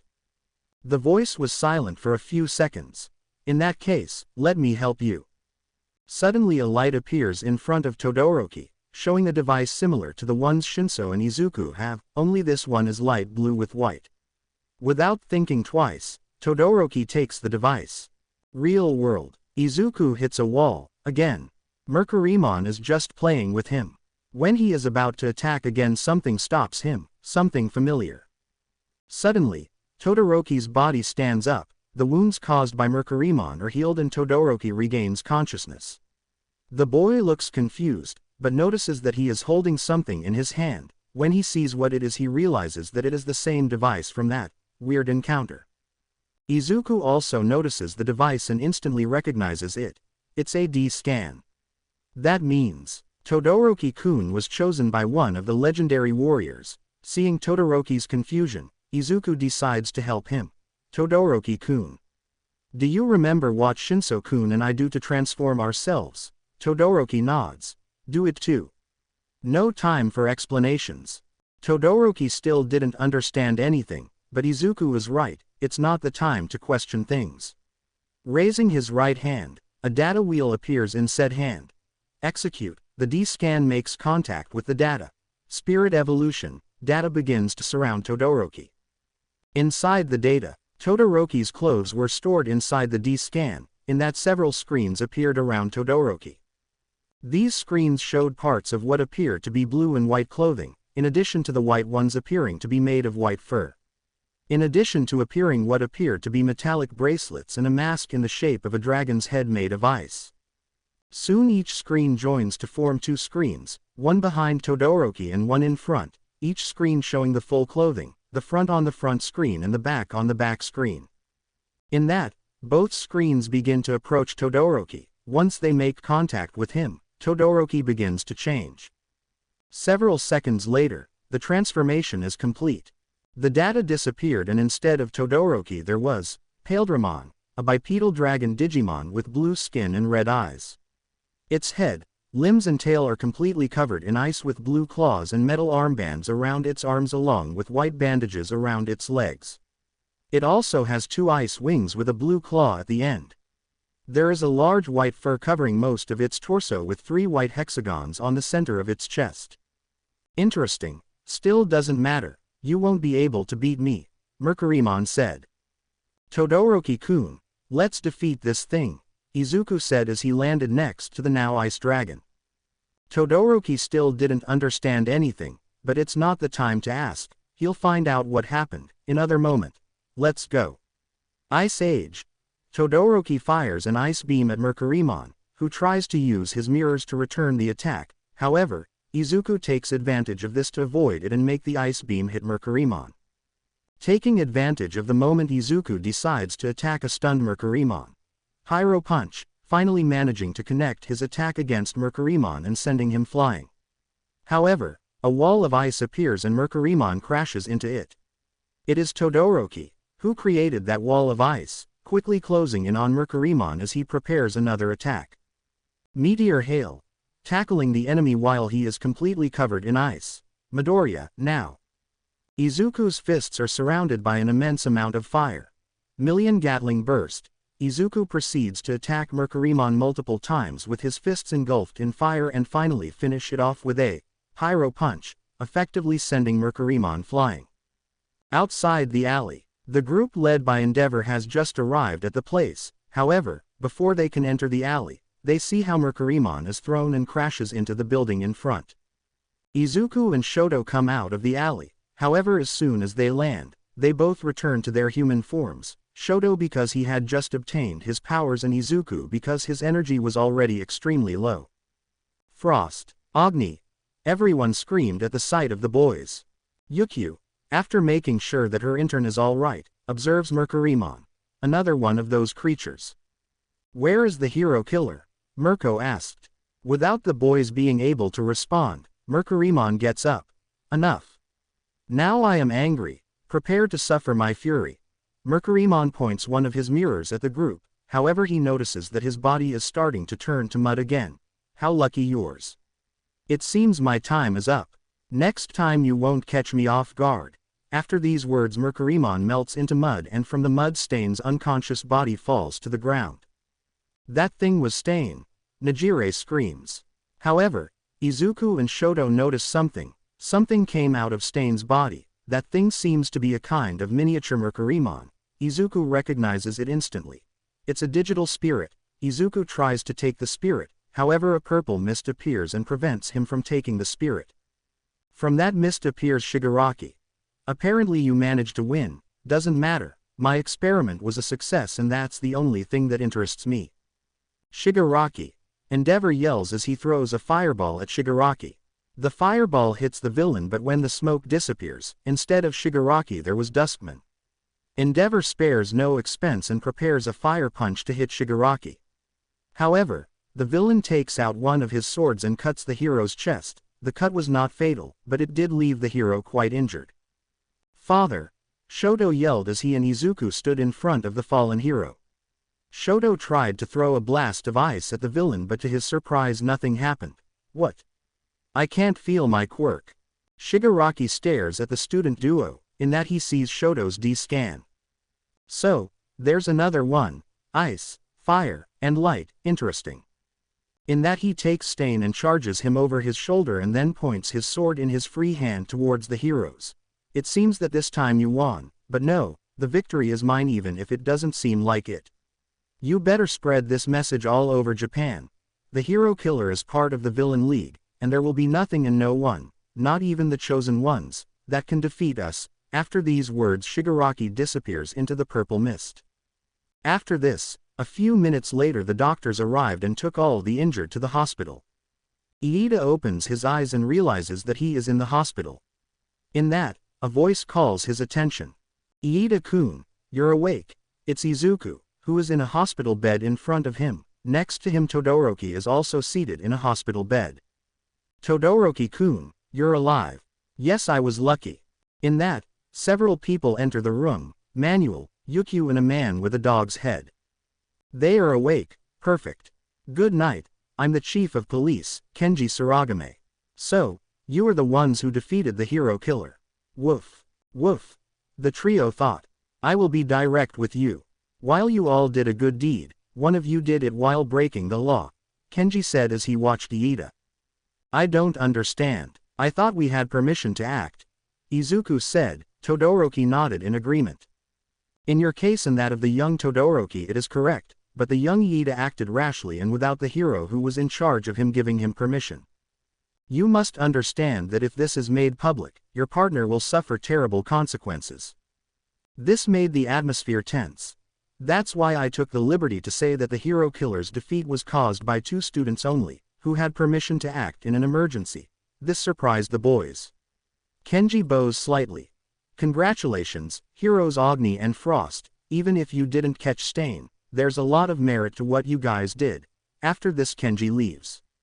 Yukio congratulates Izuku while Manuel lightly scolds Iida. How is my father? Todoroki asks. Don't worry, the doctors have already treated him. Apart from a scar on his chest, he will recover without any problem. Yukio said. This calms Todoroki down a bit. We leave you to recover. Izuku, you and Todoroki have a medical discharge to leave the hospital tomorrow. Izuku, take tomorrow to rest, and the day after tomorrow we will continue with your training. Todoroki, Endeavor said to take the rest of your internship resting at home. The doctors won't release him until after the internships are over. After these words the heroes retire. Well, it could have been worse. Iida said. Congrats guys, I think it's only fair that I'm out of the recce. It's my fault that we got involved with Stain. Don't worry Iida, as long as you have learned, everything is forgiven. Izuku said. Iida thanks and decides to continue resting a little more. In that, Izuku notices Todoroki deep inside his thoughts. Todoroki-kun, are you alright? This snaps Todoroki out of his thoughts. Yes, it's just that I still can't process everything that happened. But don't worry, I just need to rest a bit. Izuku nods and lays down to get some sleep. Why can't I use my quirk? Maybe it's because I'm tired. I just need to rest, that's all. Tomorrow I'll be able to use it normally. In that he turns to see the D-scan that is on the table next to his bed. I also have to talk to Midoriya about this thing. After this, Todoroki decides to go to sleep as well. Digital space. Todoroki opens his eyes. However, it was nowhere that he recognized. The place was strange. It was a place surrounded by what seemed to be digital data. Columns and rows of data floated around Todoroki. Where am I? Todoroki-kun. A voice called him. It's Izuku, who seems to be in the same place as him, but he seemed to be calmer. Midoriya, do you know where we are? Kind of. If we're where I think we are, you'll get the answers you need. So, you're here too, Midoriya and Todoroki. Shinso appeared next to the boys. If Todoroki is here, that means that he also. That's correct, young Shinso, a voice said. When the boys turn to look, they can see Ancient Greymon, Ancient Geruruman, and to Izuku and Shinso's surprise, Ancient Megatheriumon. What the heck? What are those things? Shoto asked. You can rest easy Shoto Todoroki, we are not going to do you any harm, Ancient Greymon said. So, what the hell are you? We are Digimon. Digimon. Ancient Greymon explains to Todoroki what a Digimon is, as well as what happened in the alley at the time of his death. I see, that explains a lot. I guess I have you to thank you, Ancient Megatheriumon. No need, young Todoroki. I only reward you for your display of bravery and sacrifice. I have a question. This thing with the D-scans and Digivolution, does it have anything to do with the fact that I can no longer use my quirk? This question surprises Izuku and draws Shinso's attention. Yes, as of now, you have lost your quirk, Ancient Greymon said. This took everyone by surprise. What does Digimon and all this have to do with the quirks? Calm down, young Todoroki, that's why we brought you here, to explain what happened, Ancient Geruruman said. But so that you can understand the reason why you lost your quirk, we must tell you the story of the true origin of the quirks, Ancient Megatheriumon said. Please do not interrupt. Once the story is over, we will answer all your questions, Ancient Greymon said. The boys nodded. The story begins many years ago, in the time before quirks existed. The digital world and the human world were separated, until one day, an evil Digimon known as Luciman found a way to go to the human world, then decided to invade and destroy it. We, along with the rest of the legendary warriors, fought against him, and in the end, we managed to defeat him, with only 5 of us surviving. However, the destruction and human lives lost were very great. Yggdrasil, our god, never wanted our worlds to come together, so the surviving warriors use our powers to repair all the damage and make humans forget our existence. However, we didn't realize that a little residue of our power, a little bit of data was left wandering in the human world. This data was absorbed by a human, However, said human was not able to use the data but was able to pass it on to his descendant. That descendant surprised everyone. That baby began to glow. This revelation surprised everyone. The first quirk, so that means, Izuku said. Correct. What you know as a quirk is nothing more than data absorbed by humans and passed on to their descendants. So, the quirkless are people without data, Shinso said. No, you're wrong. If Midoriya didn't have data, he wouldn't be able to use my power. Quirkless people are people with deactivated data. The data inside his body never activated and therefore never woke up a quirk. But that doesn't explain the D-scan and why I lost my quirk. The D-scan uses the data stored within the human body and uses it for transformations. In Midoriya's case, the D-scan activates the data within his body and uses it to write the digital code of my descendants, Ancient Greymon explained. In your case, the D-scan uses your quirks. As the quirks are data, the D-scan takes them and rewrites them to host the digital code of Ancient Geruruman and mine's descendants, Ancient Megatheriumon said. Wait, they're quirks, in plural. So, Shinso, did you used to have a quirk? Izuku asked. Yes, you lied to me. I'm sorry. Before I had the D-scan, everyone painted me as a villain because of my quirk. That's why when I met you, I didn't want to miss my last chance to have a friend. So I lied. I lost my quirk, but I didn't care. I never liked my quirk. Sorry. It's okay. Anyway, that doesn't matter anymore. The three of us don't have quirk and now we are the chosen ones. I forgive you. We are still friends. Thank you. By the way, Ancient Greymon, about Shigaraki. We know, we are aware of everything, and to answer, no, we have no idea how he has a D-scan nor why he has the spirits of the descendants of our friends. What we do know is that the digivolutions he does are not the correct ones. What do you mean? Duskman and Velgemon are not the descendants of ancient Sphinxmon. Luimon and Jaeger Luimon are the true descendants. You talk as if there was more than one digivolution, Shinso said. That's right. Our power was divided into two, into the human spirit, which all of you already possess, and the animal spirit. Quote dash.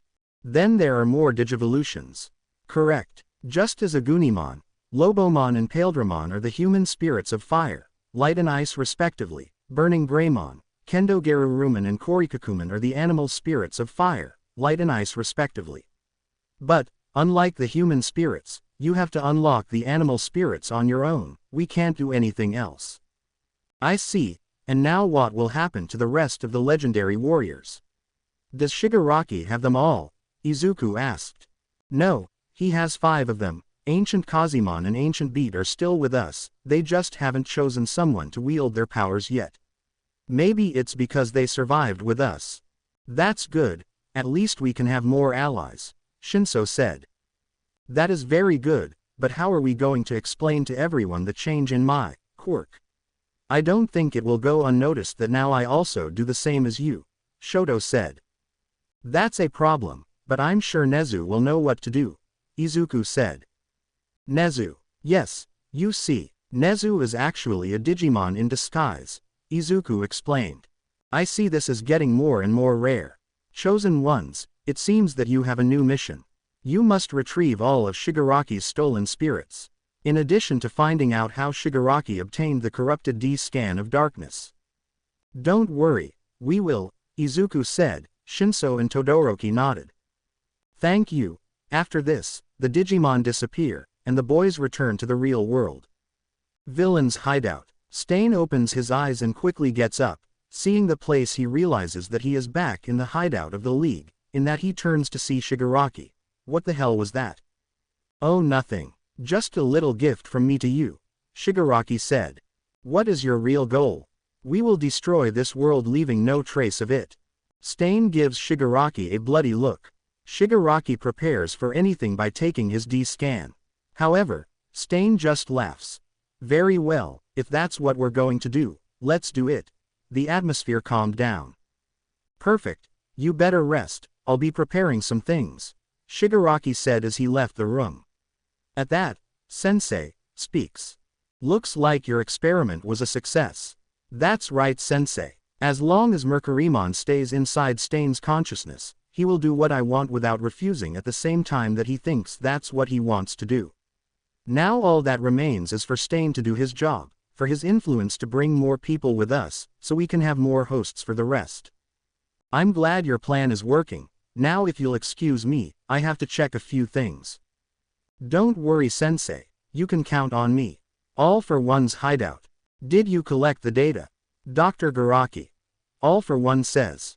Yes. The analysis indicates that it is possible to transfer a Digimon to the consciousness of a human, even passing that Digimon from one consciousness to another. However, the process appears to be painful in bodies that are not ready for the transfer, the doctor answers. That's why I hand over the corrupted D-scan to Tamura, so that his body is ready for the moment of the transfer. That's right, soon you will have a better body and you will be able to recover all your power, Lord Luciman. A few days had passed, and the internships ended without any other incident. Right now we can see Izuku in the train in the way to UA. At that, a person taps him on the back. Hey, excuse me. Turning around you can see a boy about 8 or 9 years old. Excuse me, are you Izuku Midoriya? Why yeah. Hearing this, stars appeared in the boy's eyes. Mom look, I told you it's him. These words made Izuku nervous. Who is this child? The mother approaches when listening to her son. Sorry, my son became a fan of yours after seeing you at the sports festival. Imagine when he found out that you were one of the students who faced the hero killer. Izuku was surprised to hear this. He had fans. Can you give me your autograph please and a photo? The kid asked.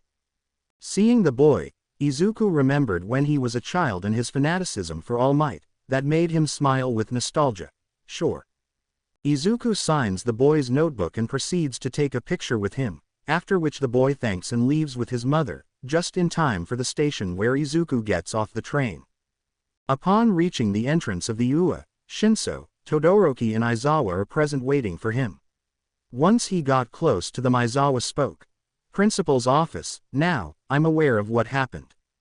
Principal's office. I see, so ancient Megathriumon chose you Todoroki, Bokoman said. Why yes Bokoman, Nezu sir. Todoroki said. This certainly causes us problems. At the moment nobody knows anything, but when Todoroki uses the D-scan people will start to suspect, especially because of the sudden change in his quirk. Aizawa said.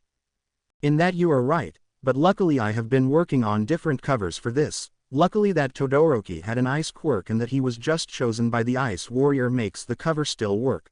Bokoman said. And what would that cover you mentioned be?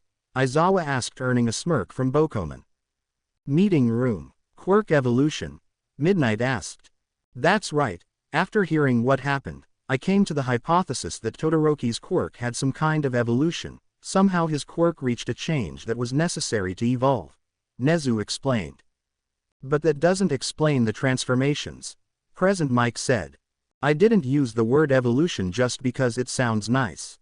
If you haven't forgotten your history classes, Homo sapiens evolved from one ancestor, Homo erectus. I suspect that the forms the boys take are the possible evolutions that are necessary to be able to use their quirks, Nezu said. But evolution took thousands of years to get to where we are today, Toshinori said. That's where the devices come in. D-scan as the boys named it. Maybe that device forces the evolution in the boys' bodies to adapt to the new strength of their quirks. And how do you explain that young Midoriya and young Shinso have two transformations? Evolution is a strange event. You never know which path evolution will take. That's why I think there is more than one transformation. As evolution is unpredictable, I think the D-scan turns them into the possible forms that evolution would take. I see, that makes so much sense, Midnight said. Like I said, this is just a hypothesis. None of us know what's really going on, so I'll make sure to look into the matter. Nezu said. Aizawa-kun, you are the teacher of the 3 students who have this. If something happens that helps us, let me know. Yes Nezu. Alright, now that we've cleared up that point, I have a few suggestions for Class 1A's exam. Nezu continued. Classroom 1A. So, that's what happened, Uraraka said. Todoroki just explained what happened with his quirk, using the same explanation as Nezu. I see, quirk evolution. Iida said. That means that Midoriya-kun and Shinso-kun. Kind of. Our quirks evolved before we woke them up at age 4, Izuku explained. I see still, that sounds amazing. I hope mine evolves too, it would be great to transform into something like a fairy or something, Uraraka said. In that, the door opens and Aizawa enters the classroom. Upon entering, everyone was in their respective quiet places. Sitting and in silence. Good. Aizawa said. Let's see, summer vacation is close, but none of you will be able to rest during these 30 days. Everyone tensed up for this. We will go camping in the woods during the holidays. After this announcement everyone was excited, however a look from Aizawa made them shut up. However, if someone fails the final exams they will stay in school and have remedial classes. Everyone, do your best. Hiroshima shout to motivate everyone. Now, I think you have a hero lesson with All Might, Aizawa said while everyone grabs their suitcase. After this everyone got ready and went to the place where All Might was waiting. Everyone was in their hero costume, except for Iida, his costume was being repaired. Today we are having a rescue lesson. Form 3 groups of 5 people and 1 of 4. When I give the distress signal, team members will enter from outside the zone. This will be a competition to see who can rescue me first. The group of Shiro, Mina, Iida, Ojiro and Izuku was first. I'm not going to bore you with the details, but just so you know, Izuku won the competition. Using a Gunimon he beat everyone in speed and get there first. The rest of the competitions occurred without any incident. Todoroki, Bakugo and Shinso also won their respective competition. Despite only having 4 winners, you all have improved since entering the academy. Keep it up and get ready for the final exams. After these words, All Might runs away. It doesn't seem strange to them that whenever we finish classes with him, he runs away in a hurry, Shinso said. His friends nodded in agreement. Classroom 1A. I didn't study at all, screamed Mina and Kaminari. I couldn't study because of the sports festival and the internships, said Kaminari. Ashido-san, Kaminari-kun. We have to try harder, said Izuku. So, we can all go to camp. It's easy for you to say, you're in the top ranks, Kaminari said. If you have so many problems, I can help you, Momo said. I don't know about them, but I need help with fractions, Jiro said. I need help with Spanish, Shiro said. Yes, me too, Mina said. Please Yaoyorozu, help me too, Kaminari said. Please Yaoyorozu, help us, they all said in unison. This excited Momo. Of course. We can all meet at my house, she said. Yaoyorozu will help with studies. Now that I think about it, I need help too, maybe I should ask her for help, Hiroshima said. I can teach you better than her, Bakugo said. Sure. What could go wrong? Cafeteria. Apparently it will be a synthesis of everything seen so far, said Iida. That's what Aizawa-sensei said. The rest will be basic training, said Uraraka. Studying for the exam and keeping our physical condition to perfection, Izuku said. He was going to continue but something, or rather someone, interrupted him. Midoriya, I found you. It was Nejire, who was heading towards Izuku along with 2 other people. The first one is a tall young man with rather pale skin. His ears are longer than most, their tips pointy and somewhat elf-like.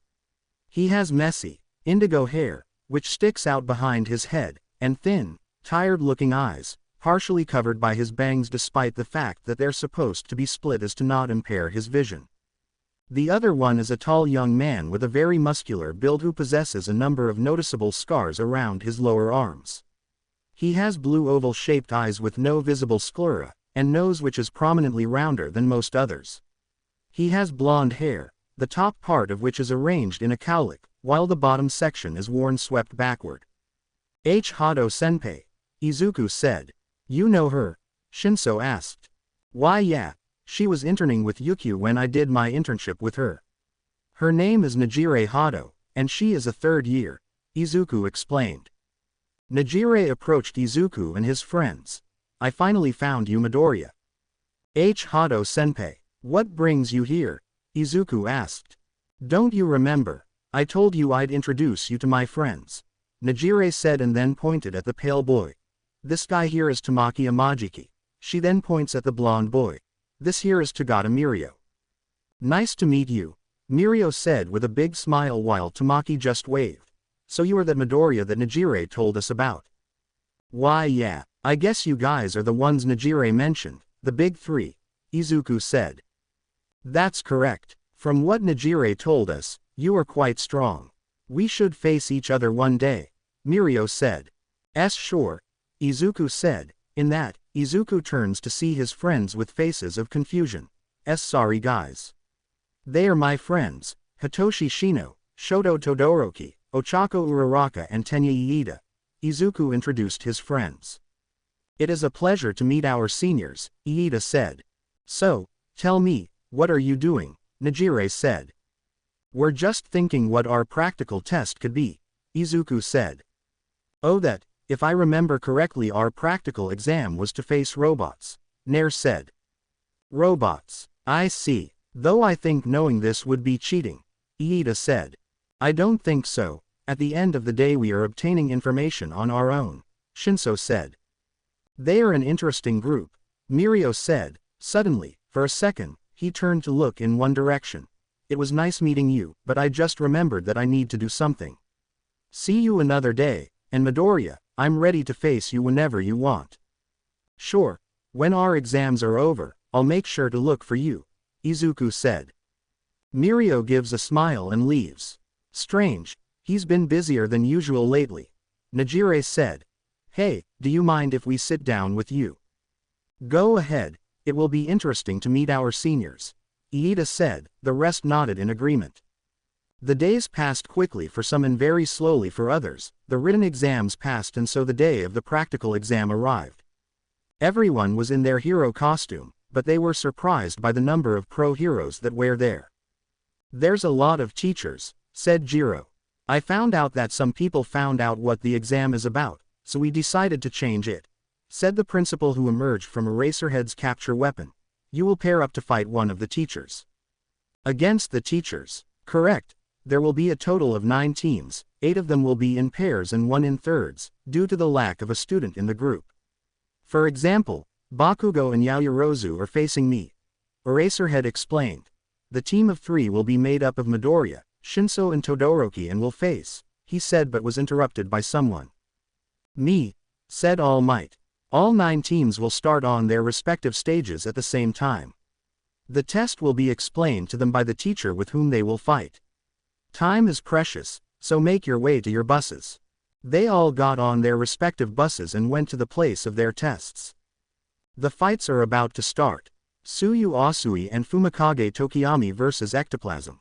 Both teenagers worked together incredibly well. Their tactic was to use their abilities to escape, however Ectoplasm managed to catch them and ruin their plan. Luckily, using Tsuyu's ability to store things in her stomach and Dark Shadow, they managed to trick Ectoplasm and capture him.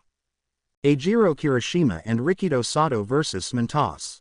The fight was long, but not because the boys gave the teacher a lot of fight, but because the boys tried a direct attack tactic. However, Smintos created several barriers which were destroyed by the boys, but said barriers were created faster than what were destroyed. In the end, both boys failed to get past the teacher's defenses and failed the exam. Masharao Ojiro and Tenya Iida vs. Power Loader. This battle was fast. Power Loader had the field controlled thanks to his quirk, however thanks to his Recipro Burst, Iida manages to throw Ojiro with the necessary force to avoid touching the ground and reach the exit. Kyoka Jiro and Hontasiro vs. Present Mike. At first both students had trouble facing Present Mike, as he was keeping them away with his quirk. However, in the end they managed to coordinate with Jiro distracting Present Mike while Siro managed to capture the hero. Ochako Uraraka and Yuga Aoyama vs. 13. Uraraka and Aoyama were clinging to a railing so as not to be ed into 13's technique. This is bad. If we let go we can die, said Aoyama in a worried tone. Weirdly enough his face wasn't worried at all. Come on, think, what would Deku-kun do right now, Uraraka thought. Are you thinking about what Midoriya would do at a time like this? Do you like him? This question made Uraraka blush, and she inadvertently let go of the railing. Realizing this, 13 deactivates her quirk and quickly Uraraka uses what she learned with Gunhead to immobilize the hero and with some help from Aoyama, capture her. Denki Kaminari and Mina Ishido versus the principal. The battle, if you can call it that, was totally dominated by Nezu. Using his intelligence he managed to make Mina and Denki unable to do anything until the time was up, failing the exam. Toru Hagakure and Mezzo Shoji versus Snipe. The battle was fast. Shoji served as bait to distract Snipe while Hagakure, thanks to her invisibility, approached Snipe and captured him. Katsuki Bakugo and Momo Yaoyorozu versus Eraserhead. Bakugo and Momo were in an alley. "All right, Ponytail, do you have any plan?" Bakugo asked. "Why do you ask me?" Momo said. Bakugo growls at this response. "Because, although I hate to admit it, you are the smartest among the whole group." I see still, I don't think any of my plans will work." "What the F***ck are you talking about? Don't you remember? I lost in a humiliating way against Tokiyami and my internship was a waste of time. I don't think I'm useful for anything. And this is it, just for that you give up. How pathetic," Bakugo said. "Everybody can lose from time to time, the only exception is All Might. You had bad experiences in your internship, who cares? Use that experience to know what not to do. If you give up just because of that, then you don't deserve to be a hero." Those words made Momo sad. Whatever. Just start creating shit with your quirk. If it stops it means Eraserhead is nearby. Oh okay. Momo start creating things as both students start walking towards the exit. After several minutes of walking, Momo feels her quirk stop working. Bakugo. My quirk. From the edge of his eyes Bakugo could see Eraserhead approaching. "Shit. Get out of the way," Bakugo said as he pushed Momo out of the way. Bakugo tries to charge at Eraserhead with his explosions, however the hero deactivates Bakugo's quirk and captures him with his bandages. "Shit. Ponytail. Get the F***ck out of here." Hearing this, Momo flees the area towards the exit. To her surprise Eraserhead doesn't chase her. "So, that's your plan. Eraserhead. You are the bait as she escapes, knowing that is unlikely to let you go." "Of course not. I was hoping that Ponytail would do something. That girl is depressed for losing to Blackbird. And you didn't help her. I told her what was necessary. I'm not a psychologist. Also, she should figure it out for herself. If she's not capable of that, maybe she shouldn't have entered the hero course. You are helping someone in your own way. You have changed Bakugo, in a good way." Momo is about to reach the exit, however, she stops. Memories of her conversation with Bakugo make her stop. "Because, although I hate to admit it, you are the smartest among the whole group." It's true, she always stood out for being very intelligent. And this is it, just for that you give up. How pathetic. That memory hurt her, but Bakugo was right. Everybody can lose from time to time, the only exception is All Might. That's true, every hero has bad times. You had bad experiences in your internship, who cares? Use that experience to know what not to do. Words also full of truth. After all, everyone can have bad experiences. In addition to bad experiences you can also learn. If you give up just because of that, then you don't deserve to be a hero. It's true, she can't give up. She will become a hero, and no one can help it.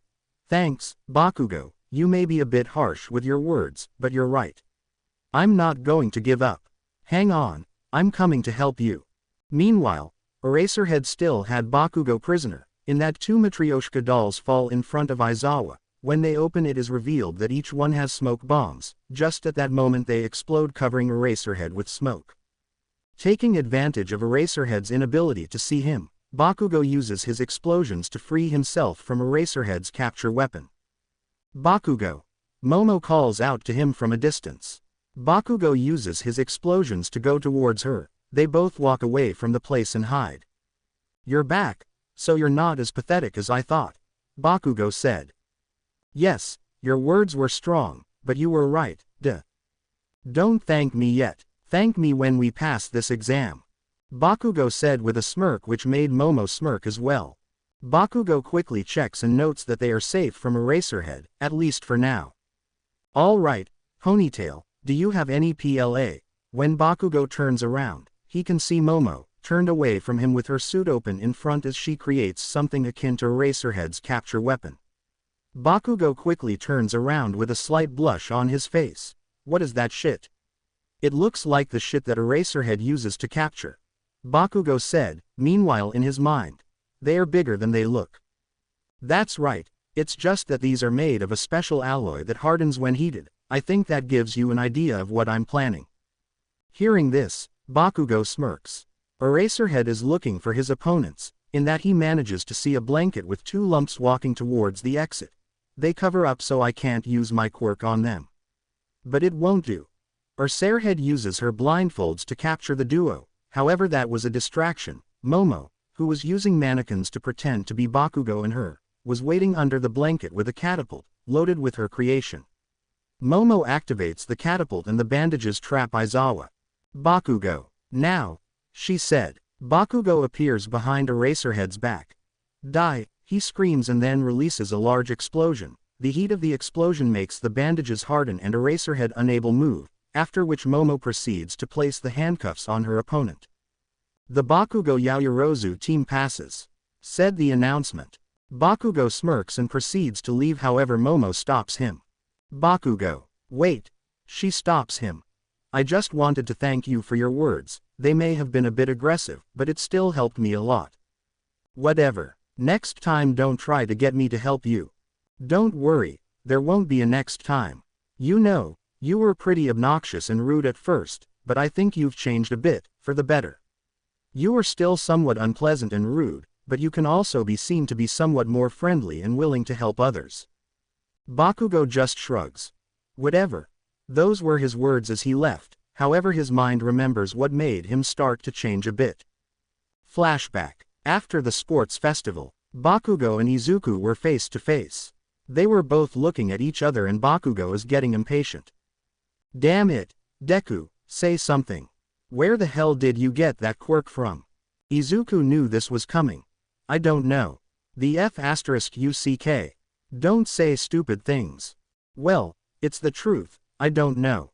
A few months before the UA entrance exam I was attacked by a villain. At that moment this device appeared, and I was able to transform.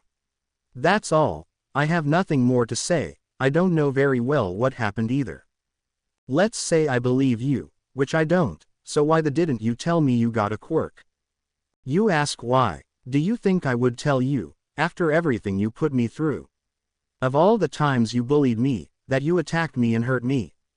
Think why I never told you anything. Because you didn't deserve it.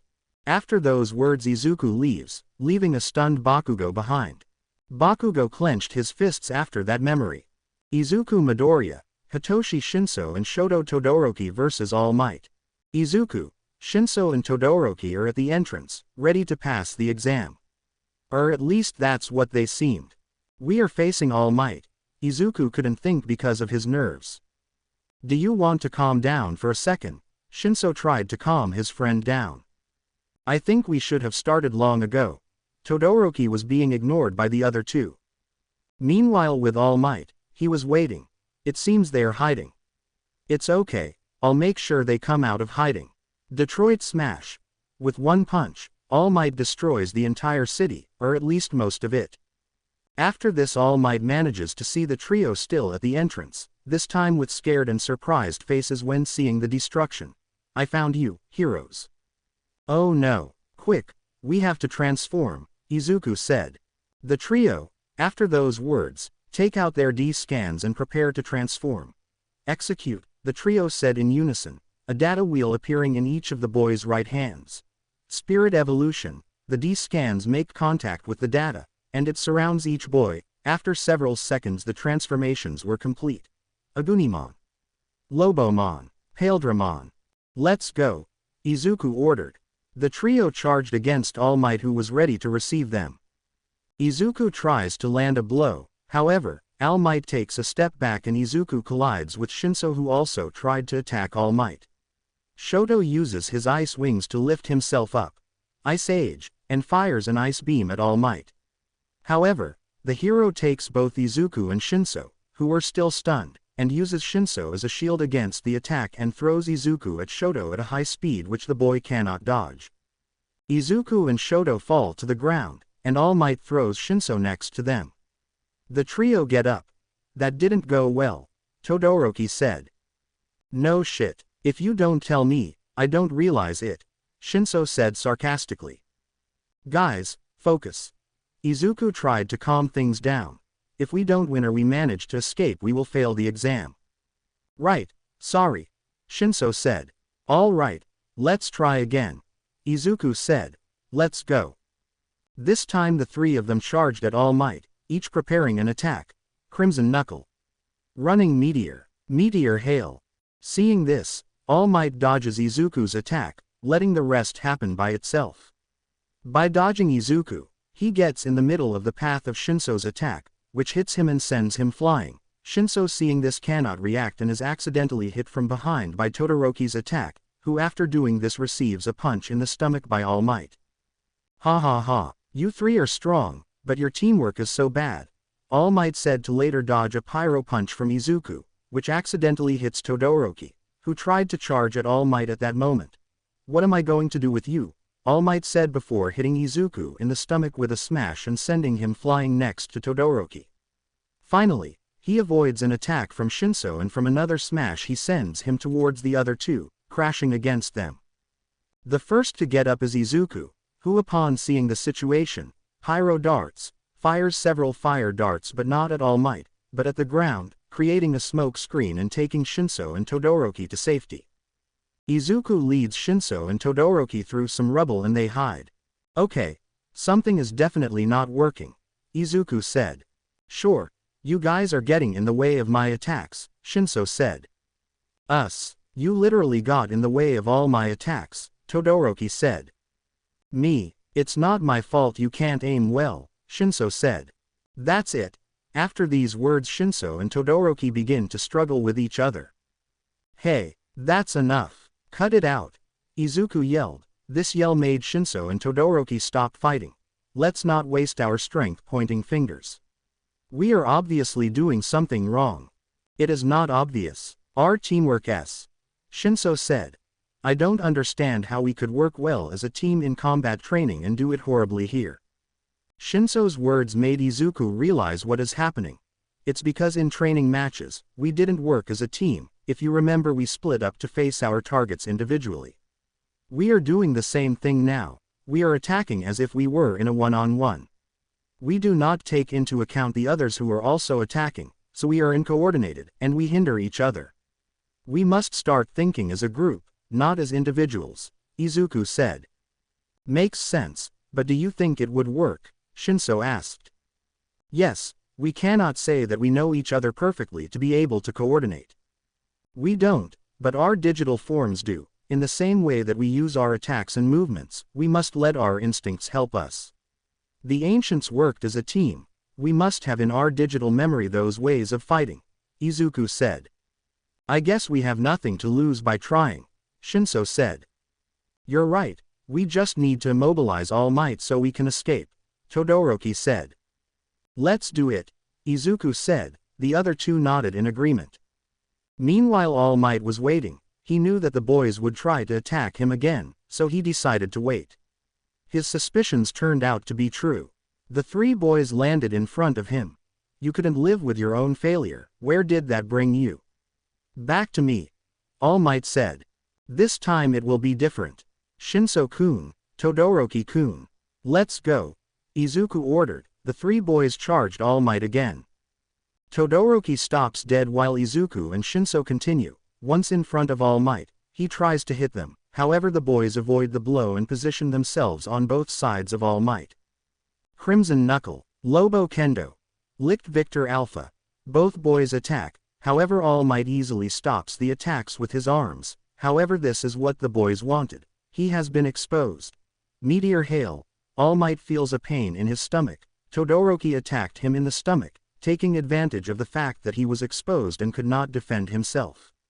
This attack was strong enough to make All Might take a few steps back. Shinso-kun, Izuku said. They both jumped and positioned themselves on top of All Might. Combined attack. Shining Burn Slash. The two yelled in unison. Izuku surrounds All Might with a fire dragon. Shinso takes advantage of this to slash with his swords, causing fire and light to hit All Might. Ice Age. Todoroki takes advantage of All Might being knocked down by the attack to freeze him to the ground. We caught him, but not for long. It's time to go, Izuku said. The trio began to run in the direction of the exit. All Might frees himself from the ice and tries to go towards the boys, but a pain in his stomach stops him and he begins to cough. Realizing that he is coughing up blood, All Might knows that he has been defeated. It only took a few attacks for them to make me tired. Well, I'm not using all my power either. Even so, this quirk evolution is very interesting. Unable to do anything else, All Might watches as the boys cross the exit. The Shinso Todoroki Midoriya team passes, said the announcement. All the confrontations concluded, and these were the results. Kyoka Jiro and Hantasiro both passed via capture. Toru Hagakure and Mezzo Shoji both passed via capture. Momo Yaoyorozu and Katsuki Bakugo both passed via capture. Ochako Uraraka and Yuga Aoyama both passed via capture. Denki Kaminari and Mina Ishido both failed. Tsuyu Asui and Fumikage Tokiyami both passed via capture. Eijiro Kirishima and Rikido Sato both failed. Masharao Ojiro and Tenya Iida both passed via escape. Hitoshi Shinso, Shoto Todoroki and Izuku Midoriya both passed via escape. The next day, Aizawa entered to the classroom, which was surprisingly quiet. Good morning. Now we will talk about the final exam. It's a shame, but some of you failed. So, we're all going to camp. This cheered everyone up. No one failed the theory exam, and only Kirishima, Sato, Ishido and Kaminari failed the practical exam. And that's why the four of you will be taking remedial courses during camp. Well, at least we are all going to camp, said Kirishima. I have an idea, said Mina. Since we rest tomorrow, all of us in Class A could go shopping. That's a great idea, said Kaminari. Yes. Hey Bakugo, will you come too? Asked Kirishima. Whatever. I just hope it's not boring. Surprisingly, Bakugo accepted. Will you come to Todoroki-kun? Izuku asked. Sure, I have some free time, Todoroki said. In that case it's decided, Class A goes shopping, Mina said. Villain's hideout. Shigaraki was going over his plans while Kurogiri was just cleaning some glasses and Stain was in the bathroom. In that a man enters the place. Jiren, Shigaraki said. What do you want? Jiren is a middle-aged man of moderate height and slight build, with eyebrows that appear to be drawn up most of the time and notably squinted-looking pink eyes. He has short gray hair worn parted to his right with side bangs hanging above his eyes, along with a small mustache and a goatee on his chin, and one of his front teeth seems to be missing, leaving a gap in his grin. He wears a pair of dress pants and a matching blazer, along with plain black shoes and a shirt which he leaves partially unbuttoned at the top. He has a thick, golden tube-like necklace around his neck that appears to be made up of multiple segments, sometimes along with a fluffy scarf that resembles intestines in shape and color, also sporting a pair of circular glasses on his face. Oh, nothing. I just brought you some potential recruits. When Jiren said this, two people entered the place. The first one is a fairly tall, pale young man of a slim, somewhat lanky build, described to be in his early 20s. He has black hair hanging low over his eyes, which are thin, turquoise in color, and heavily lidded. His most striking features are undoubtedly the patches of gnarled, wrinkled, purple skin that cover much of his lower face and neck, all the way down past his collarbone, below his eyes, around his torso, and on his arms and legs. He wears a plain pale gray, scoop neck shirt, below which a gray belt with a circular pattern wraps around his waist, a leather satchel attached at the back. The other is a relatively petite, fair-skinned girl who is very prone to blushing and is frequently described as to having a rather pretty face. She has slightly inward-tilting bright yellow eyes with thin slits, making them somewhat resemble those of a cat, and her wide mouth is also rather feline, as both her upper and lower canines are more pointed and longer than the rest of her teeth, giving her a vampire-like appearance. Her hair is a pale, dirty ash blonde and is styled into two messy buns, with numerous wild strands sticking out at all angles from their centers and where they're fastened, a straight fringe and two chin-length side bangs to frame her face. Her outfit consists of a plain seifuku with a kansai collar, both the skirt and the shirt dark blue with a double white trim, which is paired with a red scarf that she ties loosely below. Over this, she wears an oversized beige cardigan with a rather long hem and cuffs, and pockets on either side, the right one shown to hold a number of trinkets on either a keychain or a cell phone strap. She sports knee-length black socks and dark brown dress shoes with thick heels, the same as the outdoor uniform shoes students traditionally wear in Japanese schools. Interesting. Who are you? Shigaraki asked. I'm Himiko Toga. Living is difficult. I want a world where it is easy to live. I want to be like Stain-sama. He is part of this team, so let me join Tamura-kun, the girl said. It seems that she is crazy. It is perfect for her, Shigaraki thought. And you? Shigaraki asked to the other boy. At the moment my name is Dabi. My real name I will tell you when the time is right. I heard that the hero killer is part of this group. I want to know if it's true. After saying this, Saturn enters the room, surprising and exciting the recruits. Who are these people? He asked. New members, Shigaraki said. I see that it is true. In that case let me join, Dabi said. And here we have another. He is calmer. It will be perfect for him, Shigaraki thought. In this case, let me welcome you to the Villain League. After that, Shigaraki points his D-scan towards the recruits. Let me give you your welcome gift. Only the first 3 to join after Stain get it, so congratulations. After that, dark bolts came out of Tamura's D-scan and hit Dabi and Toga. Both of them start screaming in pain while the rest of the league just watched in silence. Afternoon. Midoriya residence. Izuku was resting. His outing to the mall with his friends was fun. Everyone had a good time and there were no incidents. Having friends and going out with them is awesome, Izuku thought. This was the first time he went out with friends. In that his phone rings, the number was unknown. Izuku decides to answer. Hello. Good afternoon, I'm talking about the Kamishiro Company. Is this Izuku Midoriya's number? Kamishiro Company. Aren't they the main investors of the Island? Getting into confidence, Izuku continues. Yes, that's right, I'm Izuku Midoriya. Amazing. I'm contacting you as we want to invite you to Expo for winning the sports festival. You don't have to worry about the cost of travel and accommodation, we'll take care of that. What? Do you want me to go to the Expo? That's right, you can also bring a guest if you like. I see. Thanks for the invitation. Of course I want to go. I'd be a fool to turn down an invitation like this. Perfect. We'll mail you your round-trip tickets. Thank you very much. The pleasure is ours. We will be waiting for you alone or if you decide to bring someone else. Have a nice day. After this, the person on the phone hangs up. After processing what happened, Izuku does the only logical thing in a situation like this. I'm going to Island. Scream like crazy. To be continued. I hope you enjoyed this story. Also remember to subscribe and like this video. See you in the next video.